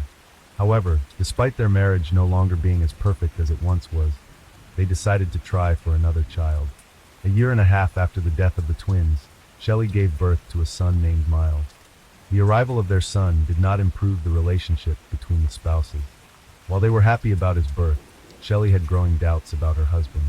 She knew he wasn't very hardworking and didn't care about finding any job. He continued to dream of a career as a professional backgammon player, dedicating all his free time to playing. He could play all night, even when they went out to visit friends or family. Even in such situations, he would bring the game with him or play it on his computer. It seemed that Rod had become obsessed with it, and because he did nothing other than play, Shelley could only dream of staying home with the children after their son was born. She had to return to work quickly to earn money for all the expenses. After all, she was the only breadwinner in the family. This situation started to bother her more and more, but that wasn't the worst part. Shortly after the couple celebrated their 10th wedding anniversary, Shelley discovered that her husband had been cheating on her with various women. While playing online, he made connections with different women who also enjoyed playing. After some time, he would meet up with them to cheat on his wife. Shelley found out about these affairs when Rod accidentally left an open email from one of these women on the computer. It seemed like he did it on purpose, as if he wanted Shelley to find out eventually. Things had not been going well in their marriage for a long time. Shelley was furious. But as if that wasn't enough, after she confronted him about everything, Rod decided to surprise her even more. He suggested that maybe it would be a good idea for them to see other people. He wanted their marriage to be open. Shelley couldn't believe what she was hearing. She realized that their marriage was over. She scheduled a meeting with a lawyer and tried to work out the details of the divorce, hoping to do it in a way that would minimize the impact on the children. She arranged everything with the lawyer, but for some reason she didn't file for divorce at that time. In the meantime, Rod continued to have affairs without even trying to hide it. He would disappear for entire nights, and when he returned, Shelley could smell women's perfume on him. He did this more and more often, meeting with dozens of women. One day he contacted several women through Facebook, trying to arrange a date with one of them. His behavior made the atmosphere in their home unbearable, and Shelley longed for Rod to finally move out. But where would he go? He wasn't earning any money, had no savings, and couldn't even afford to rent a small apartment. He knew very well that his wife had the money, so he proposed a deal. He would move out of their shared apartment on the condition that she would rent the apartment that had just become available in the same building, practically across the hall from their home, and of course pay the rent. This way he would be close to the children and have no trouble visiting and taking care of them. On one hand, Shelley didn't like the idea because it meant she would see Rod almost every day, but she thought it might be the best solution for their children. They would be able to see their father as often as they wanted and wouldn't have to experience the shock of him disappearing from their lives. After weighing the pros and cons, she decided to rent the apartment. Over time, it became clear that this wasn't the best decision because Rod would drop by their apartment whenever he wanted since he still had the keys. He also became increasingly aggressive. Their arguments became more frequent, and Shelley started to fear for her safety and the safety of her children. That's why she changed the locks to prevent her husband from having free access to her apartment. After doing so, she finally decided to file for divorce, something she had been planning for some time. This of course didn't sit well with Rod. If they divorced, he would no longer have access to his wife's money. He would then fund his lifestyle. Despite his displeasure with the idea, he did nothing to try to convince his wife to save their marriage. Quite the opposite, he argued more and more often, leading Shelley to request a court order to limit his visits. She feared for the safety of her children and did not allow frequent visits. After the court's decision, little changed, to the point where he once grabbed her by the neck, threatening to kill her one day. Another time, when he had the children in his care and was supposed to bring them back, they didn't return on time. Shelley tried to contact her husband, but he didn't answer the phone. She didn't know what to expect from him and started to fear for her children's safety. Sometime later it turned out that Rod had taken them to the hospital, where he instructed them to say that their mother was mistreating them and inappropriately touching them. Of course, this was not true, and when the matter went to court everyone could see what Rod was capable of. He was willing to do anything to control his wife's life, even if it meant manipulating his own children. After this incident, Rod was no longer allowed to meet with his children alone. Every time he wanted to visit or take care of them, it had to be in the presence of another person. Shelley no longer knew what to expect from him. At that time, he had become unpredictable, and she was increasingly afraid of him. However, she didn't know that her husband had installed an app on her phone that allowed him to track everything she did on his mobile. This way, he knew her every move. He could see what she wrote in messages to friends or family and could read all her emails. That's how he learned about what Shelley decided at the end of December 2009. She had enough of his behavior and felt deeply betrayed by him. That's why she decided to change her will so that, in the event of her death, Rod wouldn't receive a single dollar. She informed her lawyer of this decision, and they scheduled an appointment for December 31st to take care of it. The will was supposed to be changed then. When she exchanged emails with the lawyer, she could not have known that their meeting would never happen. 2 days later, on December 31st, 2009, at around 7 a.m., Rod received a call from his 9-year-old daughter, Anna. She sounded very distressed. Stammering, she tried to tell him that something had happened to her mother. Fortunately, Rod lived nearby and immediately ran to their apartment. When he arrived, his daughter told him that her mother was in the bathroom. As soon as he opened the bathroom door, he saw his wife lying in the bathtub filled with water. But the water was all red, and she showed no signs of life. He immediately pulled her out of the tub and called 911. Following the instructions from the emergency operator, Rod began performing CPR until the paramedics arrived. When the paramedics took over, they quickly realized that, unfortunately, there was nothing more they could do. Shelley had been dead for several hours. Soon, the police arrived at the apartment, and Rod explained the whole situation to them. He told them about the call from his daughter, how he tried to save Shelley, and his suspicions about what might have happened. He noted that the door of a cabinet above the bathtub had been torn off its hinges, which could suggest that Shelley might have slipped in the tub. She may have tried to grab onto the cabinet door, but it just came off its hinges, causing her to fall. During the fall, she could have hit her head and lost consciousness, which ultimately led to her death. It seemed like a tragic accident. Rod's explanation seemed plausible, especially since the police also spoke with Anna, who said she hadn't noticed anything unusual either the previous evening or during the night. She even woke up during the night, though she wasn't sure what time it was, and heard someone taking a bath in the bathroom. When she peeked inside, she saw her mother lying in the tub with her head submerged in water, but she thought her mom was just washing her hair. Not thinking much of it, she went back to bed and fell asleep again. It wasn't until she woke up in the morning and went to the bathroom that she saw her mother still in the tub. She immediately understood that something was wrong and called her father right away. Everything the police heard from Rod and Anna led them to believe it was an unfortunate accident. Therefore, they didn't treat the apartment as a potential crime scene. There was nothing to suggest that someone else might have been responsible for the 47-year-old's death. Although there were a few scratches and bruises on her body, these could have occurred during the fall. Nothing alarming was found in the apartment, no signs of a struggle, and no evidence that someone had broken in. Believing it to be an accident, the police only took a few photos in the bathroom, but did not collect any fingerprints or DNA. They also didn't check the footage from the security cameras in the building. What really happened that night could have been clarified by an autopsy. It would have revealed whether she died from hitting her head, suffered a heart attack, or if there was another cause. But before the pathologist could start the autopsy, a rabbi representing her family called. Initially, the family wanted the autopsy to be done, but since her death was deemed an accident, according to their religion, an autopsy could not be performed. Therefore, the cause of death on the death certificate was listed as unknown. Shelley was buried very quickly, within 24 hours of her death, but doubts about how she died began to emerge just as quickly. Was it really an accident? Everyone knew that things were not going well between her and Rod, and that they were in the process of getting divorced. But when the family started talking to her friends and acquaintances, they learned that she wanted to change her will, so that her husband wouldn't inherit anything after her death. Since many people knew about this, and there was a high probability that Rod might have found out as well, it was clear that the prospect of losing over $5 million was not something he would easily accept. This could have been a motive for him to take her life. But it wasn't just this that made the family increasingly suspicious. It was also puzzling that Shelley's phone couldn't be found anywhere in the apartment. If she had only gone to take a bath, she should have left it somewhere. It was nowhere to be found, but 5 weeks after her death, the phone suddenly reappeared on the nightstand in the bedroom. There was no way it could have been missed earlier. It was also strange that she had taken a bath that night. For one, those who knew her well were aware that she wasn't a fan of baths. She always preferred showers. But that alone wasn't conclusive. What made the family even more suspicious was what they learned from her friends. On December 30th, Shelley had undergone a keratin hair straightening treatment, after which it's recommended not to wash the hair for at least 2 days.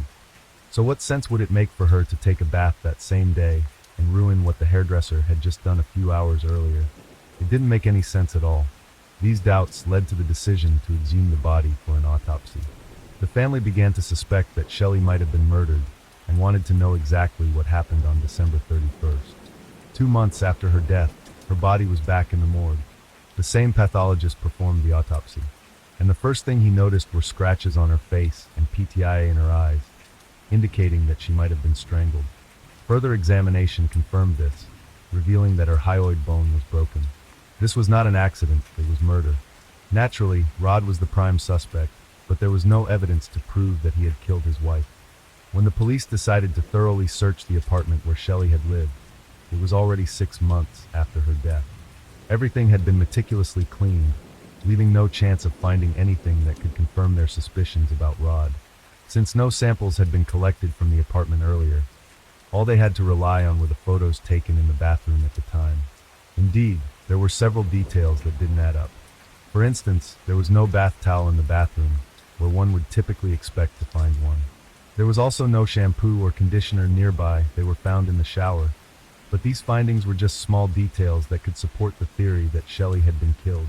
Though they did not provide concrete evidence that Rod was the one who did it, investigators tried to determine what Rod was doing that night and found out that, like many nights before, he had been playing an online game. He was playing with Deborah, whom he had met through the game and had been dating for some time. They usually played almost all night, but on December 31st, around 1 a.m., Rod decided to stop playing. He claimed he was tired and wanted to go to bed. But it seems that wasn't entirely true because around 4 a.m., he went down to the building's lobby, where he chatted briefly with the doorman and asked for a candy bar. This was unusual behavior for Rod, who typically wasn't the type to engage in conversation with the doorman. The doorman even said that Rod usually didn't pay any attention to him, let alone strike up a conversation. It seemed as though Rod had deliberately gone down there to be seen by the doorman, possibly to establish an alibi. And the investigation stalled for several years. During this time, Rod continued his relationship with Deborah, but they did not live together. She lived in her own house while Rod stayed with his parents, who were taking care of his children. He continued to behave aggressively, which is why it was decided that Anna and Miles would remain under their grandparents' care. Rod constantly pondered how he could get his hands on the money his wife had left behind. Her estate was worth over $5 million, and Rod made no secret of his desire to use that money. However, he had no access to cash from the account, and the only thing he could do was use the money in the children's account. He and Shelley had set up accounts for their children to save money for their education. There was about $80,000 in those accounts, and after his wife's death, Rod withdrew all the money. But this wasn't enough for him. He kept thinking about how he could make all those millions his own. He considered all sorts of plans to get the money. One of his ideas involved hiring someone to kidnap Anna and take her to Mexico, where she would marry a Mexican man. Another plan was to frame Anna for Mother's death. He thought about sending an email from her account in which she would confess that there had been an argument between her and her mother that night, and that she had pushed her, leading to her death. Anna would be blamed for it. These ideas became increasingly irrational, and Rod was losing control more and more often. His parents had enough and decided to kick him out of their home. They believed it would be better for the children not to see him every day. Rod was so unpredictable that they couldn't be sure he wouldn't harm someone. Needless to say, Rod didn't take this well. He was furious when he found out that his parents had changed all the locks, leaving him unable to enter the house. Not only was he barred from his family home, but his parents had also taken full custody of the children. It wasn't that Rod missed them terribly. What mattered more was that they were his ticket to fortune. He knew he had to do something to regain custody of the children. But as long as his parents were alive, this would be impossible, so he decided the only solution was to get rid of them. But how? His ideas ranged from poisoning them to setting fire to their house while they were inside. He shared all these ideas with Deborah, who became increasingly terrified by what she was hearing. Fearing for her own safety, she began recording their conversation. Because you steal from your children. You stole before. You're stealing their college money. Why don't you tell Anna that every penny you're spending right now is her money, and my money? That's Shelley. You worked her, eh? Wait. Hold on a second. Anna, I'd like you to come here. Hold on a second. Come here, please. Because you haven't worked it 5 years in the 12 years of our marriage. Could you please stop talking? You never worked. Your mother worked her, eh? Off for every penny that he's spending. Let me tell you, the Danishevskys are not wrong. They may be wrong about something, not the money. Your mother worked and worked and worked and your father said an A asterisk asterisk he's doing now. He refuses to get a job. Come here. He's spending your money. Okay. First of all, he's spending your money. What you are saying now in front of Anna and Miles will ensure that you never see my children again if you continue. Okay. You threatened us with your children. No. I'm not threatening you. I'm telling you. Excuse me. October 1st, okay, evict me. Evict me. I went down to the you're gonna steal from me. Because you're a deadbeat. Okay. You're gonna steal from me like you steal from your children. Whenever she had the chance, she recorded Rod's statements. And when the couple broke up in 2014, she decided to go to the police and share everything she had recorded so far. Although there was nothing in the recordings that directly implicated him in Shelley's death, investigators could see the kind of person Rod truly was. He didn't care about his loved ones. Money was his only priority, and he couldn't control his anger, often descending into fits of rage. By the end of 2015, it seemed that enough circumstantial evidence had been gathered to charge the 42-year-old Rod with the murder of his wife, and he was arrested in November. He was just 2 months short of collecting the money from his wife's insurance policy. Shelley was insured for $1.6 million, but since it was known that she had been murdered, Rod could have received the money 6 years after her death, provided he wasn't charged with Shelley's murder during that time. The money would have been deposited into his account on December 31st, but he was arrested on November 1st. The trial began only in 2019, 10 years after Shelley's death. There was no physical evidence directly linking Rod to the crime. The case was built entirely on circumstantial evidence, but what the investigators had managed to gather over the years led the jury to find Rod guilty of murdering his wife. Rod was sentenced to life imprisonment with the possibility of parole after 25 years. Interestingly, his children did not believe that their father could be responsible for their mother's death. They maintained his innocence. However, regardless of their beliefs, Rod remains in prison, and all attempts at appeals were promptly denied. After a rejected appeal in 2022, Anna wrote a letter to the district attorney expressing her continued support for her father and her belief in his innocence. Story 4. Neal, a small town in northern Illinois with a population of just over 15,000 people, was known for its traditional values and close-knit community. Located 120 miles from Chicago, the town maintained the atmosphere of a typical American suburb from the late 90s. It had 3 elementary schools, 1 high school, a public library, and numerous churches of various denominations. The Mongan family lived in a 2-story house on Oak Street, one of the most respectable streets in town. Their Victorian-style home, built in the early 20th century, stood out with its well-maintained garden and white fence. Camilla Megan had worked at the town library for the past 15 years, advancing from an entry-level position to become the head of the children's department. Colleagues described Camilla as a responsible and punctual employee. She organized weekly reading sessions for children, participated in town educational, and ran the summer reading club. In the St. Patrick's Church community, where the Mogan family had been parishioners for more than 20 years, Camilla was known as an active participant in charitable initiatives. David Mogan, a retired military serviceman with 25 years of service, worked as a security consultant for a private company. His job required frequent business trips across the country, which eventually began to affect their family relationships. The Mogans' 3 children, Michael and David, were both married. 21 years old, Sarah, 18 years old, and James, 15 years old, were well known in town for their academic and athletic achievements. By the fall of 1999, people began noticing the first strange behaviors in the family. Camilla started appearing less frequently at community events and often looked troubled. Neighbors noted David's frequent late-night departures and returns, which were unusual for his typical work schedule. At the library, colleagues noticed that Camilla began making mistakes in documentation, which was previously uncharacteristic of her. A week before the tragic events, Camilla consulted with family attorney Robert Higgins regarding property division matters. She also withdrew a significant amount from her personal account and took out a new life insurance policy, naming her children as the sole beneficiaries. These actions would later become important evidence in the investigation of her murder. The story of David Morgan and Alexa Newman's affair began in March 1998 during a security conference in Miami. Alexa, owner of the successful consulting firm Newman Securities, was presenting a report on new technologies in corporate security. After her presentation, David approached her to discuss potential collaboration, and this business meeting evolved into a personal relationship. Had built her company from scratch over 10 years. A Princeton graduate, she possessed a sharp mind and business acumen.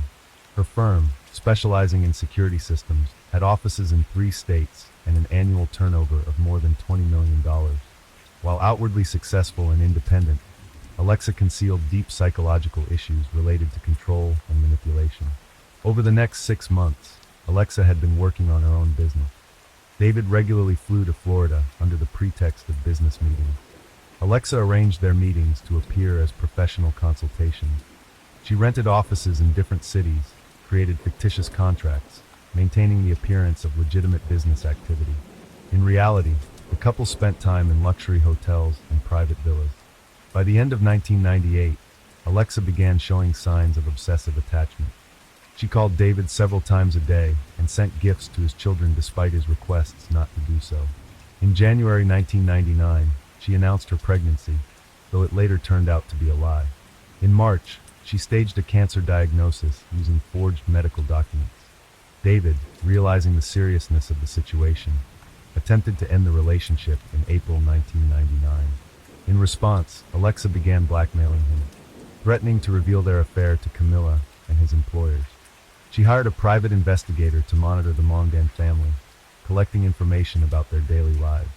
During this period, she began keeping a diary where she detailed her fantasies about a life with David after removing obstacles. In June 1999, David finally returned to his family, cutting off all contact with Alexa.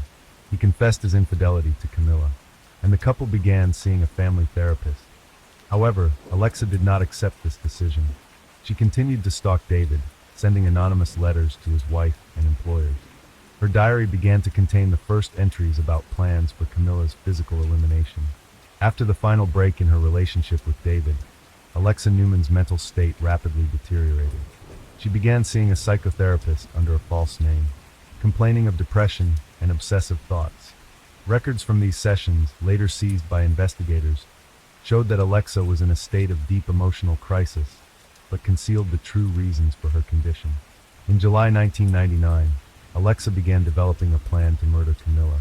She used her company's resources to gather information about Mrs. Mongan's daily schedule, travel routes, and places she regularly visited.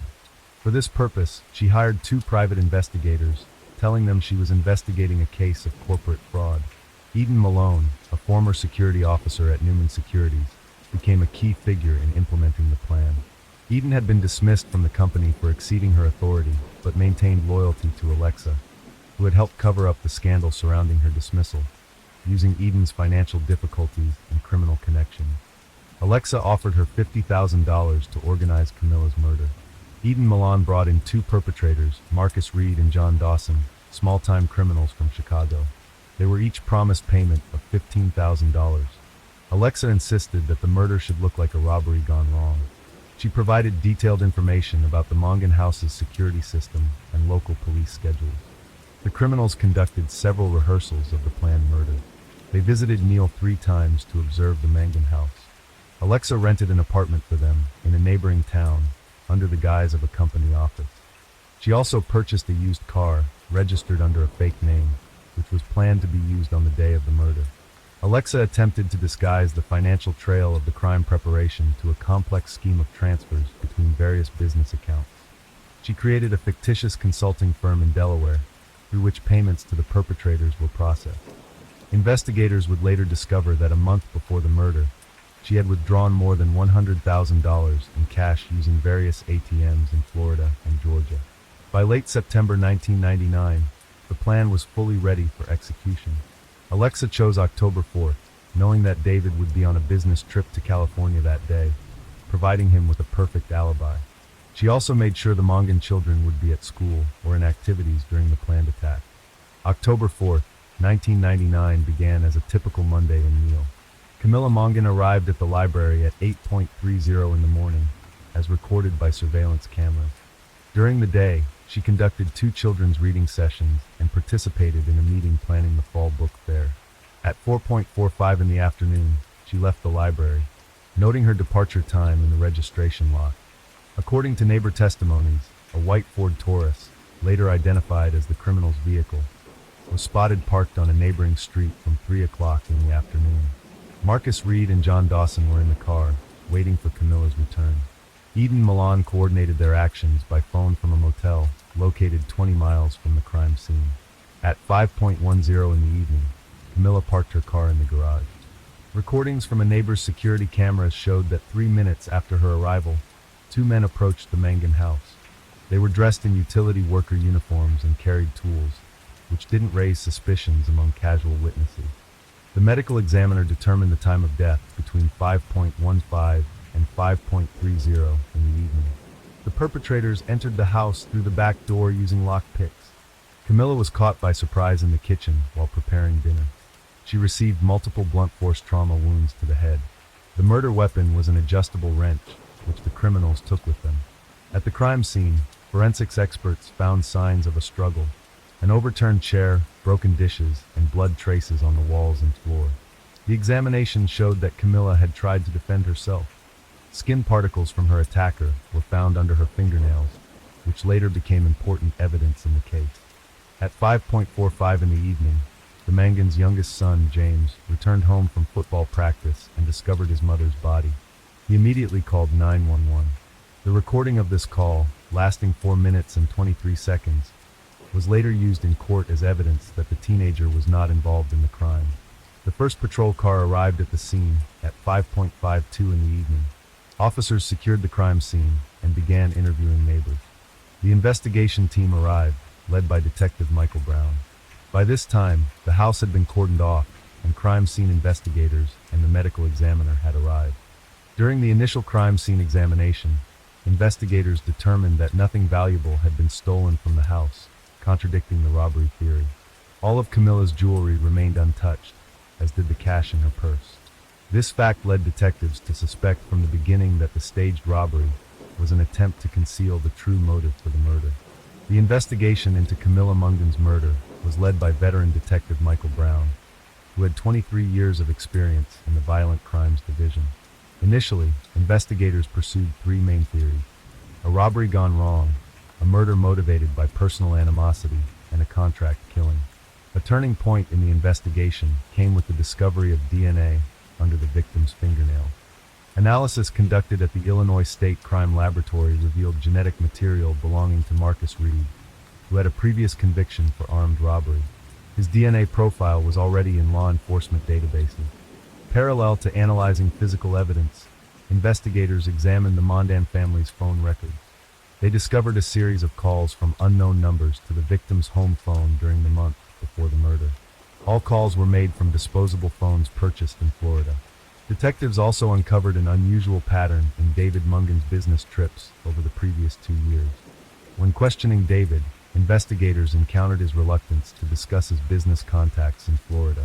However, after being presented with evidence of his extramarital affair with Alexa Newman, he began cooperating with the investigation. His testimony helped establish the connection between Alexa and the company through which payments to the murderers were processed. A crucial phase of the investigation involved examining Alexa Newman's financial transactions. Investigators uncovered a series of suspicious cash withdrawals and transfers through shell companies. Particular attention was drawn to a fictitious consulting firm in Delaware, to which $100,000 had passed shortly before the murder.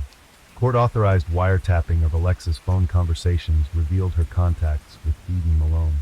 In one conversation recorded a week after the murder, they discussed the need to dispose of the tools. This phrase, according to investigators, referred to the murder weapon, which was never found. Detectives also established the connection between Eden Malone and Alexa, and the murder perpetrators through analysis of surveillance camera footage from the motel where she stayed on the day of the crime. Cameras recorded her meeting with Reed and Dawson the day before the murder. Evidence of all three suspects' presence was found in the motel room, including fingerprints and clothing fibers. By the end of the first month of investigation, investigators had gathered sufficient evidence to charge all participants in the crime. A crucial role was played by testimony from a gas station attendant who identified Reed and Dawson from photographs. He confirmed seeing them on the day of the murder, fueling a white Ford Taurus, which was later found burned in Chicago's industrial zone.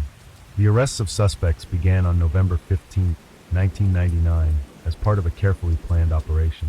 Marcus Reed and John Dawson were the first to be apprehended in their apartment in Chicago's South Side. Police discovered part of the murder payment money and a notebook containing Eden Millen's contact information. Dawson, under pressure from evidence and facing life imprisonment, agreed to cooperate with investigators within 48 hours of his arrest. His testimony became key to understanding the entire chain of events. He detailed each participant's role in the crime and revealed specifics about the murder preparation, including several preliminary trips to Neal to observe the Mangan house. Eden Millen was arrested on November 17th at Miami Airport while attempting to leave the country. She was found with a fake passport and tickets to Brazil. During her first interrogation, she denied involvement in the murder, but after being presented with phone recording evidence and Dawson's testimony, she began giving confessional statements. Millen's confession proved especially valuable as she had kept detailed records of all contacts with Alexa Newman. She had preserved text messages, emails, and even audio recordings of meetings where crime details were discussed. She had secretly collected these materials as insurance for herself, understanding she might become a scapegoat if the plan failed. Alexa Newman was arrested on November 20th in her Florida office. By this time, investigators had irrefutable evidence of her involvement in organizing the murder. A search of her home uncovered a personal diary containing records of murder planning, fake pregnancy and cancer documents, and photographs of the Mangan family taken by hired detectives. David Mangan's reaction to Alexa's arrest was captured by local television cameras. He was at the police station giving additional testimony when he learned the news. The footage shows him sinking into a chair and covering his face with his hands, realizing the scale of the tragedy his actions had led to. During subsequent interrogations, it was revealed that Alexa had meticulously documented the development of her plan. Investigators found a folder on her computer labeled Project Freedom, containing detailed instructions for the perpetrators, money movement schemes, and even alternative murder scenarios. She had also maintained a list of potential suspects she planned to frame in case of an investigation. Particularly shocking for investigators was the discovery of a collection of David's personal items in Alexa's home, including his military medals, family photographs, and even clothing items she had stolen during their meeting. In her bedroom, she had created a sort of shrine with David's photographs, demonstrating the depth of her obsession. The trial of those involved in Camilla Mangan's murder began on March 15, 2000, in the Illinois Circuit Court. The prosecution decided to try the defendants separately, beginning with the direct perpetrators of the crime. Marcus Reed, who had refused a plea deal, was the first to stand trial. Reed's trial lasted 2 weeks. The prosecution presented overwhelming evidence of his guilt, including DNA analysis, witness testimony, and evidence of the crime, and surveillance camera footage. The jury deliberated for less than 3 hours before reaching a guilty verdict. The judge sentenced him to life imprisonment without the possibility of parole. John Dawson, who had agreed to cooperate with investigators, received a more lenient sentence, 25 years in prison with the possibility of parole after 15 years. His testimony played a crucial role in convicting the other participants in the crime. He apologized to the Mangan family, although David and the children declined to attend his hearing. The trial of Eden Millen drew significant media attention. As a former security officer and the primary organizer of the murder, she possessed the most comprehensive information about the crime's planning. Her testimony about the methodical preparation of the murder and Alexa Newman's role shocked the jury. The culmination of the legal proceedings was Alexa Newman's trial, which began in June 2000. The prosecution presented more than 300 pieces of evidence and called 45 witnesses. The pages from her personal diary, where she detailed her fantasies about Camilla's death and future life with David, made a particular impression on the jury. Alexa's defense was built on claims of mental instability caused by obsessive ideas and emotional dependency. Psychiatric evaluation determined that she was fully aware of her actions while planning the crime. After a 3-week trial, the jury found her guilty on all counts. Judge Robert Henderson, in delivering Alexa's sentence, noted the exceptional cruelty and cold-bloodedness with which the murder was planned. He sentenced her to life imprisonment without the possibility of parole and ordered her to pay $5 million in compensation to the Mangan family. The entire Mangan family was present during the sentencing. David, speaking on behalf of the family, stated, "No punishment will bring Camilla back to us. but today's sentence gives us the opportunity to begin the healing process. We are grateful to the justice system for ensuring all those responsible receive their deserved punishment. The Camilla Mangan murder case left a profound impact on all its participants and the history of Neil. After the conclusion of the trials, the Mangan family sold their house and moved to another state, seeking to start a new life away from the scene of the tragedy. David left his work in security and dedicated himself to public service, giving lectures about domestic violence and the consequences of marital infidelity. The Mangan children coped with their mother's loss in different ways. The eldest son, Michael, graduated from law school and became a prosecutor specializing in violent crime. Sarah created the Camilla Mangan Charitable Foundation, helping children from disadvantaged families access education. The youngest son, James, who directly witnessed the aftermath of the tragedy, underwent extensive psychological rehabilitation and became a child psychologist. The Neil Public Library, where Camilla worked, established an annual literary prize in her name for young authors. The children's reading room was renamed in her honor, and the memorial plaque was installed with her photograph and a description of her contribution to developing children's reading in the town. The convicted participants in the crime faced various fates in the prison system. Marcus Reed was killed by another inmate in 2005. John Dawson continues serving his sentence, participating in rehabilitation programs, and speaking to youth about the consequences of criminal behavior. Eden Millen wrote a book about her involvement in the crime, but the court banned its publication. Alexa Newman is serving her life sentence in a maximum security women's prison in Florida. According to prison administration reports, she continues to claim she acted out of love for David. All her appeals have been rejected by the court. Her company, Newman Securities, was sold to competitors, with the proceeds going toward compensation for the Mondin family. The Camilla Mondin case led to changes in Illinois state legislation regarding stalking and domestic violence. Camilla's law was passed, increasing penalties for stalking and mandating psychiatric evaluation for defendants in similar crimes. The Illinois Police Academy uses materials from this case as a teaching example in detective training. Special attention is paid to methods of identifying contract killings disguised as other crimes, and the importance of thoroughly examining financial trails in investigating serious crime. Today, at St. Patrick's Church, an annual memorial service is held in memory of Camilla Mondin. These services are attended not only by community members, but by people from across the state, honoring the memory of a woman whose tragic story became a symbol in the fight against domestic violence and stalking. Story 5. Quiet suburban neighborhood where everyone knows each other and nothing seems out of the ordinary. The morning begins as usual with a call to the police, concerned neighbors, and puzzled family members. The house appears perfectly normal, no signs of a struggle, everything seemingly in its place. But one detail disrupts this familiar picture: a woman seated too calmly in an armchair by the fireplace. Everything points to a swift, carefully planned act, but something in this story doesn't quite add up. The neighbors insist that no one had entered during the night, and her husband says he was out on a morning run, leaving the house as usual.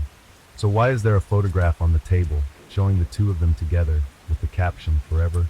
Let's begin another dark story, a tale where every fact is concealed behind layers of well-crafted deceit. It was an August morning in 2010, around 5 a.m. As usual, Suddish was the first to wake. The house was still in silence, and he moved carefully so as not to disturb it. The residents of Holy Mount, a neighborhood in southern Bangalore, knew him as a modest, almost invisible presence. But little did they know the thoughts that occupied his mind during his early morning run. This hour was his time to think about his career, his plans, his future with Priyanka. As he left the house at 5:40, he took one last look at the windows, where his wife was probably just beginning her morning yoga. Priyanka also valued these early hours, spending them alone, moving through her familiar yoga routine, which gave her strength and balance before a long workday. She taught mathematics at a prestigious school on Kankapura Road, known for its high standards and demanding curriculum. Her colleagues and students saw her as a strict but caring teacher, and parents often expressed gratitude for the genuine attention she gave to their children. Satish and Priyanka had moved to Holy Mount a couple of years ago, renting a home on a quiet street where family bonds were strong and houses stood shielded from prying eyes. This was a neighborhood where neighbors had known each other for decades and rarely intruded into each other's personal lives, which suited Satish Gupta very well. Their life was calm and steady, and they blended in seamlessly with the other families around them. Although they rented, their house became a sanctuary, and Priyanka infused it with warmth and a cozy atmosphere, which even occasional guests felt when they came by for tea. But there were aspects of their life known only to them. They didn't have children, a topic that occasionally came up with others, but they didn't make an issue of it. Within their marriage, Satish and Priyanka found harmony. They were comfortable together, and it suited them to shape their future as they envisioned it. They had decided to channel their efforts into acquiring a home of their own, a real place of strength, where they could invest not only money, but also their hearts. About 2 months ago, this idea finally began to take shape. They chose a plot on the outskirts of the city, among hills and fields, where they would build their home. The anticipation of this project had become a new source of inspiration for them. Satish's morning route wound through quiet streets, just beginning to stir the city's early rhythm, matching the flow of his thoughts. It was 6:40 a.m. when Satish returned from his run. His heartbeat was steadying, but then his phone vibrated, showing Priyanka's name on the screen. She rarely called him at this hour, so he immediately felt a sense of unease. Her voice was tense and anxious. She explained that 2 strangers had appeared near the house, introducing themselves as paper collectors and asking if they had any old newspapers or scrap paper. It was a common enough request, but there was one strange thing. They looked at her in an unsettling way. In their neighborhood, it was rare to see anyone that early, especially collectors. Plus, the stores were still closed, and the streets were empty. Satish's pulse quickened. He immediately told Priyanka not to go near the door and promised he'd be back as soon as possible. Nearly running toward the house, he couldn't shake a growing sense of dread. The whole situation felt strange and illogical, and the closer he got to home, the stronger a cold fear took hold. As he reached the porch, he saw that the street was empty. The so-called collectors were gone. The porch was silent and still. He rang the doorbell, expecting Priyanka to answer right away, but there was no response. The silence felt too loud, too charged. He tried calling her again, but her phone was silent. His unease turned into genuine fear. Satish realized he didn't have a spare key, and Priyanka likely had her key on her. That meant he couldn't get inside, and with each passing second, his anxiety grew stronger. Almost feverish with worry, he decided to rush back to the office where they kept an extra key. All he could do was hope that Priyanka was okay. When he finally returned and opened the door, his hands were trembling. He stepped inside, immediately sensing something was wrong. The air in the house was thick and tense, as if it concealed a terrible secret. As he entered the living room, Satish froze. Priyanka was there, tied to a chair, her arms bound to the armrest. A deep wound crossed her neck, and blood was slowly pooling on the floor. A chill ran through his body, as if everything inside him had turned cold. On autopilot, he reached for his phone, dialing for emergency services. The words he spoke sounded hollow, as if they didn't come from his own voice. He called the police, barely aware of what he was saying, as if in a trance. Officers from the Holy Mount precinct arrived almost immediately, but they didn't need a briefing on what awaited them inside. Each of them froze at the sight of the tragic scene unfolding in the living room. People accustomed to confronting brutal acts were struck by the sight of Priyanka, tied to the chair, amid the remnants of a once cozy home, now shattered by this horrific event. The lead investigator gave a composed order that no one was to touch the body or any furniture until the forensic team arrived. Though even he couldn't immediately pull his gaze away from the tragic scene. The room held no trace of the people who had done this, no obvious clue left behind. All that remained was pain, bitterness, and an overwhelming silence. Satish stood in shock, unable to look away from the scene unfolding before him. When his parents arrived, they rushed to his side, but he remained trapped in his own horror, as if numb to everything around him. Priyanka's parents didn't hear the terrible news until the next morning. In a house that, just the day before, had been filled with plans and hopes, now only a crushing silence lingered. All that remained of Satish's former life was memory. His sobs, punctuated by deep breaths, echoed through the empty house, leaving no space for sound, no room for peace. The officers, though accustomed to horrific scenes, tried to stay at a respectful distance, avoiding his gaze. The pain was too raw. One officer attempted to approach, offering him a glass of water, but Satish didn't respond. He seemed locked within his own thoughts, his stare fixed on the spot where life had once held its warmth. Meanwhile, the police began a thorough examination of the house, leaving no corner unchecked. Those 2 mysterious paper collectors Priyanka had mentioned became a particular point of interest. and officers immediately started questioning neighbors and others in the area. But to their surprise, no one had seen or heard of these individuals. The statements created a puzzle. Where had these strangers gone? Setish was adamant that they were the reason he felt alarmed enough to come back early from his run. Despite his certainty, a hint of doubt crept into the officer's mind. As they investigated further, another odd detail emerged. Cash and jewelry were missing. With difficulty, Setish explained that he had been setting aside money to buy his wife a car, as a surprise anniversary gift. It was his little secret, a plan he had carefully saved for, intending to create a joyful surprise. But now his savings were gone, along with Priyanka's jewelry, which had meant so much to her. The amount stolen made police wonder if this crime could have been a robbery. However, the absence of any sign of forced entry presented a mystery. It looked as if whoever committed this act knew exactly what they were looking for and had planned every detail. The following morning, Priyanka's family received her remains, and Satish took on the difficult task of arranging the ceremony for her cremation. The service was held in silence, broken only by the heavy sighs and quiet sobs of those in attendance. Friends and relatives, devastated by what had happened, came to pay their respects, struggling to believe the reality before them. And unanswered questions. Their daughter's life had ended so abruptly, so tragically, that they found it hard to grasp the truth of it all. While officers combed through the house, the story was quickly gaining public attention. Before the funeral was even over, reporters had gathered outside, eager for any information about what had happened. News of the tragedy spread across Bangalore, shocking a city that, though no stranger to crime, was deeply disturbed by this incident. The community demanded answers. People wanted to know who could have committed such an act, and what could have driven this level of cruelty. Calls for justice echoed from all sides, and accusations of police inaction began to circulate. Satish felt time slipping away with the investigation seeming to stagnate. He couldn't accept this sense of injustice.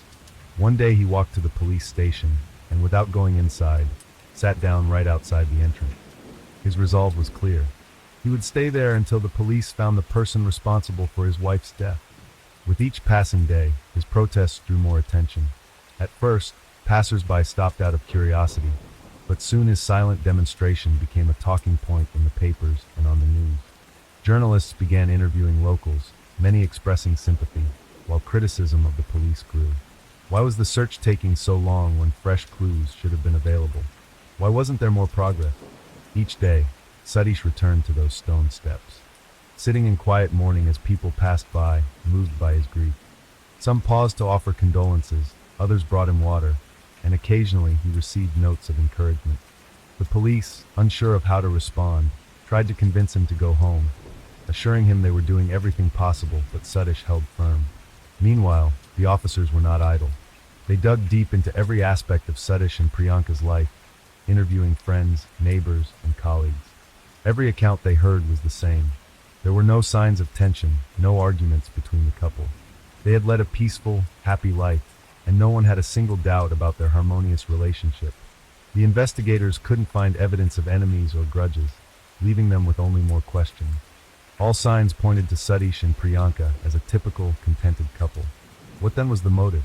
Everything suggested a robbery, but why had it turned so violent? Public dissatisfaction with the investigation mounted. Satish's protest outside the station was only fueling the growing frustration, prompting people to question police action. Before long, Satish had become something of a local hero. His story had spread throughout the city, and now everyone waited to see when the police would provide answers. On the evening of August 13th, several officers watching his quiet vigil outside decided to invite him into the station. Satish couldn't help but feel a glimmer of hope, wondering if there had finally been a breakthrough. But things would turn out differently. As soon as Satish entered the office, police officers surrounded him, scrutinizing his statements for any inconsistency. The questions became increasingly precise, and Satish realized they were focused on the details of that fateful morning. They asked him when he left for his run, what time he received Priyanka's call, and exactly when he returned home. Satish tried to respond confidently, but with each answer, he felt the tension around him growing. The officers mentioned that Priyanka's call was logged at 5:55 a.m., and according to his statements, he returned around 6:40. Yet they pointed out that the distance didn't quite match the time he claimed it took him to return. The officers were starting to pick up on small discrepancies in Satish's account. which only raised their suspicions further. They pressed harder, asking for specifics about his actions that morning, his exact return time, and why he hadn't answered Priyanka's call immediately. Finally, they brought up the spare key he had reportedly gone back to the office to retrieve. Satish explained that he had entered the building briefly, grabbed the key from a drawer, and left without delay. However, the officers revealed that surveillance footage showed he hadn't passed through the turnstile at all. He had only lingered at the entrance before leaving. With each new detail, Satish's nerves became more evident. Detecting this, the officers intensified their questioning, not allowing him room to avoid any answers. The question of how he could have retrieved the key without entering the office remained unresolved. Satish insisted he had gone inside, but the camera footage suggested otherwise. According to Satish, when he returned home, he unlocked the door and immediately found his wife's body. The sight had shocked him, but he claimed he had called the emergency services right away to report the tragedy. Satish maintained that, when he entered, he was alone with Priyanka. Neighbors confirmed that they hadn't noticed anything unusual that day. Residents on the floors above and below even remarked that if anyone had been asking for old newspapers, they would have known, as collectors in their area always visited each apartment in turn. But that hadn't happened, and this only added more confusion to the investigation. Determined to unravel the truth, police began analyzing Satish's statements closely, trying to piece together what had occurred in the Gupta household. Satish insisted he had hurried home after hearing about the suspicious visitors from Priyanka. But as detectives dissected his version of events, they uncovered numerous inconsistencies. The more he recounted his story, the more tangled the details became. Sitting across from the investigators, Satish's face grew increasingly pale as they circled back to his statements. Studying his every reaction, the officers watched him carefully, noting how his gaze shifted and how his hands trembled ever so slightly. Every gesture, every pause, every change in tone became a potential clue. During the interrogation, investigators reviewed Satish and Priyanka's phone data, which raised further suspicion. Records showed that their phones were within the same cell tower range at the time of her death, indicating that Satish was nearby. Even though he claimed to be out on his morning, the entire story grew increasingly contradictory, and Satish became visibly uneasy with each new question. His tale of the paper collectors seemed less and less convincing, and detectives began to suspect there might be an entirely different motive behind this crime. When officers examined the items found around the house, their suspicions deepened. A pair of dirty gloves, a set of boots, and a sleeveless jacket with stains were hidden in a dark corner under the stairs, as if deliberately placed out of sight. A pack of cigarettes also caught their attention. Neither Satish nor Priyanka smoked, but there it was on the floor, as if someone had either carelessly left it behind or intended to mislead the investigation. Forensic experts began to wonder who could have left these peculiar clues. The autopsy report added new and disturbing details, followed by several non-lethal cuts to her abdomen. These injuries pointed to a calculated level of cruelty. Furthermore, there were no signs of struggle on her body, suggesting that she hadn't resisted the assault. Had this been a typical robbery, Priyanka would likely have tried to defend herself, and signs of a struggle would have been evident. Yet forensic analysis found none. When Satish informed the police that cash and jewelry were missing from the house, they decided to conduct a thorough search of every nook and cranny. Surprisingly, despite his claims, a significant amount of cash, around 100,000 rupees, was discovered hidden in a discreet spot within the house. This raised new questions. How could Satish have overlooked such a large amount? If this had truly been a robbery, the perpetrator would likely have taken everything of value. Further investigation revealed that Priyanka's earrings, a ring, and a necklace also hadn't been taken, which cast serious doubt on the robbery theory. During yet another interrogation, the detectives confronted Satish with direct questions, showing him photos of Priyanka's jewelry. These items were valuable, and if a thief had indeed broken into the house, they would have taken them. Satish hesitated, fumbling with his answers as the questions became increasingly pointed. His responses grew inconsistent, and the foundation of his story seemed shakier than ever. The investigators began to suspect that a more complex motive lay behind the crime, something deeper than a simple burglary. They began wondering if hidden tensions in Satish and Priyanka's relationship might have led to this tragedy. As the questioning intensified, Satish grew visibly more anxious. His responses became muddled, his sentences more disjointed. Initially, he denied any involvement in the crime, but as the pressure mounted, he finally broke down. At first his voice was soft, uncertain, but then, as if something within him gave way, he confessed. Satish and Priyanka's story appeared to have started as a classic arranged marriage. In 2007, their families agreed to the union, and although both Satish and Priyanka initially consented, differences began to emerge over time. Satish, a native of Bangalore, had strong family ties and was raised with a deep sense of tradition and respect for his parents. His loyalty to his family was unwavering, and frequent visits to his parents felt natural to him. Where she was used to greater independence and believed Satish's primary duty was to her and their household, not to his parents. She expected his undivided attention, even suggesting at one point that he replace his family pendant with a locket bearing her photo, symbolizing that she should now be the focus of his life. Satish tried to find a compromise, but a couple of years into the marriage the tensions grew worse. Priyanka persistently urged him to move into a separate home further from his family. Although it was difficult for him, Satish eventually agreed, hoping that the move would ease the strain on their relationship. They rented an apartment in the Holy Mount neighborhood, and for a while, things between them seemed to improve. But soon, Priyanka began pressuring him again, this time demanding that he reduce contact with his family, especially when his father's business encountered difficulties and they needed some financial support. Satish wanted to help his parents, but Priyanka adamantly opposed it, forbidding him even from calling them. Resentment and anger built within Satish with each of Priyanka's remarks, especially considering that she maintained close daily contact with her own parents. For him, this was unbearable. His bitterness deepened, and he could feel his disappointment turning into hatred, though he tried to keep his feelings hidden. By April 2010, it seemed life was taking a turn for the better. They had just purchased a plot of land where they planned to build their own home. Family and friends gathered for the groundbreaking ceremony to show their support. But when Satish's parents arrived, Priyanka suddenly forbade them from entering, declaring that this land was exclusively for her and Satish, and that his parents had no place there. Satish was occupied with the ritual at the time, learning of the incident later from friends. He was shocked, and in that moment, he felt that he could never forgive her for the humiliation. From that point, a plan began forming in Satish's mind, one he kept hidden. Outwardly, he tried to appear as a caring and devoted husband, giving Priyanka ample attention to convince her that he had forgiven her behavior. To others, it looked as though their marriage was enjoying a new phase of happiness and unity, with the land purchase drawing them closer than ever. Yet deep within, entirely different emotions were brewing. He was developing his plan, masking it behind polite smiles and gestures of affection. Soon after, Priyanka began to experience health issues, prompting her mother to take her to Kerala for treatment involving Ayurvedic therapy. She stayed there for about 6 weeks, during which Satish frequently called her, kept up affectionate conversations, and even visited a few times, playing the role of a loving husband. This was all part of his act.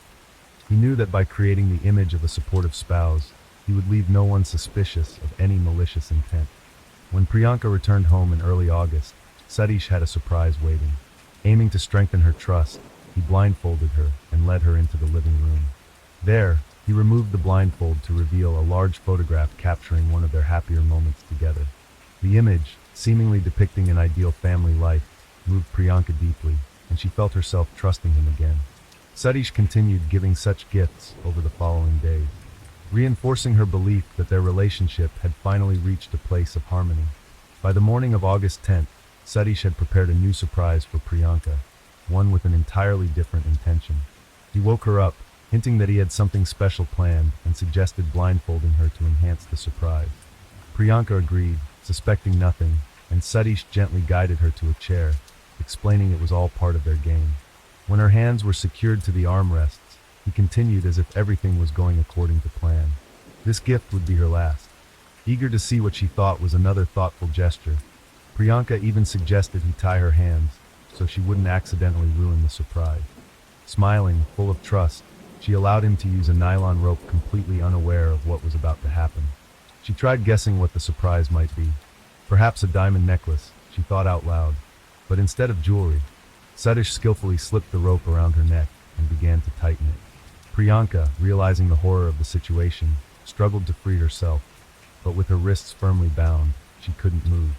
Satish stood silently watching her, taking in her tightly shut lips and wide, terror-filled eyes.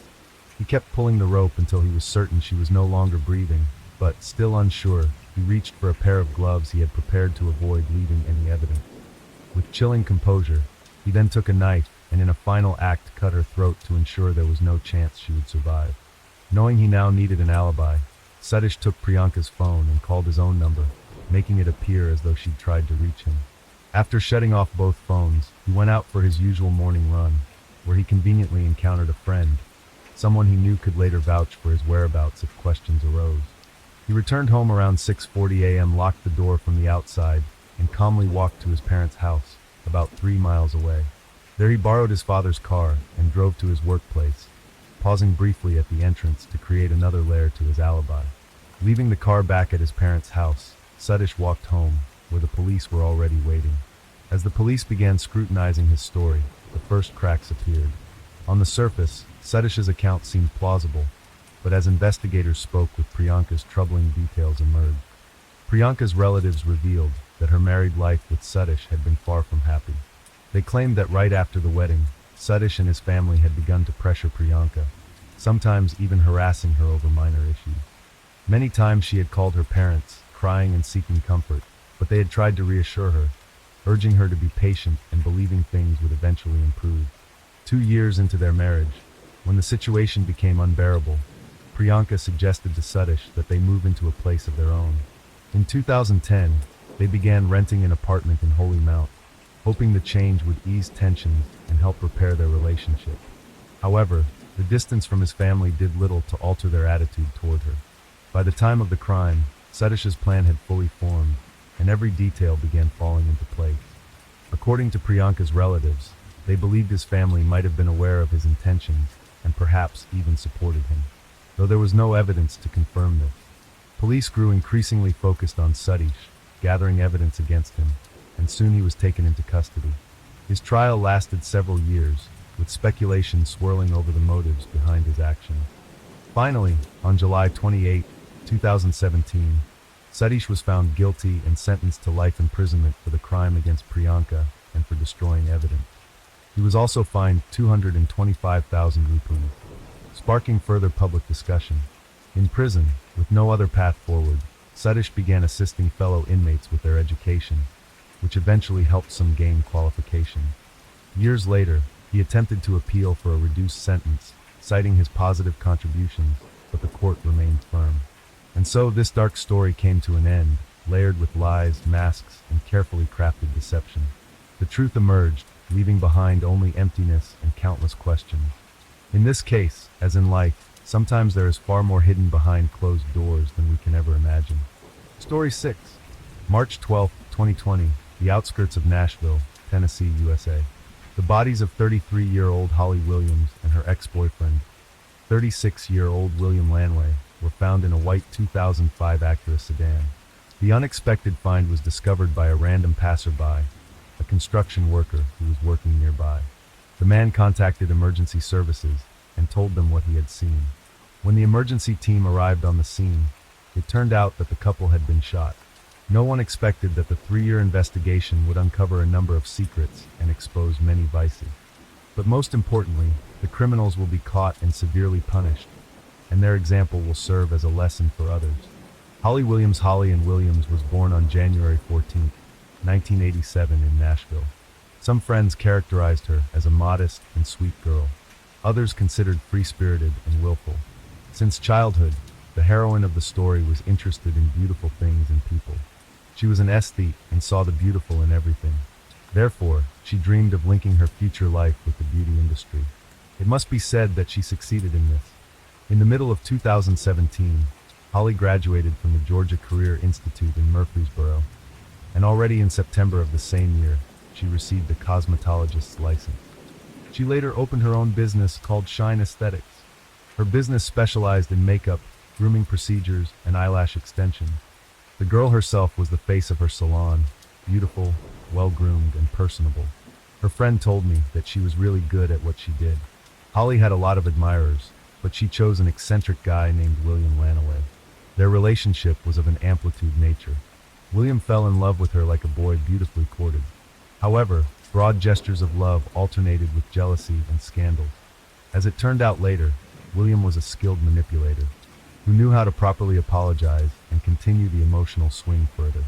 He resorted to standard techniques, asked for forgiveness, gave gifts and flowers, promised to change. The girl returned to the toxic relationship again and again. The very unstable behavior of the boyfriend could be explained by a difficult childhood and traumas received in the first marriage. However, this does not justify his actions in later life. Bill Lanway. William Lanway, better known as Bill, was born on March 17, 1983 in Clarksville, Montgomery County, Tennessee. The boy spent his first years in the love of his mother and the rest of his relatives. Later, however, a terrible tragedy occurred. At the age of 26, Candy Kay, William's mother, died. At that time, he was 3.5 years old. It is known that her husband, who stabbed his wife almost in front of his son, was responsible for the young woman's untimely departure. Before that, while Lanway threatened to shoot himself, and William if his mother did not return on time from the store. Perhaps the man had mental problems, or was violently jealous of his wife and lost control of himself. Either way, this event left an indelible mark on Bill. Subsequently, his upbringing was taken up by the closest relatives. He grew up with proper care and protection. In 20 years, the young man married Dana Rucker. 3 years later, the spouses had a long-awaited daughter. Madison Kay did not know the misfortune that her father experienced. Parents loved the little girl, cherished and pampered. However, in this time, fate was merciless. The girl fell seriously ill. She was diagnosed with brain cancer. Unfortunately, the treatment was ineffective. On September 21, 2011, the baby became an angel. Chada Lanway could not recover from grief. Gradually, the relationship between the spouses broke down, and they decided to divorce. For a long time, Billy was depressed, withdrawn. However, life went on further, and he needed to accept reality. In everyday life, the man behaved shyly, tried not to show his feelings. However, sometimes he had nervous breakdowns and outbursts of aggression. Billy found an outlet in the work of a mechanic. Friends remembered that pulled him out of a depressed state for a long time. And finally, his new girlfriend did. The vicissitudes of love. At one point, life smiled at Bill. He met Holly Williams. It is worth noting that the character of the man contributed to this. When he visited parties or bars, he became cheerful and sociable. Young people liked each other and quickly began to meet. Everything was good. The lovers spent a lot of time together. However, later their relationship lost its former ease. Bill repeatedly provoked quarrels and raised his hand against his girlfriend.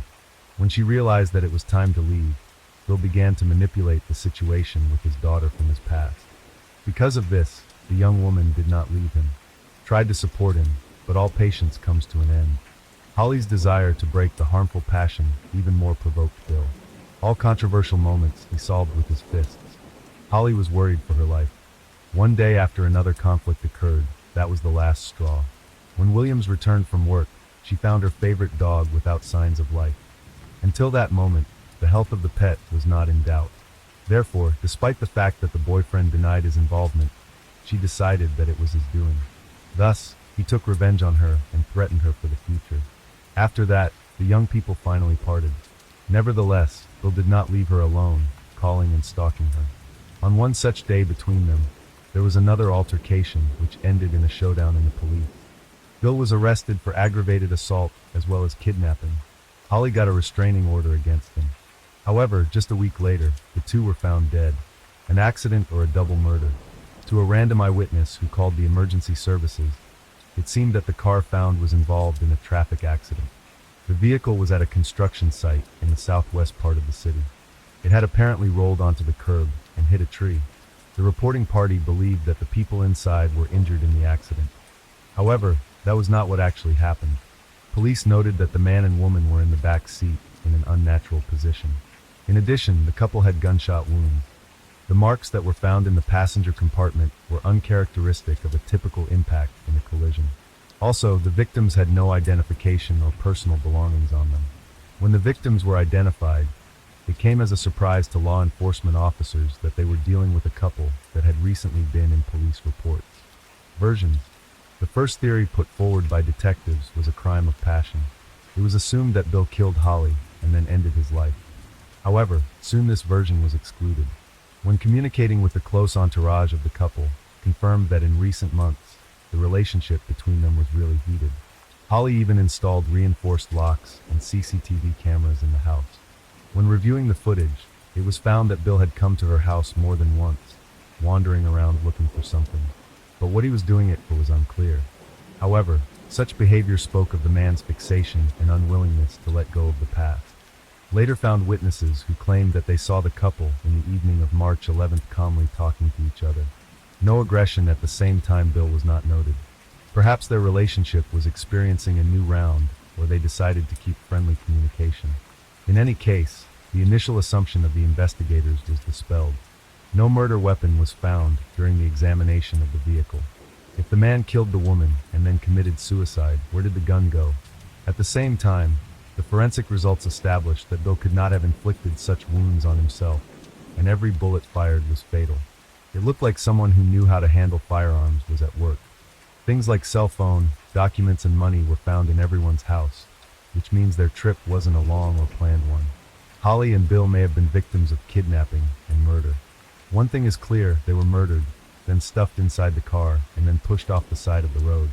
A third person wanted to stage the accident to cover up another crime, but he didn't do it properly, maybe in a hurry. At the same time, no evidence or fingerprints were found in the car. The investigation suggested another version of what happened was revenge. After the detectives talked to the relatives of the victims, it turned out that because of the fiery temper, Bill has not once got into trouble. It's possible that he had ill-wishers and enemies, and his behavior could have provoked someone to retaliate. But even that hardly explained the death of his ex-girlfriend. She was the complete opposite, calm and peaceful, but at the same time could have been an unwanted witness to something. Investigation. In search of the perpetrator, recent contacts of the victims were studied. The contents of mobile devices and laptops were analyzed. Curious information came to light. The same number was listed in the messengers of both. However, it was not possible to check it at once, which only heightened suspicions. Such numbers are usually used to conceal identity and are often associated with bad purposes. However, this method is not 100% secret because it leaves a trace that can be detected by an experienced programmer. To identify the owner of the number, the authorities had to turn to the specialists of the Federal Bureau of Investigation. In parallel, there was a study of CCTV footage from Holly's house. It turned out that shortly before the tragic events, 3 unknown men broke into her home. All were thoroughly prepared, dressed in black clothes, faces hidden under a mask. It was unclear what they were looking for, as they did not take anything with them. It is worth noting that there were many valuable things in the woman's house. The intruders carefully examined the house, studied it. When they found one of the cameras, they tried to disconnect it. However, apparently they were not afraid of being caught and were confident in their impunity. After they left, Holly returned from work. She noticed that she barricaded the doors overnight and changed the lock the next day. Poor thing was trying to protect herself, but from whom and for what reason? Detectives had doubts about the woman's identity. Perhaps her fears were unfounded and she was being threatened. However, what could Holly be involved in?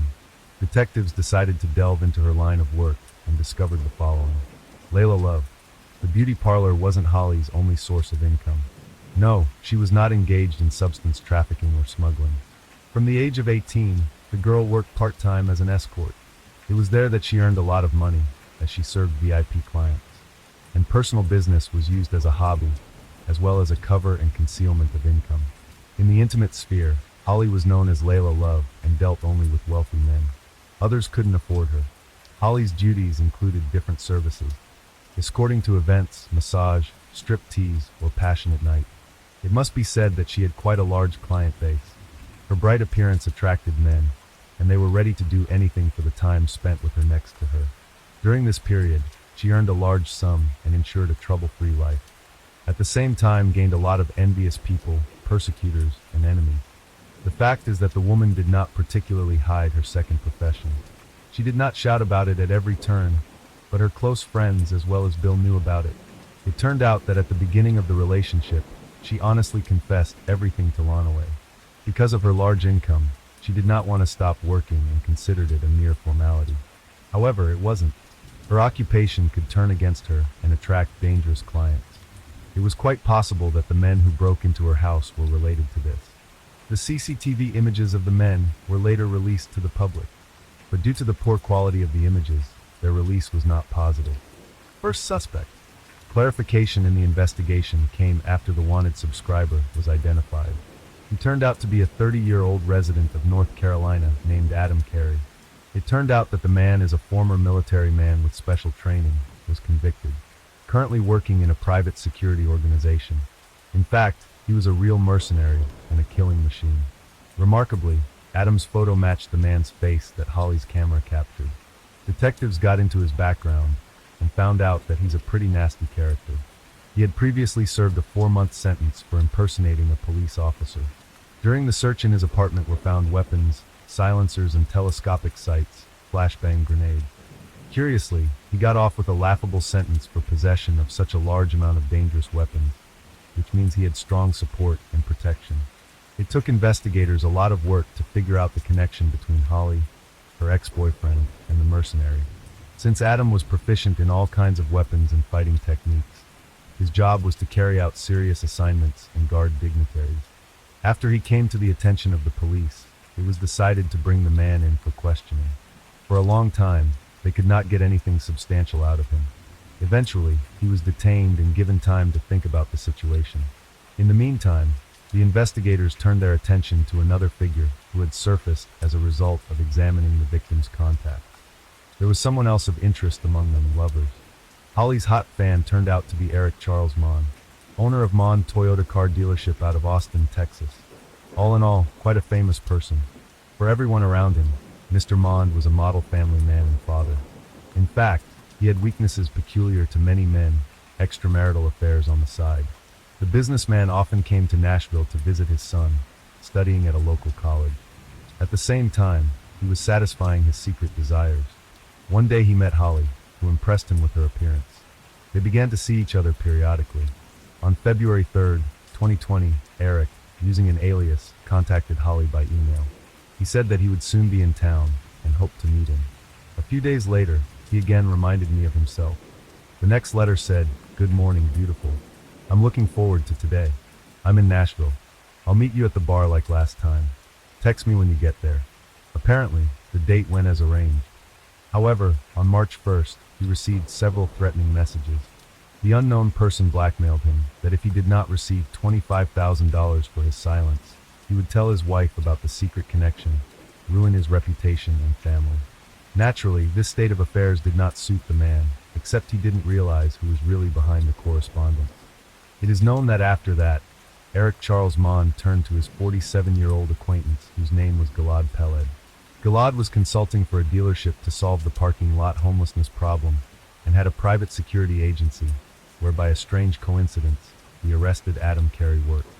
All that is known about the owner of the firm is that he organized his business after returning to Texas from Israel, where he had been living for some time. However, his company was not going through the best of times. The reason for this was the fact that the citizens of Texas have the ability to defend themselves independently and carry weapons. Despite this, there were still orders, but the security services were not very popular. Therefore, when Gilead was approached by Eric, the owner of the company was happy to get such a well-known and profitable client. A few weeks later, just after the murder of Holly and Bill, Eric left a positive comment on the site where private security companies are registered. At first glance, his comment contained nothing unusual. Eric praised the work done by Gillard's staff and was pleased with the result. There seemed to be a real breakthrough in the investigation. There was a connection between the murdered men, the suspect, and the wealthy businessmen. The only thing left to do was to get Adam to talk and unravel this tangle of secrets. Mercenaries. The detectives warned Adam Carey that keeping quiet was useless. It would only get worse. Slowly he began to talk and explained that Eric Mond had been outed to his boss. Eric complained of harassment and extortion, suspected his mistress, and asked him to look into it. For these purposes, Gilad Peled turned to Adam and his 46-year-old partner, Brian Brockway, from Austin. The latter also happened to be an ex-military infantryman, capable of performing combat missions. Initially, they were required to find out the sender of the messages and intimidate him. Adam reported everything to Gilad, as evidenced by the discovered progress report, which resembled mostly military reports. The surveillance revealed that the man who had threatened the customer was Bill Lanaway. Holly had no idea what was going on behind her back.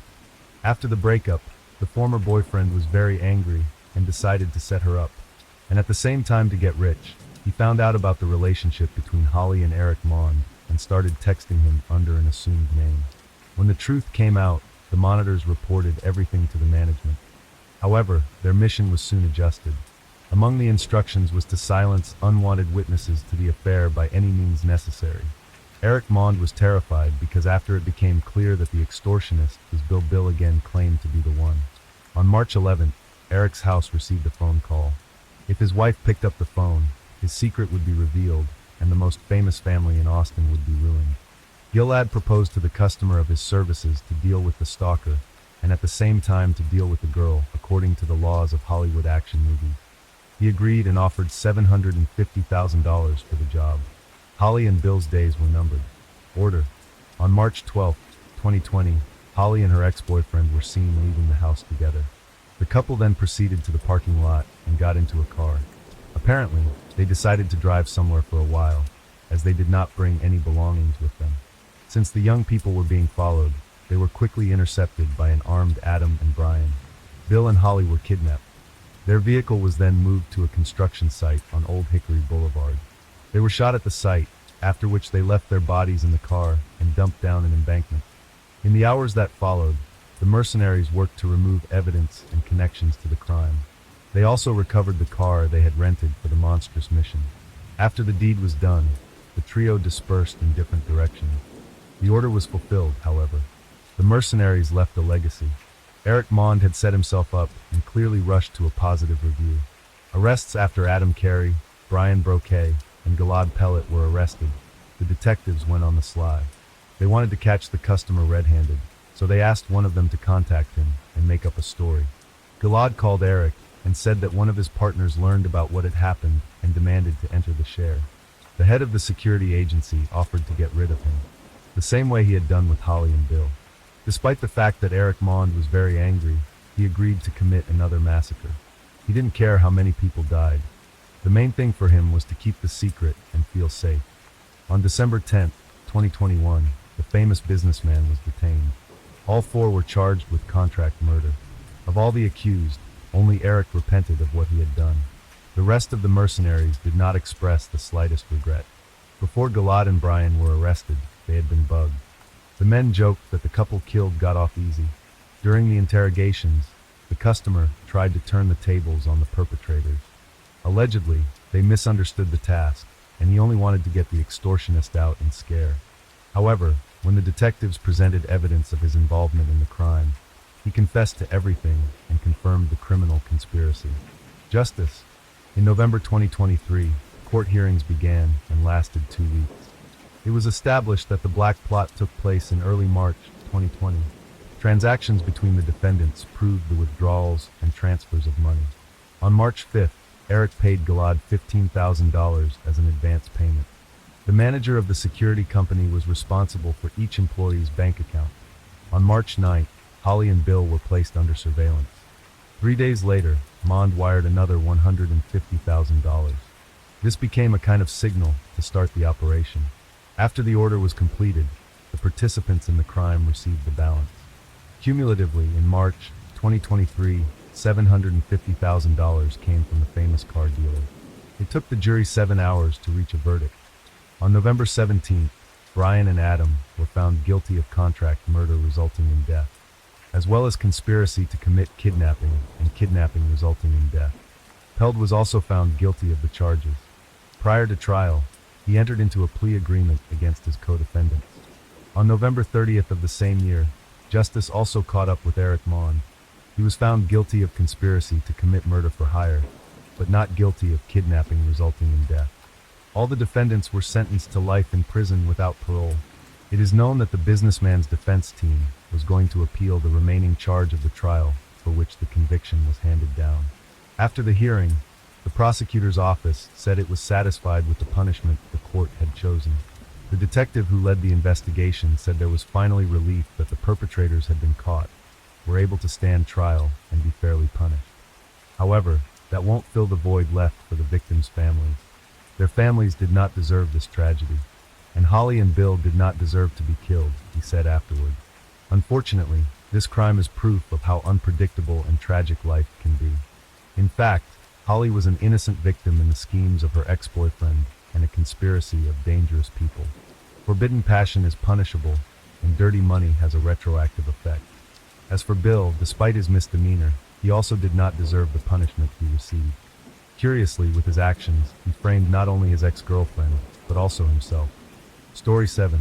I would like to introduce you to a case that shocked public opinion in Australia in 2009. I invite you to listen to the story of the Lin family.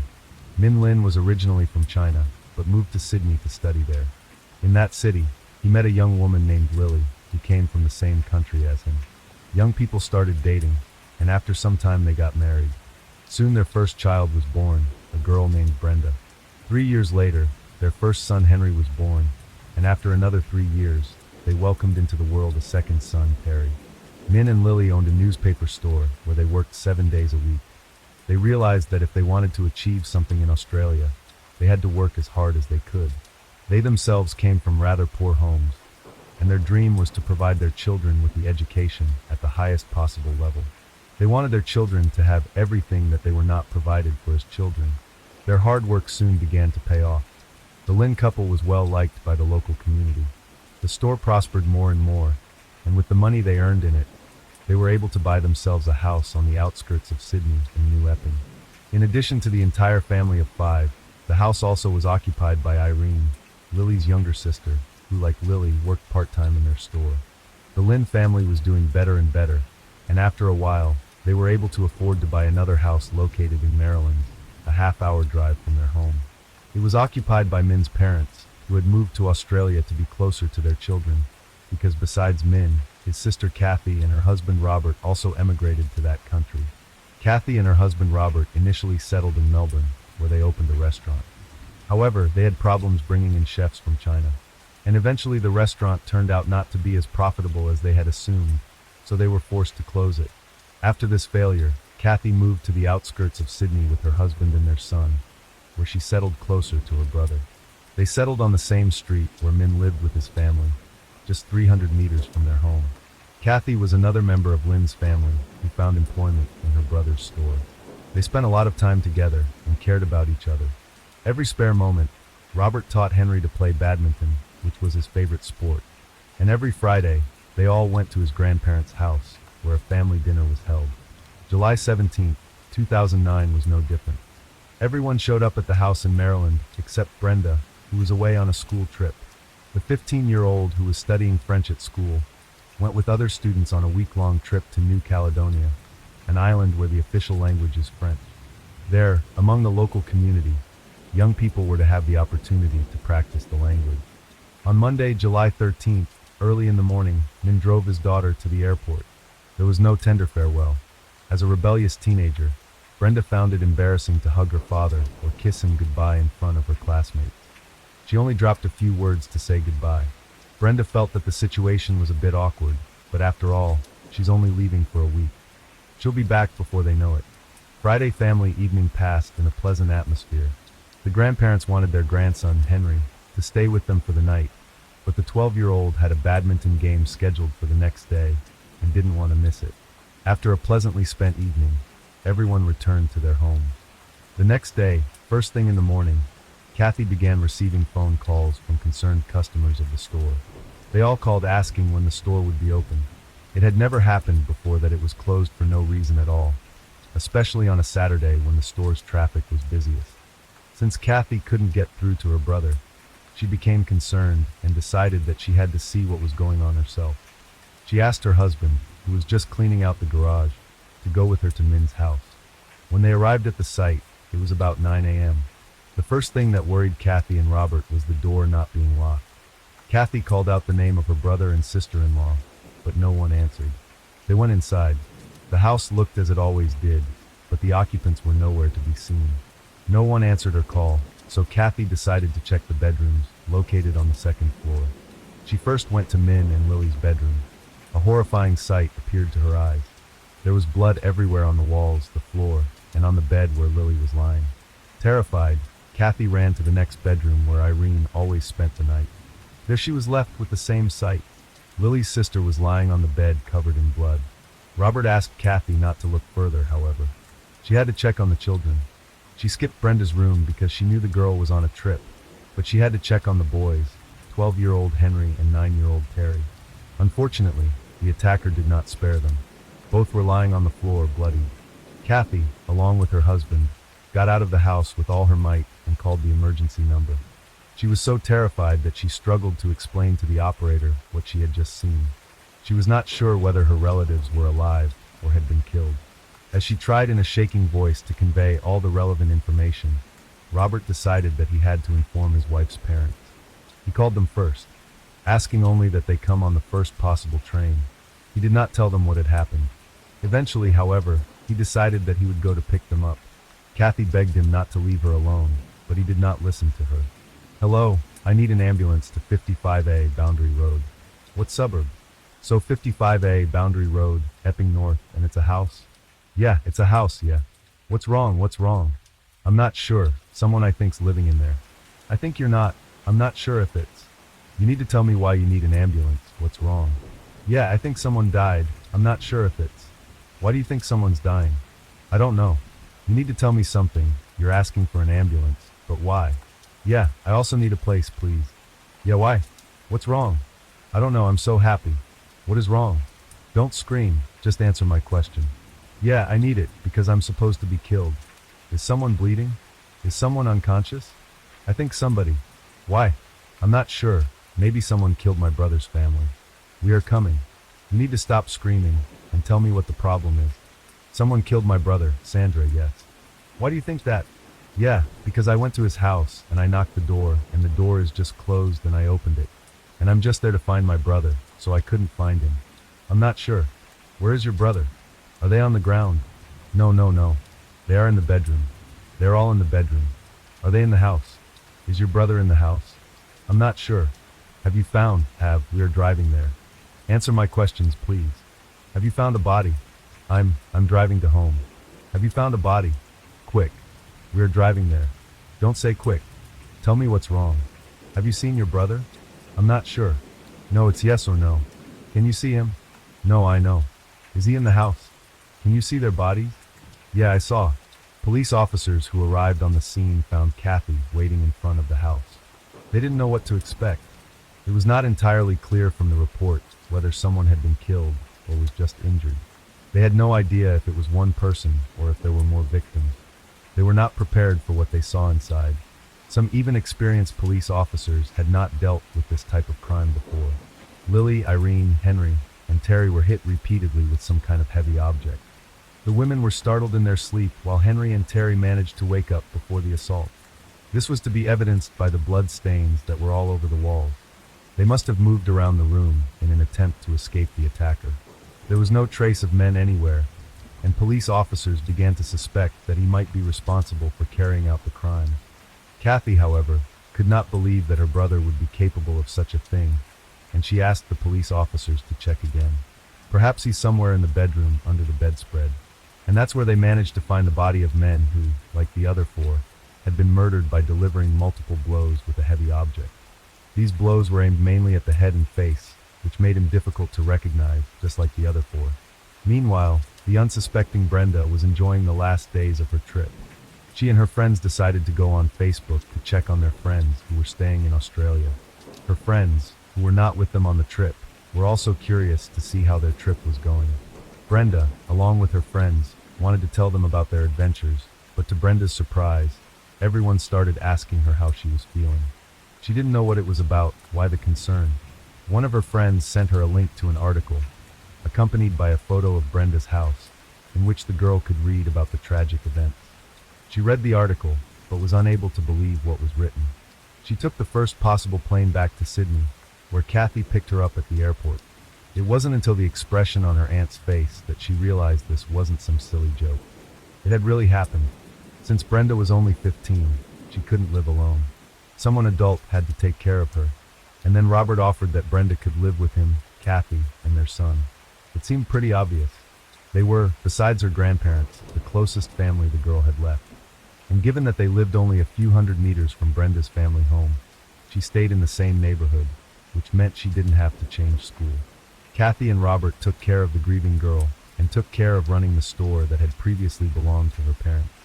The investigating police officers took a close look at the crime scene. There were no signs of forced entry, so clearly the murderer must have had his own key. Everything pointed to the fact that the crime was committed by a person who knew Lynn's family.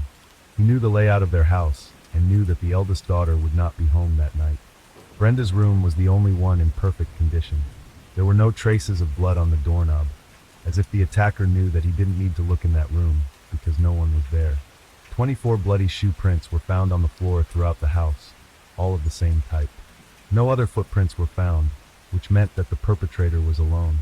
The footprints found belonged to Asics brand athletic shoes in size 8.5 to 10.5. They matched only 3 shoe models in the brand. None of them had been manufactured since 2005. Nothing was missing from the house, so police officers were able to rule out that something had gone wrong during the burglary. Besides, it was immediately apparent that the burglary was not the issue. The killings were carried out with such force. So many blows were inflicted that investigators guessed that the killer must have had something to do with the victims, had an emotional attachment to them. Kathy and Robert were questioned, however. Neither of them had any idea who might have wanted Min and the rest of his family dead. Min was a very friendly man. He seemed to have no enemies. Kathy and Robert's testimony did not help the investigators in any way. They kept wondering what the motive for the crimes could have been. Who could have wanted the death of such a peaceful family that did not bother anyone? Investigators also did not know if Brenda, as the only survivor of the family, was safe. Is she still in danger? And could she become another victim of this killer? There were many questions and no answers. After some time, it came to light that less than 2 months before his death, at the end of May, men had witnessed a burglary that took place near his store. Suspicions then arose that perhaps the burglars wanted to eliminate an inconvenient witness. However, after checking this lead, it turned out that there were no connections. This lead led nowhere. Investigators began to focus more on what they had suspected all along. The killer had to be someone from the family or friends, someone who knew where to find a spare key or was in possession of one himself. Someone who, despite the fact that he had disconnected the electricity in the entire house, was able to move around the house without a problem. Someone who knew that Brenda's room would be empty that night because she was away from home. Someone who hated men so much that he inflicted so many blows on him that it was difficult to recognize him. In early 2010, investigators began to take a closer look at Robert, Kathy's husband. His behavior seemed suspicious. On the recording of Kathy's conversation with the emergency number operator, she can clearly be heard shouting something to her husband in their native language. When the words were translated, it appeared that Kathy was begging him not to leave her alone, which seemed obvious, since at that point they were unsure whether the attacker had left the house. He could have been staying somewhere inside all the time. Despite this, Robert left his terrified wife at the scene and went to his in-laws' house on his own. Another suspicious thing that investigators pointed out was that Robert, who was a doctor by profession and who had worked in that profession before emigrating to Australia, didn't even check whether the victims were still alive or whether they needed to be given first aid. Robert's behavior sometime after the murders was also strange. He and Kathy had taken on the running of a store previously owned by men, but also managed his property. And then Robert evicted his in-laws from their home in Maryland. The old people were forced to leave this house and had to quickly look for a replacement property. What was the purpose of such behavior? Robert, however, had an alibi for that night. He and his wife, after returning from dinner at his in-laws' house, watched TV until about 2 a.m., then went to bed. Kathy confirmed his words. Robert himself did not leave the house even for a moment that night. Investigators suspected him, however. They had no evidence to prove it. Therefore, they decided to install cameras in their house. Of course, Kathy and Robert were not informed of this fact. In May 2010, Kathy was questioned again, and that's when investigators began asking her about the shoes her husband was wearing. They knew that he owned a pair of that very model of Asics shoes, the sole of which matched the shoe prints left at the crime scene. They informed Kathy of the 24 footprints found in her brother's house. And it wasn't long after the interrogation that police officers noticed on the footage at the suspect's home that he was cutting a shoe box into small pieces. He soaks them in water, then flushes everything down the toilet. Upon closer inspection of the footage, they noticed that the box was actually of Asics shoes in size 9.5. Investigators obtained permission to search Kathy and Robert's home. The entire house was searched, especially the garage, which Robert was cleaning on the morning of July 18th, 2009, the day the Lynn family's bodies were found. In the garage, a small stain that resembled a blood stain was found on the concrete under the chest of drawers. It was sampled for testing and sent to a laboratory in the United States. At the time, the Australians did not have as good equipment as their counterparts in the States, and they knew that Americans could get more information from the sample. There was a bit of a wait for the results, but it was worth it. The results they obtained were what the investigators had been waiting for so many months. The sample taken from Robert's garage contained DNA from 4 of the 5 victims. Robert Z. was arrested in May 2011. However, he did not admit to committing the crime. He insisted all along that he was innocent. Kathy could not believe that her husband could be responsible for committing this crime. There must have been some misunderstanding. Also, Brenda, who lived under his roof all the time, was convinced of her uncle's innocence. Investigators tried to gather as much evidence as possible against Robert and persuaded a man who shared a cell with him to cooperate. He was to gain Robert's trust, then try to extract as much information as possible from him about the crime. And indeed, after some time spent in the same cell, Robert began to talk. He talked about how he had given his wife sleeping pills so that she wouldn't wake up and notice that he had left the house. He also told about where he bought the hammer that was used as the murder weapon. Robert knew that in one of the stores where such tools can be purchased, there is no monitoring, and it was in this store that he made the purchase. He hid the hammer well, but could access it at any time. He also boasted that as a doctor, he had knowledge of how to cause a person to lose consciousness by applying pressure in the right place. And he put that knowledge to use by killing his wife's family. Robert did not want to be the person to find the bodies of the murdered, because that could have put him in the circle of suspects. However, he had no control over the development of the situation. He could not suspect that customers would start calling his wife in the morning, and that he would have to go with her to her brother's house. Not all of the conversations between Robert and this fellow inmate could be recorded, and some of the testimonies were just this inmate's words against Robert's. According to the prosecutor, the motive for this crime could have been Robert's jealousy over his brother-in-law's much better adaptation. After moving to a new country, while still living in China, Robert himself practiced a profession that earned respect from others. Upon arriving in Australia, he tried his luck by opening a restaurant, but it turned out to be a failure. After moving from Melbourne to Sydney in 2006, Robert had no steady job. His father-in-law constantly reminded him of this. He constantly felt like he was being compared to men who had succeeded. But jealousy wasn't the only reason he decided to take such a drastic step. The second motive came to light during the trial when Brenda testified. It was only then that she dared to tell the truth about Robert. It turned out that he was obsessed with her. Even before the murders, there were incidents where he touched Brenda inappropriately. Kathy's father testified in court that when he once stayed overnight at his daughter's house, he got up in the night to use the bathroom and noticed Robert standing over Brenda's sleeping bed. The man was very upset to be noticed. His obsession with Brenda would explain why she was the only survivor. When she was the only survivor, it was logical for her to go to the house of the closest relatives. Robert still had to eliminate his in-laws from the game, so Brenda wouldn't want to live with them by any chance. That's why he deprived them of shelter.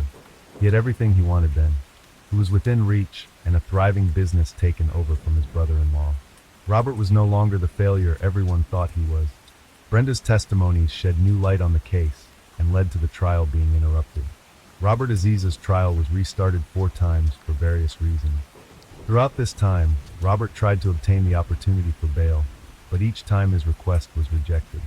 Only after 4 years and 7 months spent in custody did Robert obtain permission to leave the prison walls on bail in December 2015. He was then under constant surveillance, had to report to the police station 3 times a day, and electronic monitoring was also applied to him. I can see everywhere is red. You should come, I see. I think I saw my sister-in-law first. After I saw it, I immediately hugged Cassie and said, "Cassie, my wife is not good looking." Once I saw her, I hold Kathy and I said, "Kathy, don't look at it." But I believe Kathy has already seen. I saw that the back side, which is close to the door, I saw this side, I saw a group of staff. I think it was her brother. It's like a poem. Yeah, a poem. I always think that her brother was in as well because I saw his car, I saw his van, and Kathy saw his watch. I just feel it was so red and messy everywhere. We walked out and walked this way before we left the room. We ran to the other room. I saw the Terry's room I indicated before. It used to be Terry's room. The door was closed. I'm pretty tired of that one. You're frozen. Irene, the door is closed. Kathy pushed open the door. We saw Irene on the bed. Also a lot of blood around, very red. I want to touch it. I want to know if she is still alive. I tried to touch her. I went closer. I tried to touch her because I want to know whether she is still alive, because I think she was not completely flat on the bed, because when I saw her she was not just lying down on the bed flat. So I want to try, but Kathy hold me back. So I think I did not touch her, took from me. Then we came out again. We reached the last bedroom. Does Henry's spatula might indicate on the map? Go from one. The door was half closed. I'm not sure. We entered the room. We can see both children lying on the floor. I also feel very red and blood all around. We will be here in a couple of hours. Merci. I want to touch them again to see if they are still alive, because they are two little kids. I remember I tried to reach them with my right hand, but I can't remember. She was so scared and kept calling out to me. She kept yelling, let's go, let's go. She was so frightened. I was afraid as well. In June 2016, the fourth and final trial of Robert began. In January 2017, the jury reached a verdict agreement. Robert Z. was found guilty of committing these crimes. For each of the murders committed, he received a sentence of life imprisonment without the possibility of parole. He will never be released. Robert appealed against this sentence, which was rejected in February same year. Kathy still believes in her husband's innocence. She believes that Robert was convicted of crimes committed by someone else. Police accused her that Robert must have given her information about where Men's body was. No one could find him for 4 hours. Only after she said to check under the quilt, they found his body. However, Kathy denied that Robert gave her this information. It was just her intuition. Her parents have a completely different opinion about Robert. They consider their son-in-law a monster, whose jealousy and fascination with Brenda blinded him to such an extent that he took the lives of 5 innocent people. Brenda Lynn only gave an interview 8 years after the murders, in which she talked about the events of that period. She revealed then that she was being molested by Robert. Previously, during the trial, it was not disclosed that it was her. After she moved into Kathy and Robert's house, the situations only intensified. Since the family was murdered, Brenda has graduated from university, obtained her driver's license. However, she has no one to share these joyful moments with. She's alone in this world. To this day, she regrets not saying goodbye to her dad that morning at the airport. She didn't hug him and didn't tell him how much she loved him. Now there is no such possibility. Story 8. Many years ago, scientists believed that religion would soon disappear and people would live in a benign, rational world. But religion has not disappeared. Moreover, the majority of the world's population remains religious to this day. Kurds are an Indo-European ethnic group, the 4th largest nation in the Middle East and the largest nation in the region. Without a state of its own, the vast majority of Kurds are Muslims. Religion sets a person's certain rules of behavior, makes them sacred, so people are afraid to break them. But today we will learn the story of one family, where the rules of religion were distorted in favor of their own immoral belief. On January 26, 2006, a young man, Rahmat Soleimani, went to the police station and reported his beloved girlfriend, Banaz, missing. The man became concerned about her welfare after he had been unable to contact her for a week. The police did not take the missing report seriously, as the man had no family ties with the missing woman. But they were forced to check the information and go to the address of residence. When the police visited the missing woman's home, they found nothing to confirm Rahmat's words about the disappearance. Her parents behaved calmly and did not express any obvious concern, as if their daughter was really missing. Moreover, the family claimed that Banaz had not been home much lately and insisted that she was not missing, but had probably left and was probably at a friend's house. The police were satisfied with this explanation, but Rahmat persisted, harassing the police with daily visits to the station and forcing them to take search measures. He would not give up. The man was desperately searching for his beloved Banaz. Banaz Mahmoud was born on December 16, 1985 in Iraq. They were a traditional Iraqi Kurdish family with strict religious beliefs. They lived in the rural tribal area of Kaladiza in Iraqi Kurdistan, had a son, Baman, and 5 daughters, Beza, Behal, Payman, Jaban, and Banaz. It was a typical Iraqi family with strong views on the role of women. In 1995, when Banaz was 10 years old, her family fled to the UK.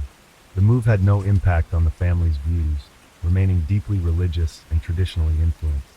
The Mahmud Sr. were not about to change their way of life, even in a liberated European country. They shunned modern notions and views and lived in their religious community. Following the traditions of the community, at the age of 17, Banaz was forcibly married to a man who was 10 years older.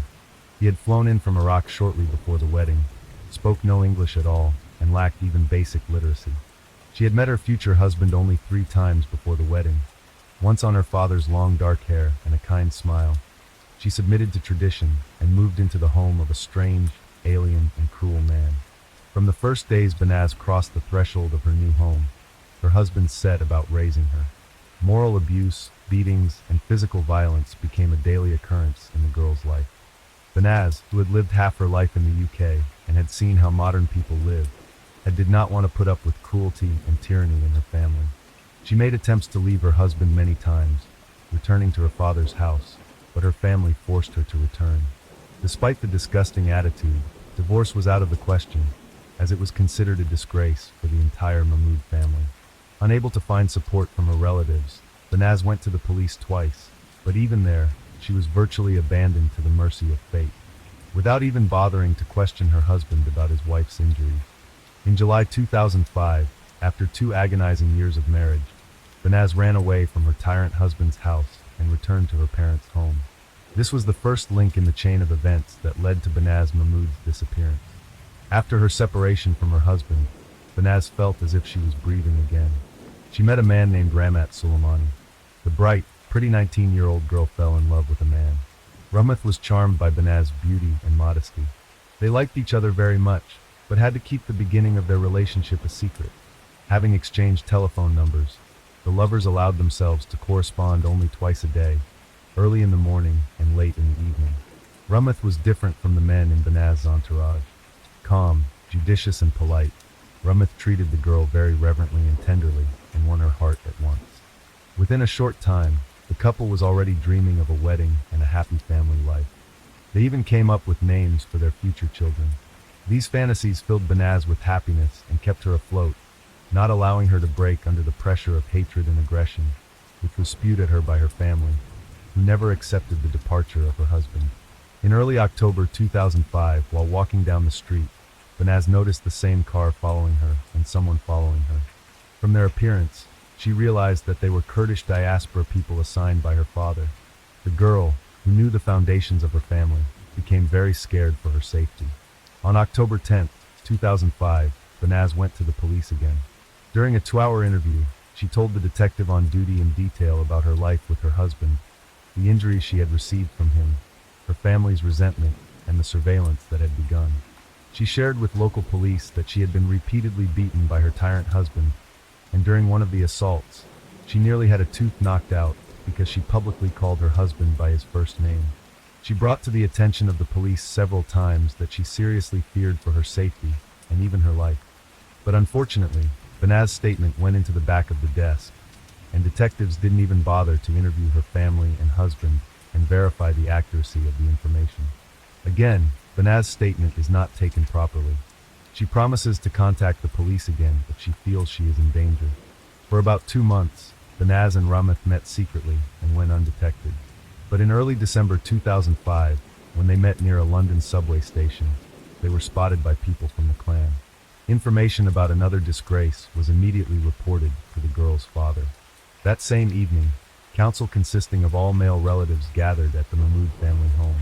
During a heated discussion of Banaz's actions, which they considered inappropriate, her uncle Ari Mahmoud announced that to restore the family's honor, Banaz should be killed. She overheard this conversation. In December 2005, Banaz went to the police again and detailed that she had been under, and that the day before she had learned that they wanted to take her life. She made a list of 5 members of her own family who were to carry out the massacre, but the law enforcers again did not take her words seriously. Soon it turns out that it was a big mistake, the consequence of which will be the disappearance of Banaz. And to learn about her fate, detectives will have to wade through a web of lies, cruelty, and ignorance. Banaz's father tricks her into going to a relative's house, promising to discuss her divorce. When she arrived, Bubakar Mahmud made her drink brandy and left her alone in a room with the TV on. Casually turning around, she sees her father putting on rubber gloves and reaching for a rope. Realizing that she was about to be taken out of her life, Banaz rushed to the front door, but the door was locked. In order to get out, she had to break a window, the shards of which cut her hand. The girl managed to get to a nearby cafe, where she fainted. The paramedics who arrived at the scene took her to the hospital, where they called the police. When Banaz regained consciousness, she called Ramat and asked him to come. After being discharged from the hospital, Banaz went to live with Ramat Soleimani. They welcomed the beginning of 2006 together and were quite happy, but by mid-January, the Mahmoud family furiously began urging Banaz to return home to mend their relationship with her and discuss her marriage to Rahma. Banaz believed her mom and dad and agreed to go back to her father's house. She believed that in case her father attacked her, her mother would protect her from harm. As insurance, Banaz visited the police station again, writing a full statement and the names of people who might harm her. The young woman was fearful, still returned to her family and parents' home. On January 22, 2006, in the street, 3 men attempted to grab Rahmat and force him into a car. Soleimani was able to fight back and report the incident to the police. 2 days later, he and Banaz were to appear at the station to testify, but Banaz never showed up. All attempts by Rahmat to contact her were unsuccessful, as Banaz Mahmoud disappeared after returning to her parents' house. Rahmat, who had been in constant contact with her, was very worried and filed a missing persons report with the police. Numerous appeals to the police eventually bore fruit. The case of Banaz Mahmoud's disappearance came to the attention of the Homicide and Serious Crime Directorate, and Chief Inspector Caroline Good was appointed to lead the investigation. The first version of the disappearance was that Banaz was being held in a house in the search for the woman. Inspector Caroline Good organized a large-scale search of properties associated with the Mahmoud family. The suspects, Banaz's father and uncle, as well as her ex-husband, were called in for questioning. Searches have begun for 3 other men on the list Banaz provided to police in December 2005: Omar Hussein, Muhammad Ali, and Muhammad Ham. All of them were Banaz's cousins. When police searched the forest and tried to question her family, doors were slammed in their faces, and the family was unable to help investigate her disappearance. Police found no pictures of her at the family home, and according to Caroline Good, officers were outraged by the complete indifference from her family. Then 30 people came to the attention of Caroline Good. All of them were arrested and interrogated. During searches from the persons involved were seized more than 20 vehicles and 300 cell phones. Absolutely all those questioned tried in one way or another to slow down the investigation, giving completely contradictory testimony about Banaz's whereabouts. Some lied about seeing her after her disappearance. Others, including Banaz's mother, simply refused to talk to the police, and some claimed she was a fugitive. Caroline Good obtained permission to install listening devices in the cell of those arrested. At the time, Banaz's father and uncle, as well as Muhammad Hama, remained behind bars. The other 2 men on the list managed to flee to Iraq. When the detectives received the first results of the wiretap, they were horrified. Not only did all 3 arrested men have no regrets, they literally savored the details of Banaz's death. It became clear that in the early morning hours of January 23rd, the Mahmoud family deliberately left their home, letting Ali, Hussein, and Hama inside. There they attacked Banaz and subjected her to beatings and violence for 2 hours. At the end of the torture, Hama tightened a cord around her neck and strangled her. As he recounted the last moments of Banaz's life, Hama could not contain his laughter. But it was the accusation of her cousin, Muhammad Hama, after he admitted to being there when Ramat was threatened, that became the turning point.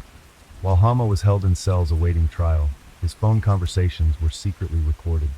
Caroline Good, with a new dose of horror, listened to the recordings, in which the suspect proudly described the details of the massacre of a relative. They congratulated each other on how courageous they were. Hama shared in detail what they had done to Banaz. She was vomiting and scared but didn't utter a sound. He then wrapped the rope around her neck 3 times so tightly that it burrowed under the young woman's skin. He excitedly continued to speak as he placed his feet on her back and pulled and tugged on the rope.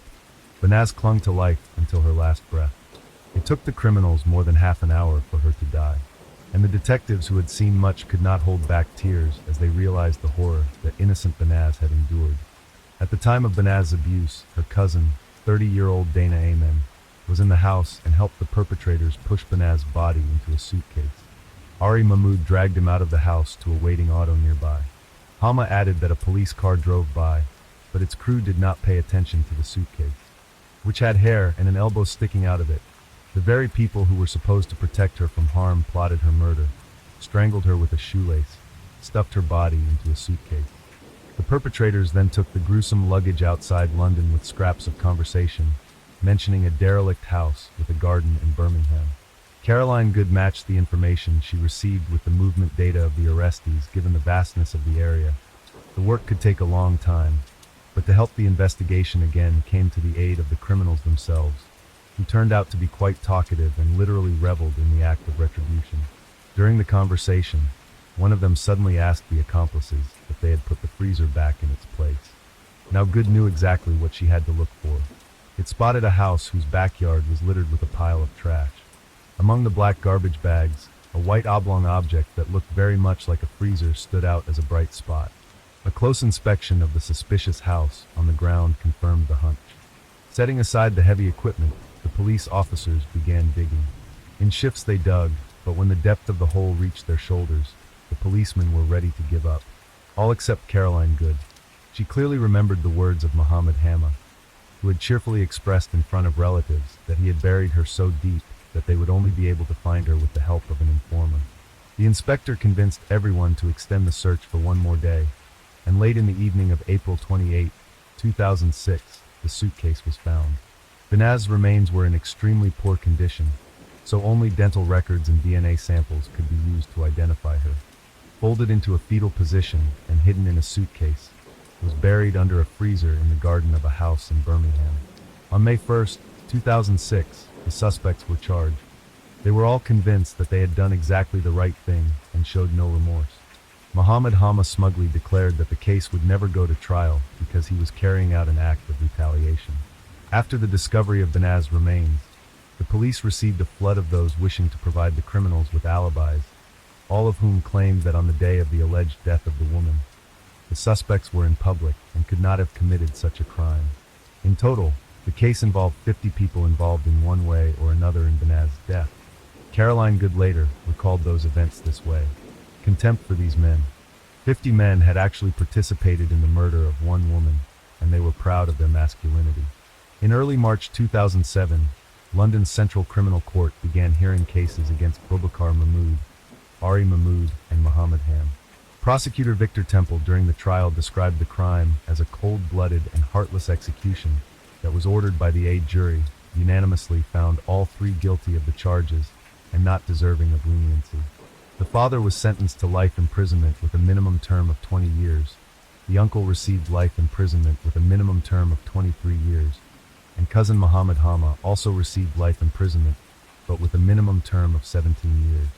Delivering the verdict, Judge Brian Barker said, "In order to restore your so-called family, you have decided that she must die and her memory must be erased.